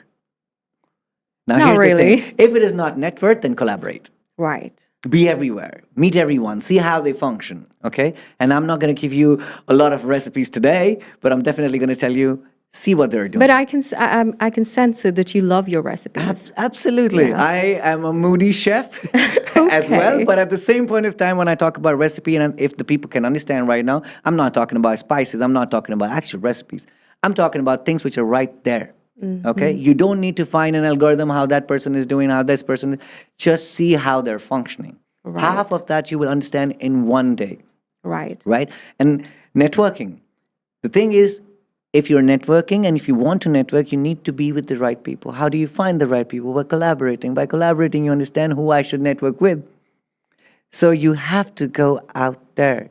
And like you said before, human touch, technology touch, which I said, go there, do it, understand it, and it's easy. But if you're sitting back in the studio, how my radio interview would go, how this would, I don't know. Let people decide. If I think everything, what people will think, Exactly. right? So you can't just be out there. So networking and collaboration, absolutely important ingredients for any brand to sustain and any brand to go big. Right. And are there any tips on getting the right kind of partnerships? I think I just said the same thing. Right kind of partnerships. You can't. Something could be absolutely right for Sahar, but absolutely wrong for me. Something could be ethical for Sahar. Something could not be ethical for me. You understand? But at the same point of time, Because it's just different people, different approaches, different strategies. how about if I put it in a situation? Everybody has a brother or a sister from the same mother and parent, right? They're different. They are. They might just if you see their Instagram Explorer section, both of them are watching different things. They're not watching the same. Nobody's same.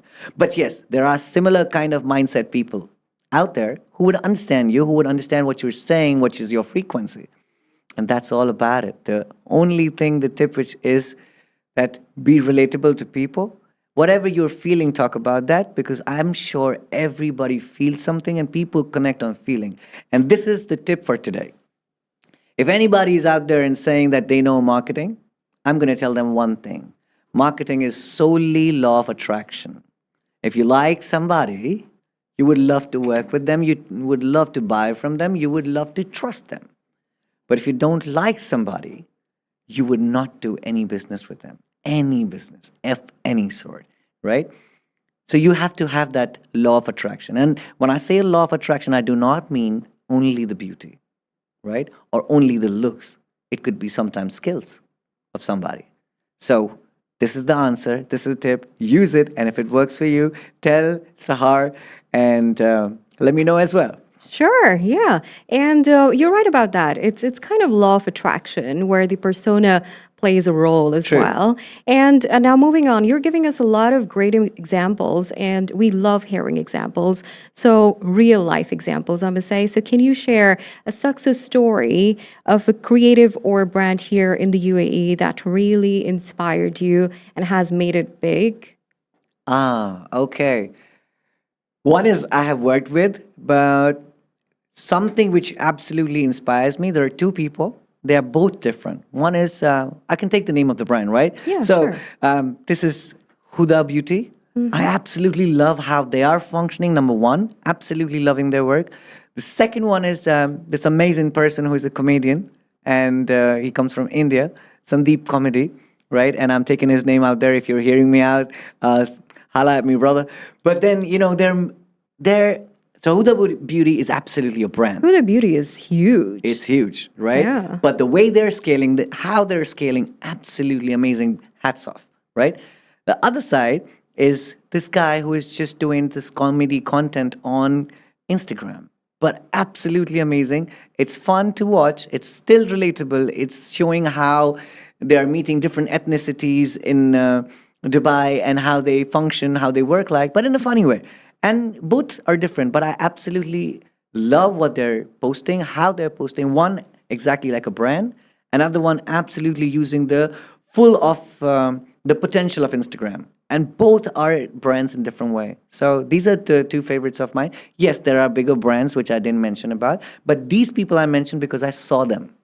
Growing. Yes. So I can talk about them. I didn't saw a lot of people, right? And they have put a lot of money as well and things as well, which is required.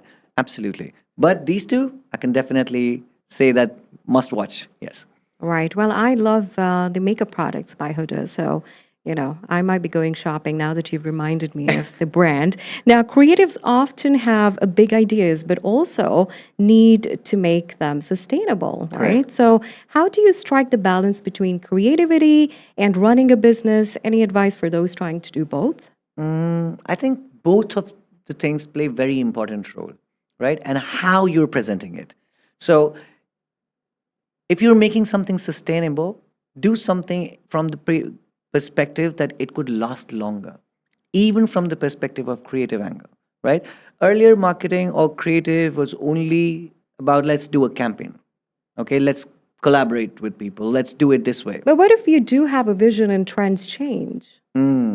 I think this is what I'm saying. If you have a vision, if you know it, right? If I'm the sole person who is about to do it, right? It's a total different thing. But if you have a vision, my work is to get it executed, right? And I think sometimes it's exactly what you're looking at, but sometimes it's different, but more better, okay? And sometimes it might just go in different direction. But yes, creatives and sustainability, I would say go for longer plans, not the smaller campaigns now. Go for the longer campaigns because people want to believe in you.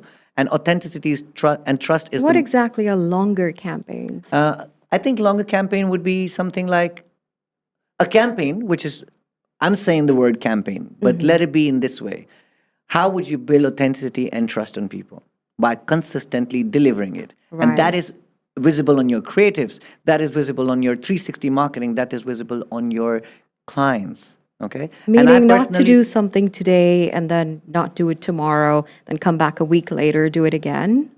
I'd said this line before, consistency. Right. Every day you have to be out there. If it is your shop, it has to be open, right? And it has to deliver the same kind of quality of the tea every day, right? If you're out there, you have to. That's the first thing. And everybody talks about how marketing, creative things. There's one more thing which I want to say. Absolutely diverting away from your question, but if your client is satisfied, 99% of marketing is done because he's going to talk about your brand everywhere. I don't even do makeup, but I'm talking about Huda Beauty.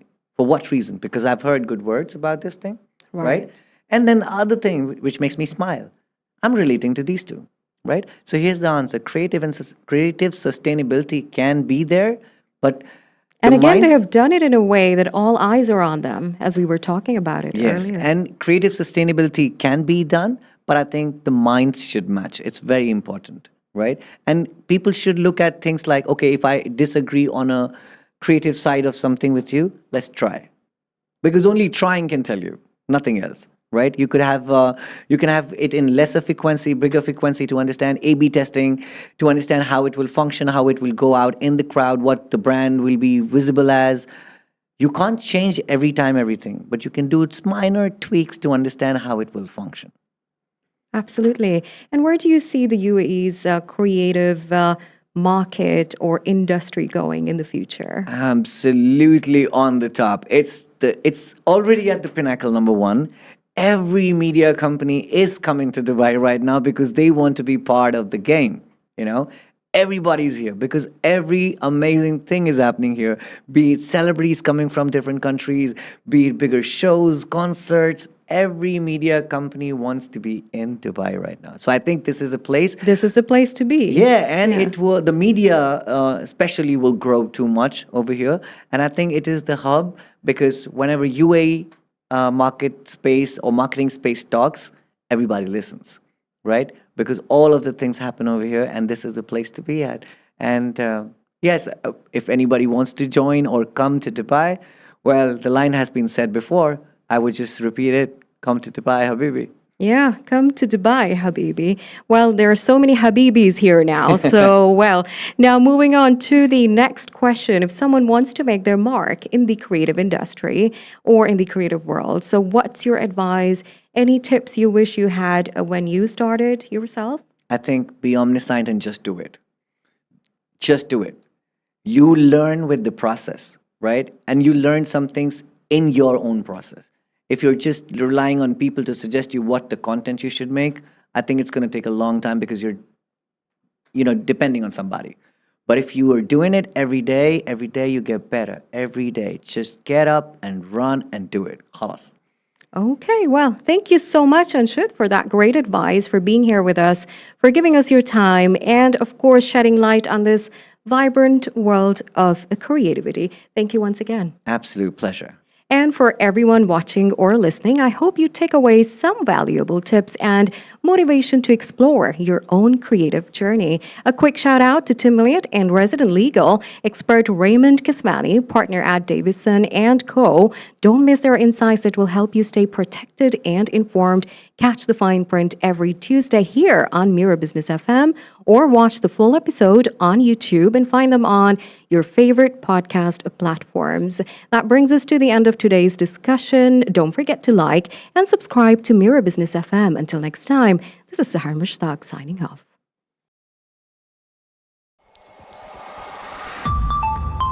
Mira Business FM, Dubai's home of business radio.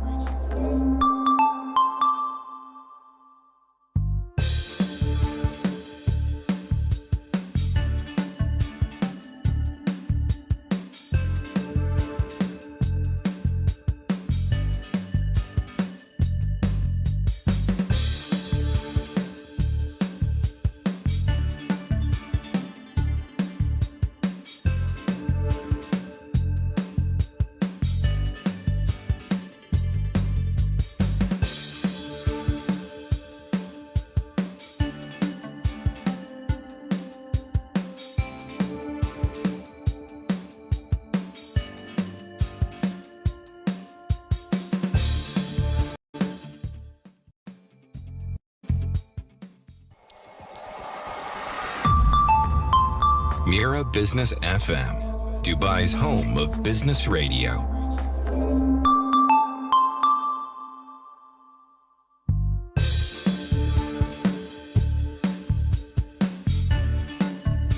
Welcome back to Midday Majlis, coming to you live on Mira Business FM. And now joining us online from Canada is Fadi Habib, who is a financial markets educator who helps people grow their money responsibly in the stock market. Today we'll be talking about financial literacy, smart investing, and clearing up common stock market misconceptions, all aimed at helping our listeners make informed decisions about their money. Fadi, welcome to Midday Majlis. Hi, Sahar. Happy to be here. It's really good to have you with us. And I know it's 3 a.m. there in Canada. It is really early for you, but thank you so much for being able to join us. Thank you very much. Can you please tell us You're about your journey and how you became a financial educator? So, when I was a kid, I did everything my family told me to do, mainly get a good education, get high grades, get a good job when I graduated. So I graduated from engineering, 20 years old. And all of my life I had high-paying jobs, but my issue was that I could not get the car that I wanted, could not get to the trips, all the trips that I wanted. So I was consumed with the idea of building wealth. And my father is a doctor, he's not an investor. So their money-making mode is just being an employee. So I read this book called Cash Flow Quadrant, and I learned very quickly that there are 4 ways to make money. Employee is where everybody is being pushed at or groomed to be, and it's really not the best deal being an employee. So basically, I learned that I should be an investor, but I did not know how to be an investor. I had to educate myself, go to a lot of courses. So I started with real estate investing, did a lot of mistakes, but did very well. And then 15 years ago, I had this view that anybody who invests in stocks and options, or stocks mainly, is an irresponsible investor. And I had this view because everybody around me was losing money in the stock market. So anyway, when I was introduced to it, I did very well. They asked me to coach people for them. So I've been coaching people for the last 12, 13 years. And then last year and a half, I did my own company to do it, basically to teach people based on my mentorship, my design of looking at how to do this properly. As a financial coach yourself, why does financial literacy matter so much today? I talk to a lot of people, Sahar, and I talk to a lot of people from the US, Canada, Europe, and the Middle East. And it doesn't matter where you are, people are really hurt financially everywhere. It's a very important topic. And people need to know that there are tools out there and there are proper way of investing. One of the issues that I'm seeing is that there's a lot of scams out there. There's a lot of miseducation. There's a lot of hype. There's a lot of myths around you can make money very quickly, and if you just do that, we can get like, I don't know, $100,000 in 2 weeks. So there's a big need for that because it's a great way to make money, but also it's a great way to lose money if you don't do it properly. And with all the misinformation out there and get rich quick schemes. The scams, yeah. It's scams, yeah. So I just had an interview with one of my students. He got scammed with $500,000. The interview is on my YouTube channel. And basically, it was a pump and dump scheme.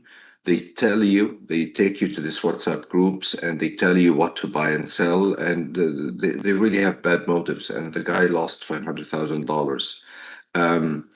So lots of scams out there. So people need to be careful with their money, and they need to understand that basically with extremely high ROI, there's also very high risk. ROI and risk don't get separated. And how do you So think people nowadays, many of them, they actually feel intimidated by the stock market? And I think you were talking about it, like how, you have also lost a lot of money back then when you started. So, what are some practical ways beginners can start investing and growing wealth over time? It actually starts with understanding the proper market behavior and understanding that there's a lot of myths out there about the stock market. One of the myths is that you can make money very quickly, or you see, and the problem is that there's a lot of ads out there that tell you that day trading or if you just buy some crypto, you will be very rich very quickly. This is not really accurate. That's not how it Investing works. is, Yeah. yeah, this not doesn't this is not how it works at all. Investing is a little bit of a long-term strategy. Okay, it's you need to have a long-term view. Anything that sounds too good to be true is probably not true. Okay, so first thing you need to know is that it takes a little bit of time. Okay, and it is not gambling. A lot of people approach the stock market as if it's a big casino. Uh, um, we are buying and selling businesses, and people sometimes spend more time researching a refrigerator if they want to buy a refrigerator, much more than buying the stock. Even real estate investors, I see them do the same issue. When you buy a rental property, a prudent, responsible investor will ask, how much rent does it get? What are the expenses? Is it cash flowing? What is the cap rate? All of these questions to figure out if this is a good investment. For some reason, when people go to the stock market, even real estate investors, they forget all of that. The extent of their research is just one of their friends told them to buy a stock. For me, it's very simple. If you bought any stock without looking at the income statement or the balance sheet, you're really a gambler, right? Because you're buying and investing in a stock, in a business. So you need to understand that the stock is doing well, the business is doing well. Another myth that is out there is that the stock market goes in a straight line. It doesn't. It mimics breathing. It goes up a little bit and goes down. And we have the statistics out of every 5 units of time, 4 of them, the market, and I'm talking mainly about the US market, 4 units of time, it will go up or sideways, and 1 unit of time, it will go down. Okay, so overall, the market is going up by about 10, 11% for the last 50, 100 years. So it's going up, but it doesn't go up right like all the time. So it is totally normal. People need to understand that it's totally normal that the market goes up and down, and there's nothing wrong with it correcting. Right. And what is it that they should do in order to understand about balancing risk and reward? How can they do that? Okay, very, very important in the stock market versus the real estate. Real estate cycles are a little bit long. Takes so much time to go up and down. In the stock market, it's very volatile. So to balance risk and ROI, you need to understand you need to study for every strategy you use, how other people lost money in the same strategy. Because if you are not aware of the risks, you'll be the next one. So as a fundamental rule, risk and ROI are a couple that can never be separated. So if there's something that you're seeking, if the strategy that you're seeking is telling you that it will get you 100% every year or 50% every year, understand that the risk involved, whether you are aware of it or not, it is there and it's humongous because that's really huge ROI. People need to understand that even Warren Buffett, his average return per year is 19.6%. So if you go for 100% or 50, that's really too high. With some of the strategies, it is very important that you never use something called margin, meaning you don't borrow to invest in the stock market, especially from the brokers, because it has really devastating effects if you do that. Right. And I will never. also to always remember that, of course, what goes up goes down, as you mentioned a while ago. Overall, I don't completely agree with what goes up, goes down, because it gives the impression that there is no profit. No, there is a lot of profit, but just the behavior of the market is that it goes up slowly, 4 units of time, and goes down 1 unit of time quickly. It's just normal, but overall it's So going up. it's a But normal cycle. yes, correct. Right. And then financial literacy isn't just about stocks, right? How can people apply these principles to daily money management as well, such as budgeting, saving, and planning, let's say? The formula to get wealth is actually very simple. It's that you have to spend less than what you make. And this is becoming really difficult everywhere because people want to keep appearances, especially young people want to look cool. They want to buy the latest.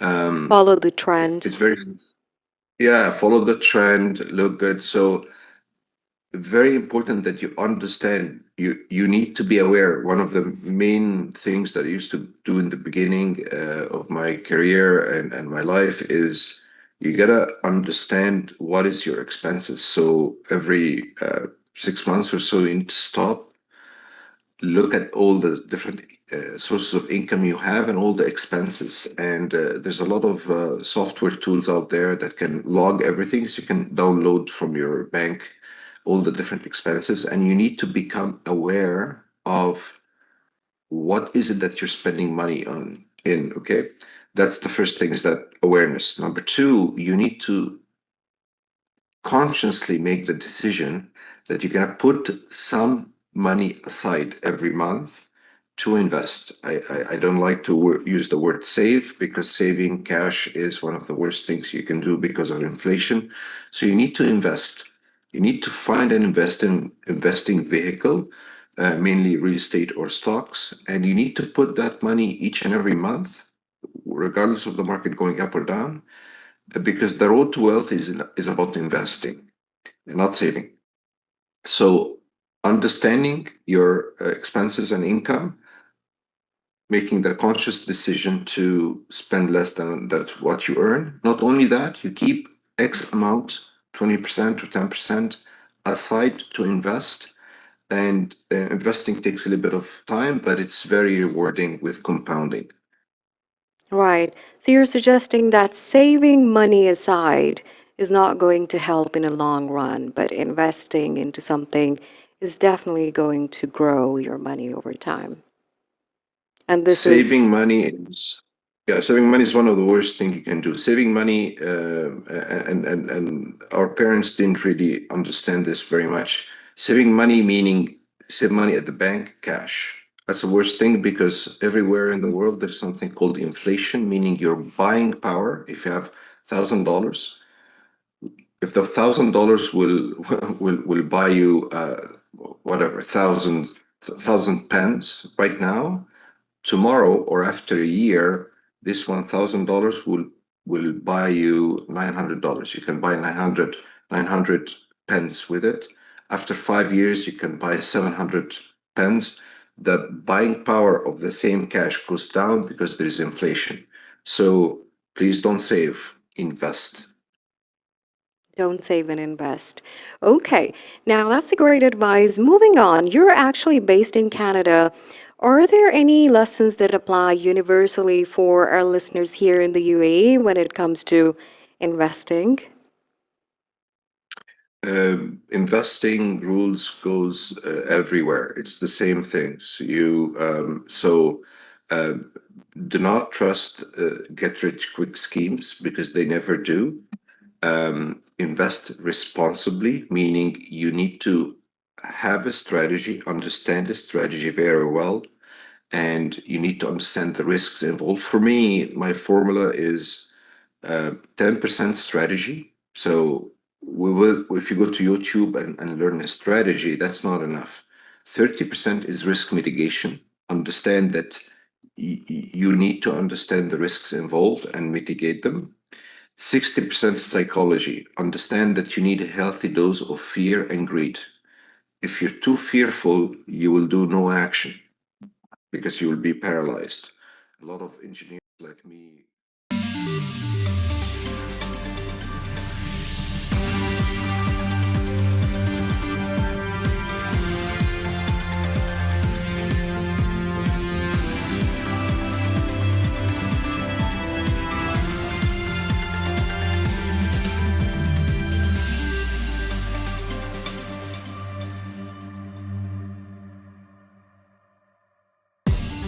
Good afternoon. It's 1 p.m. and this is the news on Mira Business FM. These are the headlines. The Abu Dhabi Department of Economic Development has signed an agreement with food delivery platform Keeta. The deal focuses on sharing data, according to Emirates news agency WAM. It aims to support smarter economic policies in Abu Dhabi. Officials said it will help track market trends. It will also support small businesses and attract investment. The partnership includes workshops and knowledge sharing. Authorities say it will strengthen the delivery and logistics sector. Tesla is testing its self-driving technology on roads in Abu Dhabi. These trials are the first of their kind in the UAE. Drivers remain in the cars to ensure safety while the technology is being tested. The trials are being overseen by the Integrated Transport Center, according to Khalij Times. The move is part of Abu Dhabi's plan to prepare for future smart transport. The aim is to introduce new technology while keeping road users safe. Overall, these trials mark an important step for next-generation driving systems in the UAE. Meta Platforms has agreed to a multi-billion-dollar, multi-year deal with Google. It will rent Google's advanced AI chips called tensor processing units to build new AI systems, according to Reuters report. The exact value was not disclosed, but it is worth billions of dollars. The deal comes as major tech firms increase spending on AI hardware. Meta also agreed this week to buy up to $60 billion worth of AI chips from Advanced Micro Devices. Google has launched Nano Banana 2, the new version of its viral AI image tool. The first Nano Banana went viral after its release. The updated tool can generate and edit images faster and with more details. It will be available through Google's AI tools, including the Gemini app, Search AI mode, and Lens, according to Khalij Times. Google says Nano Banana 2 gives users sharper visuals and better results. The tool aims to strengthen Google's position in the AI space.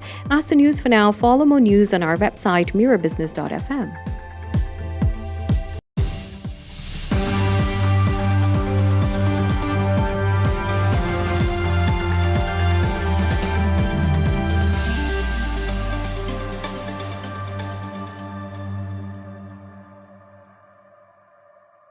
Welcome to Crossroads. This is a collaboration between Mira Business FM and Middlesex University Dubai.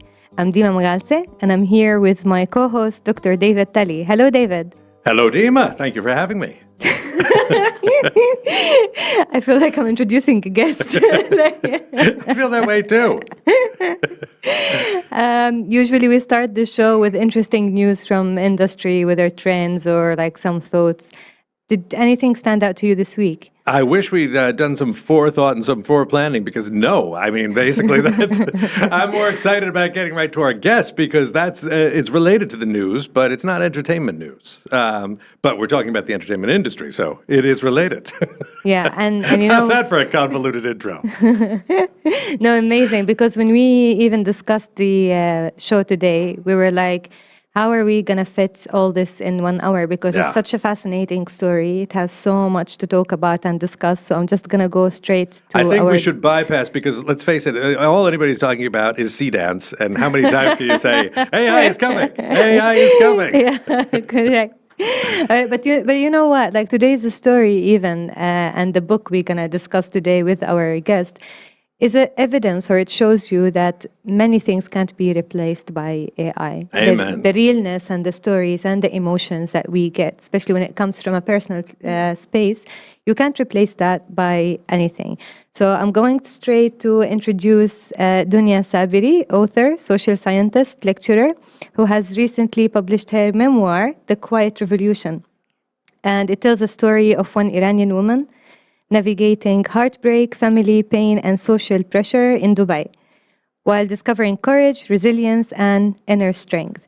But for me, the story has much more depth and meaning than those classified descriptions of resilience, pain, all these things. Or exactly, or it's much more deep and layered as well. Welcome to the show, Dunya. Thank you. Thank you for having me. Oh, we're thrilled to have you here. It's an honor. This is amazing. The honor is mine. Thank you. And it is heavy stuff.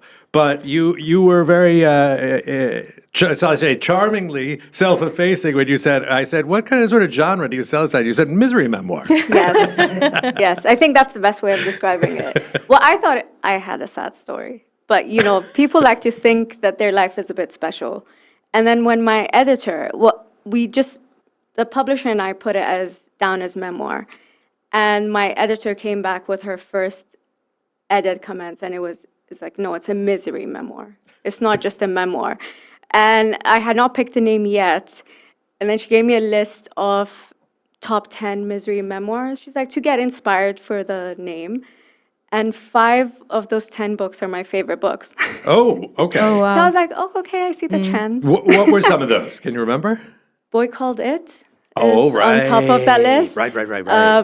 It's definitely, I wouldn't say it's as miserable as that. But in the top 10, it was there was none from the Middle East. And I think that's an interesting phenomenon. None from the Middle East, but these were 5 of your favorite books, and they were all classified as misery memoirs. Now, Boy Called It, I remember well from when I was a tow-headed tyke working in bookstores. And by the way, I worked at bookstores all over the U.S., like from Boston to San Francisco, and in every single one, the best-selling genre, hands down, is self-help. Yes. And I think misery memoir, you could say, fits within that broad label of self-help, correct? Yeah. So Boy Called It was a big bestseller. That's why I remember selling many copies of that, but that was a long time ago. So can you think, it's a durable and long-standing genre as a popular genre. It is, it definitely is. It's a weird way to say it's popular, but it strikes a chord with a lot of people. It really does. And especially within, let's say, Middle Eastern stories, I can tell you that when I was approaching publishers, they were comfortable with the content, but they were not comfortable with categorizing it as a memoir. They wanted me to turn it into a fictional book. And I think maybe it's topics that are quite sensitive, not because it's censored or anything, but it's a very uncomfortable truth within our society and culture, and people have a problem with that. Was that in specific country or just the region in general? Oh, in the UAE. In the UAE. In the UAE, and I wanted the book to be published in the UAE. I am a Dubai kid. I always say I'm Iranian Dubai kid because we have a commonality within kids who've grown up in Dubai in the 80s and 90s. We know all the same places. So irrespective of where we're born or where our families are from, there's something about a Dubai kid. We just get each other. So I wanted the story to be out of the UAE. I really wanted it to be published by Especially it's author. A personal story to you, yes. Right? So it has to be real. We have a guest here, or sorry, I got distracted because someone was literally... The interesting aspect of recording in a fishbowl is that people will want to I could see it as well, like just like a shadow just here in the back. Just bumped into my face, literally watching through the glass while we're talking about misery. She's actually looking for where they sell the talk show host food that she's going to drop in. This is a sign how interested people are in misery. We didn't start talking yet. She really wanted to hear about this book. Sorry, Dunya. Going back to your story. So, yeah, because the story is so real, you wanted to even have the UAE aspect in it, or Dubai aspect specifically, to keep that. Can you take us through the story? And since it's a personal story to you, how did you grow up with it? How did you decide as well to make a book about it? But what is it mainly about? Okay, so let's say I've experienced, unfortunately or fortunately, most of the miserable milestones a person can experience before 30. And it was almost like comedic in a way where, you know, like every scenario in your life where it's like, oh, what's the worst that can happen? And that would happen. And I started telling my friends, I'm like, guys, this is a joke. And this is when I was in my mid-20s, I started telling my friends, I'm going to write a book and I'm going to call it This Is a Joke. Because it can't be this bad every time. But I do have a dark sense of humor. I guess a lot of people with unfortunate stories do have quite a dark sense of humor. So I was like, we're going to call it This Is a Joke. And as time passed by, So I used to teach social sciences. I worked with a lot of students who were social science students, and it almost turned every class into a group therapy session. What is it? Family abuse. Oh. So not the physical kind, which is spoken about quite a lot, but mental and emotional abuse. It's almost not recognized as it's usually looked at as, oh, that's our culture, that's the norm.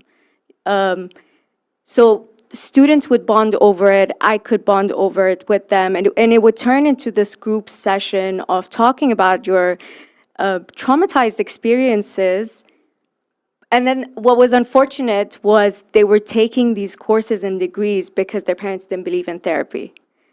But they were willing to pay for a degree, so the kids would pick psychology, so that hopefully they could fix themselves almost. Interesting. Now, you said it was so widespread across what sort of group? People... So just different backgrounds, socioeconomic backgrounds, but the majority were from Asia.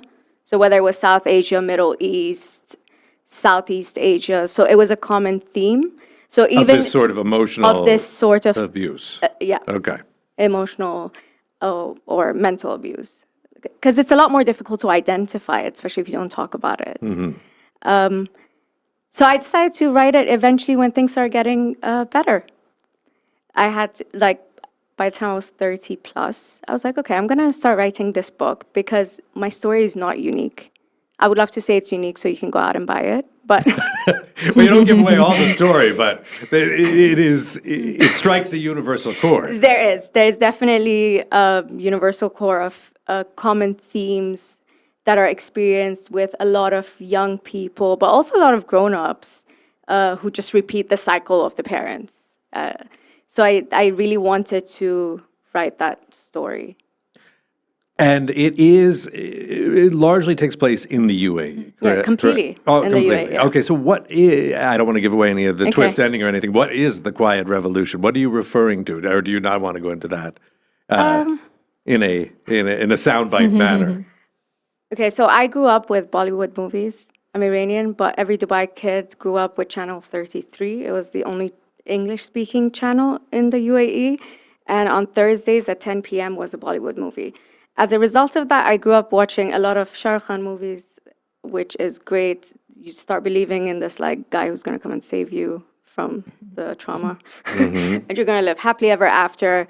Or if we look at Disney movies, big fan of Disney, I know. But, I love the princess stories and all of it. Well, they're popular for a reason. Yeah. They tick a box for people. Yeah, you want that, and I still understand the stories behind it and the critique behind it, but Cinderella and Aladdin are still... It seems it was more of escapism way for you. It was, but also you identify. So you identify the miserable part, let's say, but there's a happy ending at the bit where you're going to get saved.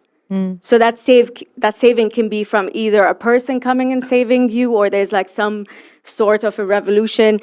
And with that Well, giving it away. It's No, we don't want you to give it away. But Okay. I was actually going to pick up on what you were saying, that it's very easy to knock Disney films. But I mean, Walt himself, as a producer, had a genius for combining just the right elements of these old world fairy tales, which were designed for coping with trauma. Stories like Little Red Riding Hood and Snow White are all about coping with trauma, and he combined them with this very American self-reliance thing too. So it appeals on a lot of levels and to a lot of traditions, and it doesn't pander so much and offer easy, happy endings. It gives people ways of finding them for themselves. And I guess that's kind of what your book was about. Yeah, I mean, my favorite movie until now is Mary Poppins. Yeah. Oh, good choice. Excellent film. There's not many better films than that out there in any form. Sorry. Yeah, no, I was mainly interested to know the kind of experiences you went through, if you'd like to share with us, that led to writing this book. Yeah, so it was very difficult. I'm not going to sugarcoat it. It was extremely difficult. I had started writing it from the time I was probably 27, after one of the instances that happened in the book, but I couldn't. I simply could not do it. I couldn't emotionally get to it. I could not function as a single mom at that time, go to work, and then write this, sad journey. And I was like, no, I need to write it at a good time. So what I started doing instead was recording rants. So every time like something would remind me of, let's say, an incident, I would start recording it on my phone and just like talking to myself. And then when I was ready to sit down and write it, I transcribed my notes. Oh, so that was ready. So your manuscript started there. Yeah. That's great. Transcribed my notes, went over it. Because I am an academic writer, it was extremely difficult for me to bring in the emotions of it, even though the whole thing was about how emotionally dark it was and emotional abuse. But so I had to learn how to write creatively to bring people into my world without it being very academic. That's fascinating, because I think that there's an automatic assumption that if you're feeling emotional and you write about that it'll translate onto the page and capture an audience, and you discovered that that's not always the case. That's not the case, That there's an art to it. Exactly, 100%. So even with my first draft, it was fascinating for me that my editor could pick up exactly what I was feeling, and she would make notes like, this is just a rant. And she was right, because it was just a transcript I put in without editing, like some of the chapters. So I learned how to go about bringing people into what I was feeling as opposed to just dictating what it was. But I did have to take time off work.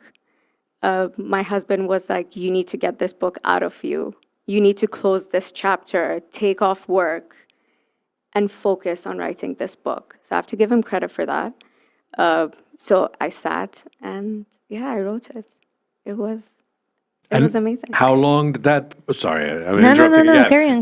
Just a very quick question. Sure. How long did that process take? How long did you take off from work and sat and focused and said, okay, I've got to write this book? So I finished it in about 4 months, the Great. first draft. Yeah. But the whole process took a year. But the first draft, I often think, is the most important, right? You spew it all out, and then there's the slow Coming back. Yeah, it took because the story was there. I had my rants. Yeah. I remembered it, and Rants are a good place to start writing It from, is. though. It comes from the heart, that's for sure. Sorry, Dima, I No, interrupted it's you. okay. When I was reading more about your book or getting to know the story, the first thing came to my mind was it's so hard and difficult when you want to remember or even verbalize certain traumas that you went through.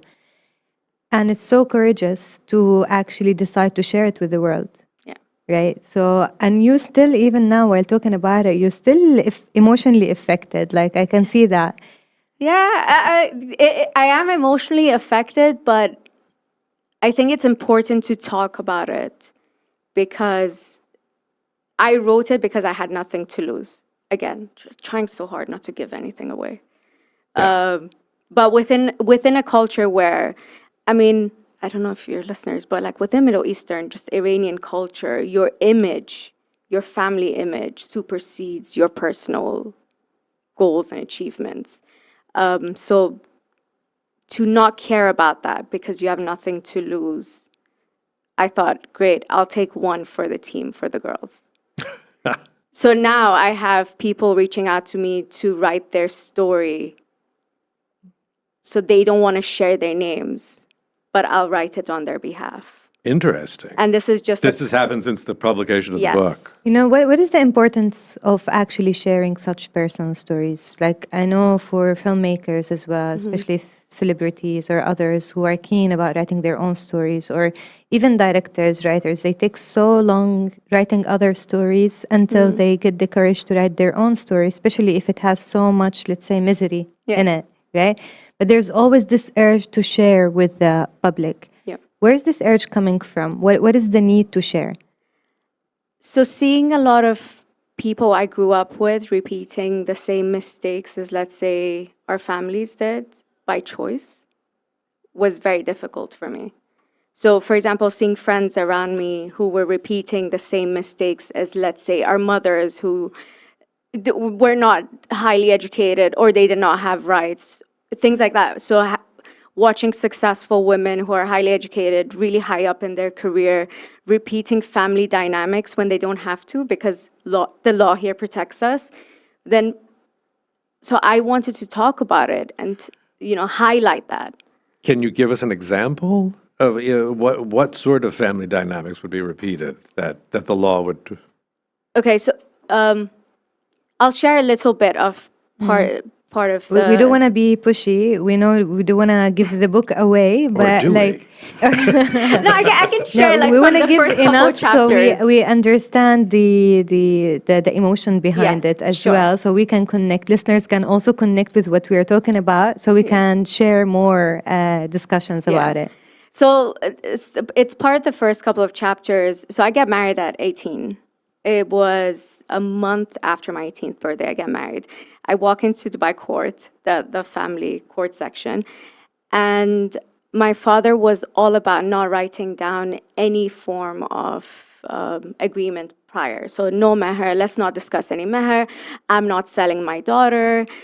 This is just about the union of Just marriage. to explain for people who are not familiar with maher, is basically like a dowry where the husband should provide as a gift for the bride when they're getting married.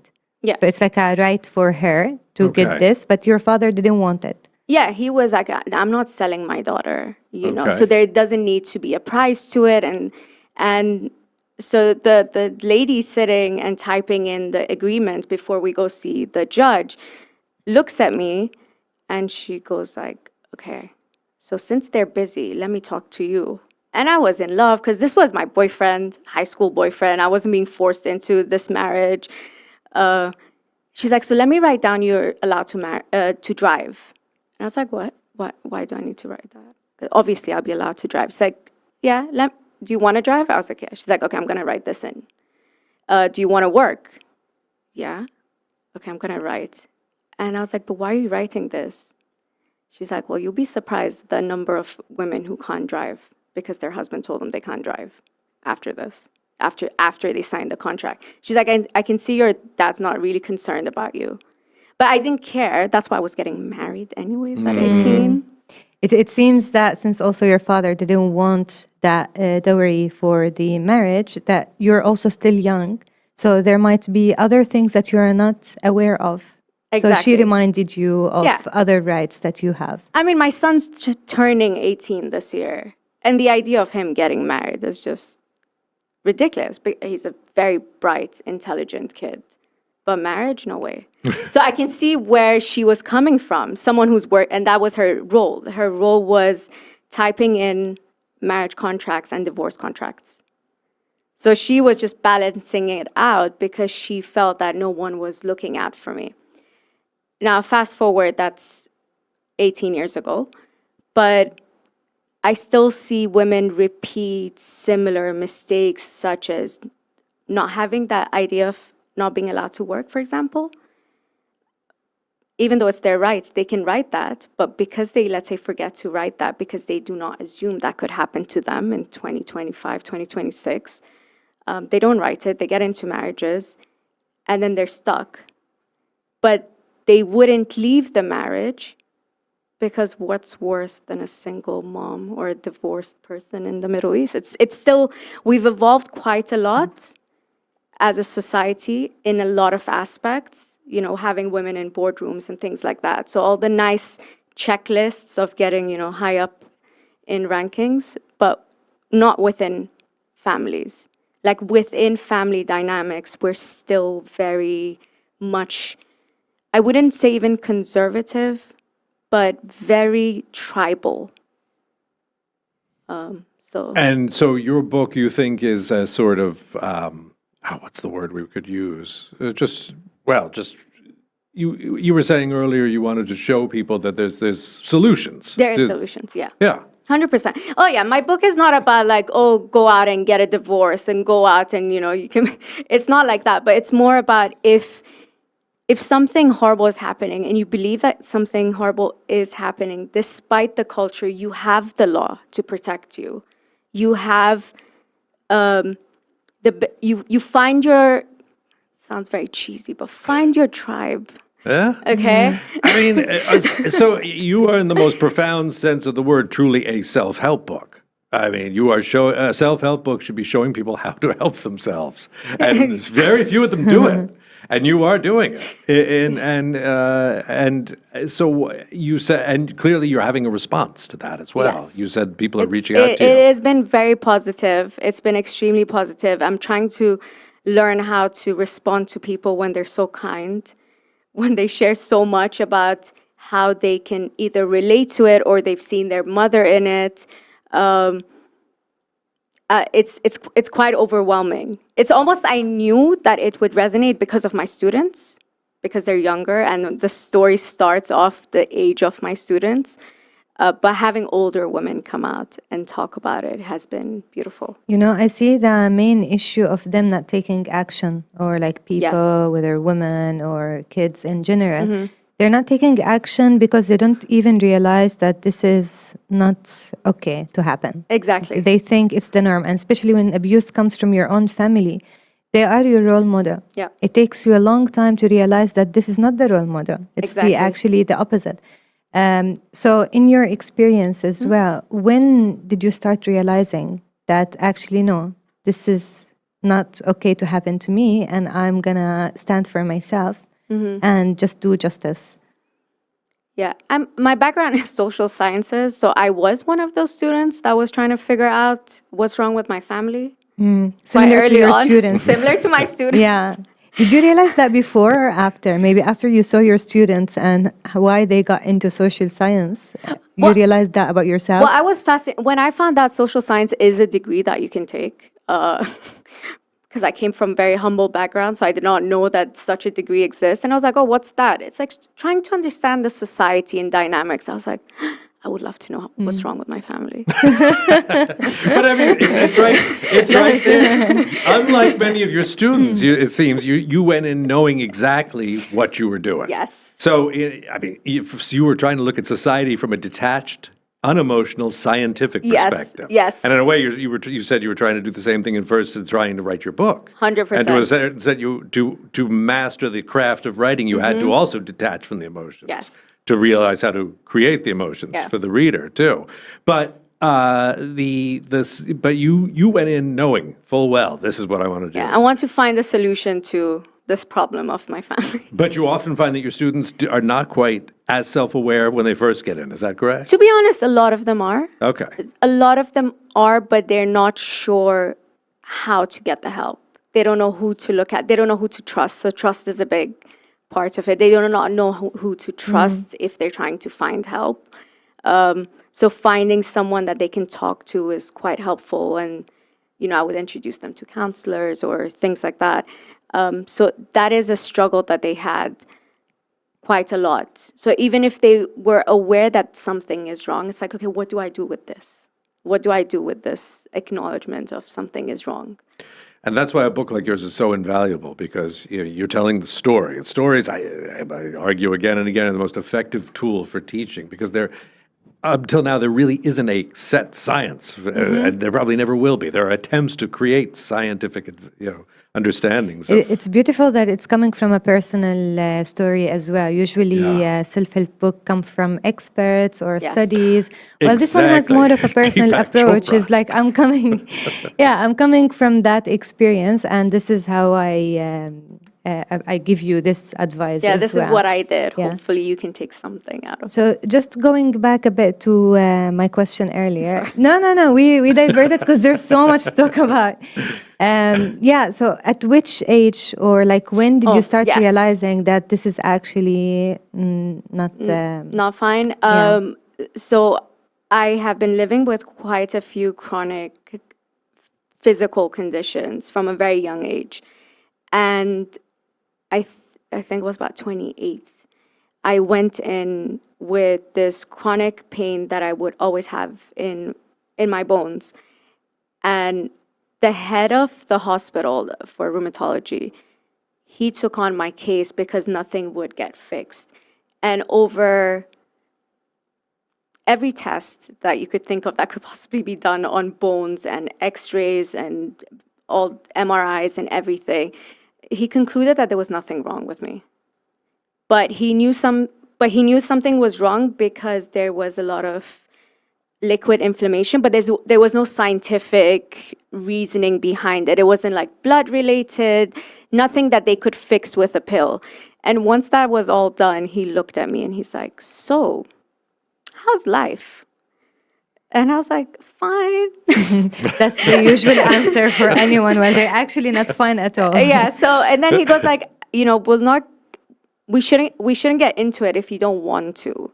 But all I can tell you that something is going to happen. Like he's like, I've been measuring your blood pressure for the few hours that you've been here. I knew he was doing that anyways because it's something that I had experienced quite a lot.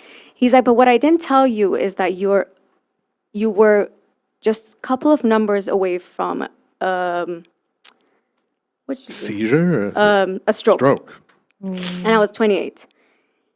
And he's like, so that's not normal. And he's like, sometimes it could be, heat, you were nervous. He's like, but you've been here for a few hours now. So your blood pressure should have reduced at some point, especially if every time we're finding that something is, like you're clear. Your x-rays are clear, your MRI is clear. So something is wrong. And if we can't find it here, then it's in your mind. He's like, whatever it is that's happening in your life, you need to get rid of it. It is in the book, okay? So I will reveal what it is. And I did that. And a condition I had since I was a teenager up until 28 went away. But he wasn't the first one who had told me this. So I had been told I was close to a stroke a couple of times. So I knew it was not normal, right? But then also, how do you become that person that, stands up to generational behavior? But because you took care of it went away. It went away. Okay. So how much effort does it really take for that? Because usually if you're coming from certain background, you're already exhausted to a point that you're nearly having a stroke. But then it takes also double effort in order to overcome that. Yeah. Where do you get that much strength from? My faith is a big part of it. So I have a very strong faith. So I'm extremely spiritual as a person. And part of those comedic experiences throughout my life, I did get out fine every time, oddly saying. So no matter what the bad experience was, I still, outlived it. You're here today. I'm here. So you wrote the book. Yeah, exactly. So it always worked out. So I had that, that faith that it is going to get better. And I got into my faith quite early on. I was 13. So that really helped me.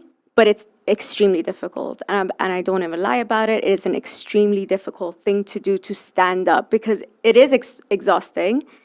You lose a lot of people. So I've lost half of my family. Why would you lose people? Because I tell things that are uncomfortable. I pointed fingers. I was always that kid that was rebellious. But to be rebellious and then be a grown woman with kids and continue being rebellious is not really ladylike. Wait, you say that but you're still going to do it, right? Yeah. Oh, okay. Yeah. For a second, though. I'm not gonna do it. 100%. Okay, good. Hold on. We are Crossroads at Mira Business FM. As you know, you can find us at Mira Business FM. If you're listening to us here, you can also find us on all the usual platforms: Apple, Amazon, Spotify. I don't have my notes with me today. What am I supposed to say? I think Other that's things. it. You did it. All those other cuckoo platforms that are out there. I must say I'm impressed because you remember that without the notes. Sometimes I wake up doing it in my sleep now. Speaking, I like the switch. Did you see how I was laughing, then suddenly serious? It's like, hey, I don't want to waste time. That's the mark of the profession. Switch it on and off. I was impressed with myself as well. Because you said that you were usually the rebellious kid.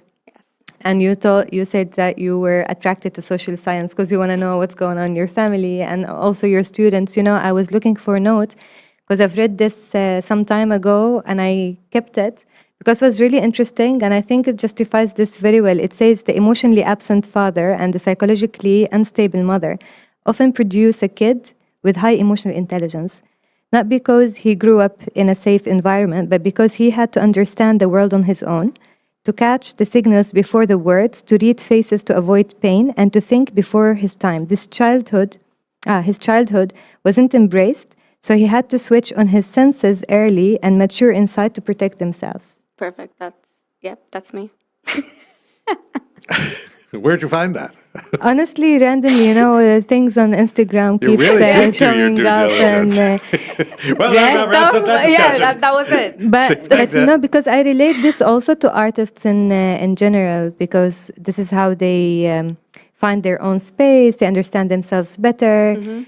Not necessarily all artists, but anyone with deep thinking, emotional intelligence. It mainly comes out through certain circumstances that actually push you to think. 100%. I remember one of my colleagues, while I was writing the book, she's like, Johnny, I know it's about you, but if you hadn't gone through what you had gone through, you wouldn't be you. I'm like, I would have loved that. I don't mind. I'm like, no, that's not a reason. Like, I would be happy if I was not me. Like, so how much of it, you grew up here, but you also said you're Iranian as well. Iranian, and how much of it do you think, and I don't even know if we can talk about this, is part of your Iranian roots versus a growing up in here, or just growing up in Asia, or just growing up with your particular family? I mean, how much do you put it down to cultural roots? I think culture is a huge part of it, mainly because, so can I say this? When I was writing the book, I was going to find publishers, and then I found the publisher that I'm with now, and they all their books are quite. There's a hint of faith in it. And even though somehow I knew I wasn't wrong, because I would think I'm quite well versed in my religion, I was kind of nervous that, they would read my book and they wouldn't agree with the ending of this book. Like, oh, that's not what the religion says. So I was really, scared about it. And when they were very positive and they were like, these are exactly the type of books we're looking for. We want books that break the stereotype of where it's religion and culture. So most of it is culture. So it is the Iranian culture, 100%. I mean, I love being Iranian. We are so superficial. It's the best thing. Explain, please. So we are very proud of the fact that we're the capital of rhinoplasty. There is nothing That's shameful. Not something to be ashamed of. There's nothing like 18-year-olds get gifted that for their birthdays. Wow. And okay, this will explain Iranian culture in like 2 seconds. My son had a very serious surgery at 1 year old by this extremely famous Iranian ENT specialist who also does nose jobs, because of course, you know, and that's the best ones you go to because he knows what he's doing with the nose, right? No, I swear Should be the first there is a criteria. Oh no, because some people just want the nose to look good. So anyway, so he's extremely popular. He's popular here and he's popular in Iran. Like there's queues, and when you enter his office, it's just women sitting in a row with just like nose plaster, perfect noses. And my son had a very serious case. I mean, I laugh about it now because he was 1 and now he's 17, so we're good. But he was very close to not making it. I'm sorry for laughing. Okay, but it was a very serious condition, and at 1 he had to be. He was in the hospital. Antibiotics at 1 year old. Anyone who has a kid, they know that's horrible for them. But it had to be done because the alternative was invasive surgery. Anyways, fast forward, he does really well and he's completely fine. And I'm not joking. The surgeon turns his laptop towards me, and it's a slideshow of before and after noses. At 1. This is after he's done the all clear of my son's surgery. He just can't stop himself. Okay, and then and then I was like, "What's that?" He's like, "So now that we're all clear, Donya, your nose, I could do wonders." Oh, I thought you meant with your 1-year-old son. No. You wanted to do a nose I thought with your son. I was going to say, somebody should inform those change. And my mom was with me at this point. And then my mom, she's a very soft-spoken lady. And then she was like, "Oh, doctor, don't say that. It will upset her." Yeah, it should. Because she could do so much with her nose. She has the bones and I don't know this doctor. It's not a family friend, right? But it's so, like our culture, we're so open about fixing your outside. I remember I watched documentary about Iran as well, that it's common after having plastic surgery for women not to remove the plastic, the bandage, even after they've healed, like for a while, because they like to brag about that they've done a rhinoplasty. Do you think there's any to just put a bandage on and you don't even like get a makeup, done? you know? Yeah. So, but I was going with the fact that we're great at the outside, but when it comes to the internal matters, we don't talk about it. Or do anything about it. Don't do anything because it's the image, right? We want to keep that image of being, good unit of family. Our kids are right. The husband and wife. That image is so important. So you want, in other words, you want everything to look good, especially the body, but also the entire family image. Everything. And emotions are a lot messier and harder to fix than noses. Yeah. 100%. What do you think the common trauma, I would say, amongst this culture? The common trauma, I mean, that's a difficult one because it's quite a lot. Being heard as a young person is quite difficult. It's extremely difficult because it's a culture where parents know best. It is reinforced with also religious dynamics, irrespective of what religion you're from, this idea that after God, it's your parents. So that's reinforced quite a lot. So even if you are right, even if what you're feeling is right, even if someone else says you're right, parents have the final say, and that's very difficult for young people, especially young Iranians. It's very difficult for them. Yeah. Do you see that changing at all over I mean, things have changed so fast in so much of the world, in terms of family dynamics and, the authority that kids have in the West. Yeah. Do you see that changing here or in Iranian culture, I guess we're talking about? I do not see it necessarily changing. I think young Iranians are extremely brave. They've always been brave. I do think the societal reinforcement is a lot stronger. Societal reinforcement of the existing of the dynamics, the existing traditions. The existing dynamics are very strong because you still have most of the parents paying for their kids. So you don't want to get outcasted completely either.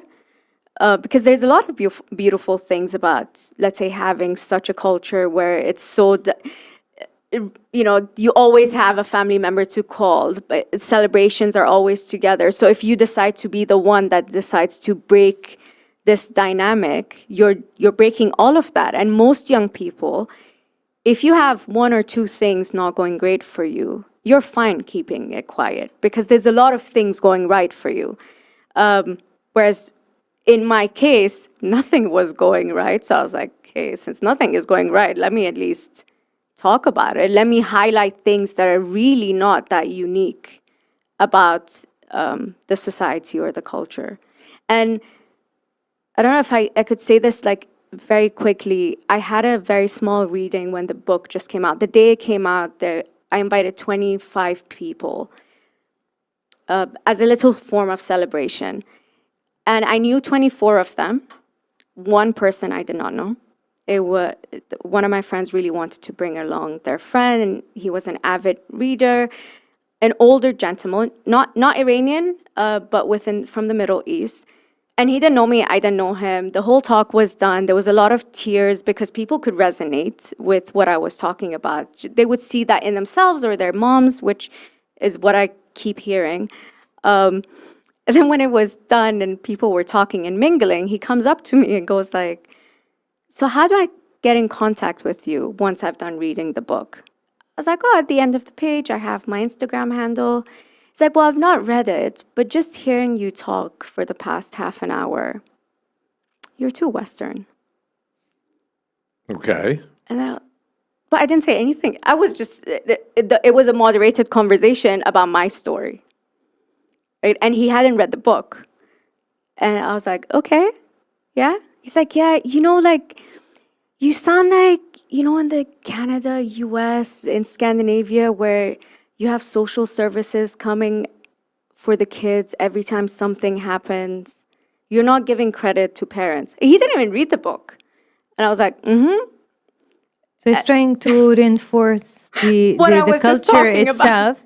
So yes, it's you who am I writing about. It's like, thank you for validating my point. I'm like, exactly, you didn't even read my book. If he would have said that after he read my book, by all means, let's have a discussion.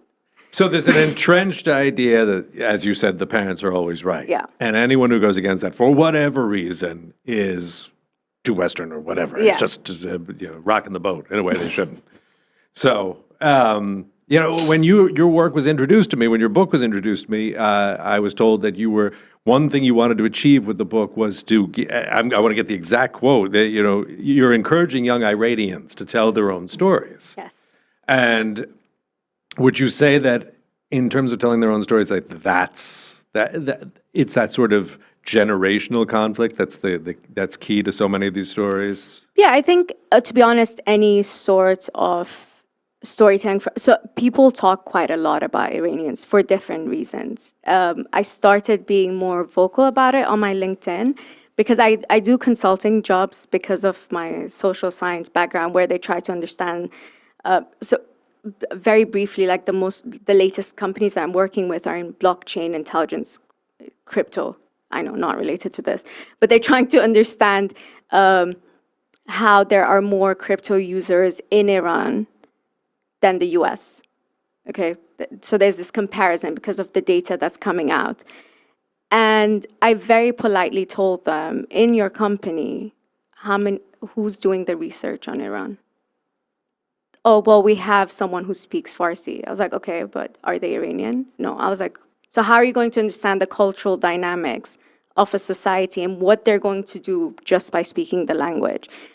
So there's a lot of conversations about Iranians or about Iran, but we're not in those conversations. This justifies what I was literally just thinking about, that yes, there's lots of talks about Iran, whether politically, culturally, religiously, historically, all this, everything. But yet we are still unable to understand properly, while it's just 1 hour away by flight, right? We are able to understand other cultures who are way further in terms of even cultural-wise or regionally, but still we are unable to understand Iran fully. Now I understand why. It's because these stories are never coming from Iranians themselves. Yes. What would Iranians themselves talk about? We would have a reasoning of why, for example, we have so much nose jobs. as I was expecting more than you. sorry. Every chapter eventually comes around a nose job. The nose by job the is way. very important. No, but I mean, we justify even bigger things that are happening. Because after my social science, I realized after that degree that quite a lot is political. So I did an international relations degree to understand the politics behind our societies. And even when I teach, and when I would teach politics, I was like, guys, always go back to your parents. The dynamics of your parents and your siblings explains what happens in a bigger context. So even when people are trying to figure out what's happening within countries right now, it's like take an average family from that country and see the dynamics. Who calls the shots? Whose word, comes out at the end? So a lot of Iranians could very openly talk about what is happening at every level quite easily because we have them within the households, Trying very hard not to. It's a power game. Yeah, it's all about. Yeah, because it's difficult not to get political, and I won't get political, I promise.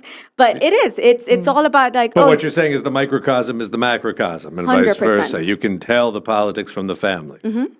Yeah. Probably, and like you said, it's probably true everywhere on the planet. Yeah. When you look closely enough. Yeah, that's why when we see things happening, it's usually led by the youth movement. I can't remember the name of the Aladdin song, the one that was. Voices, I think it was not in the classic cartoon. It was in the live action, the recent one. Will Smith. Yes, the one with Will that one I Smith. didn't Yeah, see. the song we're coming from. I yield the floor. Yeah, a far place. Yeah, she kept highlighting about her voice, and you mean the for princess. Jasmine? Yeah, the Jasmine. She kept talking about her voice, how it's not heard. It's like, okay, she looks great, she wears the best things, she has this access to this palace, but it doesn't matter because her voice is not heard.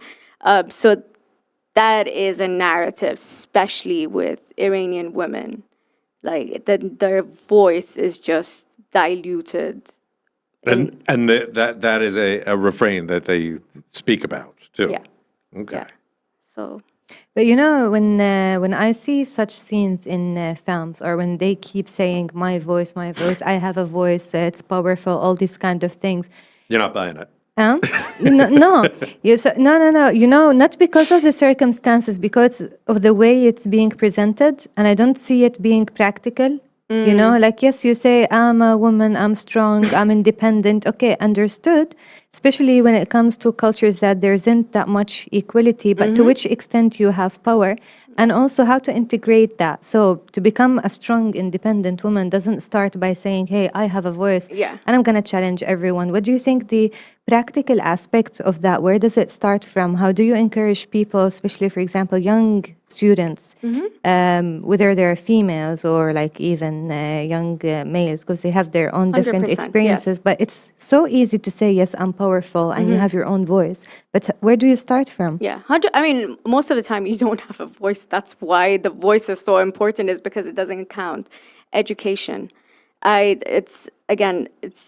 always tell young people, if you can, get educated. I was 18, I got married. 3 months after I gave birth to my son, I started my degree. And everyone's like, why are you doing your degree? I was like, well, I still need to be educated, right? So education is the key to actually get that voice in practicality. That's what we don't see in films. Yeah. Like it's easy to see a woman dancing in a palace with a tiger saying, I have a voice. But why But what they do you don't do with that mention, voice? yeah. Education teaches you what to do with that voice. Education is extremely, for me, I was able to gain my independence from what I was experiencing. I wouldn't say necessarily comfortably, but I was still able to do it because I had a master's degree. I could go get a work. Like I could get a high paying job. Even if that meant, cutting out the lifestyle that, let's say, I was used to for a few years, I was able to do that because I had a degree, because I could get hired quite easily. And if this work didn't work out, I could go to another one. So education was that tool for me. So educating yourself in whatever field it is, but getting, a skill is extremely important to get, so that you can make more choices, right? It's not about, oh, I'll be a strong, independent woman. I don't need no man. No, I love my husband. I need a man. I have 2 sons, right? So the dynamic of like being a strong, independent woman is not the opposite of hating on men. That's not at all the thing.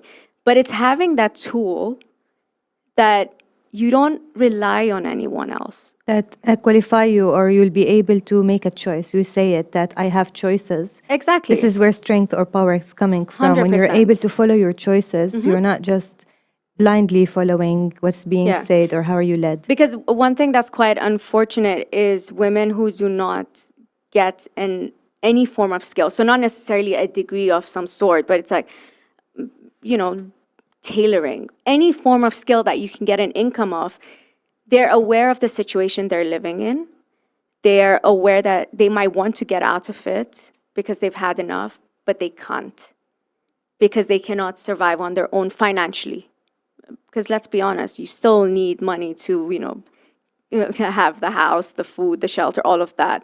So getting yourself independent, knowing that you have that backup, is the ultimate power. And then move on with your life. And the only way it can be done is with education. Really, yeah. Because, again, as you said, you have a voice. Everybody's got a voice. Exactly. If you don't know what to do with it, it's useless. You need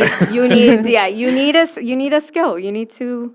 And to show just what a consummate professional I am, to bring in AI, because when our guest last week, and we were talking about AI, like everybody on the planet, and we were saying the same thing, that AI is a tool, but if you don't have the knowledge and the skills to use it, it's not a useful tool. I was just going to say, your book. This is something that AI cannot produce. You know why? I just when we were talking about voice, AI has the tool, but it doesn't have a voice. Yes, exactly. We got it. Well We got it. I knew somebody would nail it exactly. Yeah, that's the quote of this episode. Yes. Put that on a T-shirt.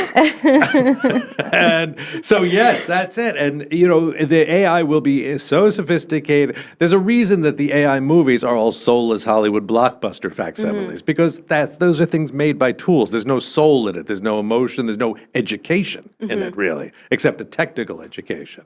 Yes. And the AI software could produce a facsimile of the Quiet Revolution, but it wouldn't have your experiences. It wouldn't have your soul. It just wouldn't be that book. And anyone reading it would know that too. Yeah, 100%. And the complexity of like the emotions that you go through, up and down, changing your mind about. I question myself so much whether maybe I'm using my voice a bit too much, or am I being westernized? Is this not Iranian? Am I trying to be someone else? So I think that also does not necessarily come through with AI. Which part of your story you thought that it might be too much, and you questioned yourself if you should actually share or not? The last chapter. What I finally do. Okay. What I finally do, what the doctor, I'm not saying he told me to do it, but when he said remove it, I thought I was going too far, and then I was like, okay, the publishers are going to tell me I've gone too far. Someone's going to tell me I've gone too far. The fact that no one told me I went too far, I was like, okay, this is good.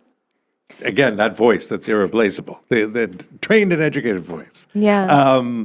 You were going to say that. I just want to say, because we are getting low on time, I know most people are listening and not watching. I don't know why they give away eye candy like this, but it's there on YouTube if you want it. But for those who are watching, can you hold up the book? I guess so, round about there somewhere. Yeah, there it is. The Quiet Revolution. My sister designed this. Beautiful. I would just like to give credit to my 20-year-old sister. It's got a very Audrey Hepburn thing going on. Is it's it? Simple, stylish, the pink and the black. I don't know why it makes me think We'll Audrey add the Hepburn. details as well with the show, whether on podcast, Apple Podcasts or Spotify. Well, yeah. Pink is my favorite color, and that was my previous life. And just painting. So black, it says it previous all right life, and there. pink is the current one. Why are you calling it the Quiet Revolution? Because it's such a contradicting name. Because I did a lot of this on my own without telling anyone my decisions as I was going through what I was going through. It was very public what was happening to me. By public, I mean my family, friends could see what I'm going through. but the decisions that I took were extremely quiet, and I knew perhaps the chaos it might cause. So that's the revolutionary part of it, but it was quiet because it was between myself and... Not even your husband or your kids are No. aware of any of it. No, I told my son for his 18th birthday, because it's this year, I was like, I'll give you this book. And then he'll be surprised, because I don't think he's close, because this is what my son sees, the pink part. You know, he sees the mom who loves Mary Poppins and, you know, still wears pink and has a lot of like fun and like with my poodle and, you know, life is quite fun. I mean, he's aware because his parents are divorced, so he knows it wasn't all rosy, but he's not aware, and that for me is success. Yes, that's true. That for me is beautiful. Before we end the show, because you have lots of stories, you are also exposed to so many stories from your students and others and stuff. Anything you want to share in general or specific? That's a broad order. Sorry, I can be specific. Once upon a time. That's so much. That's so much. Maybe a topic that a couple of people who have read the book have told me, it was not the let's say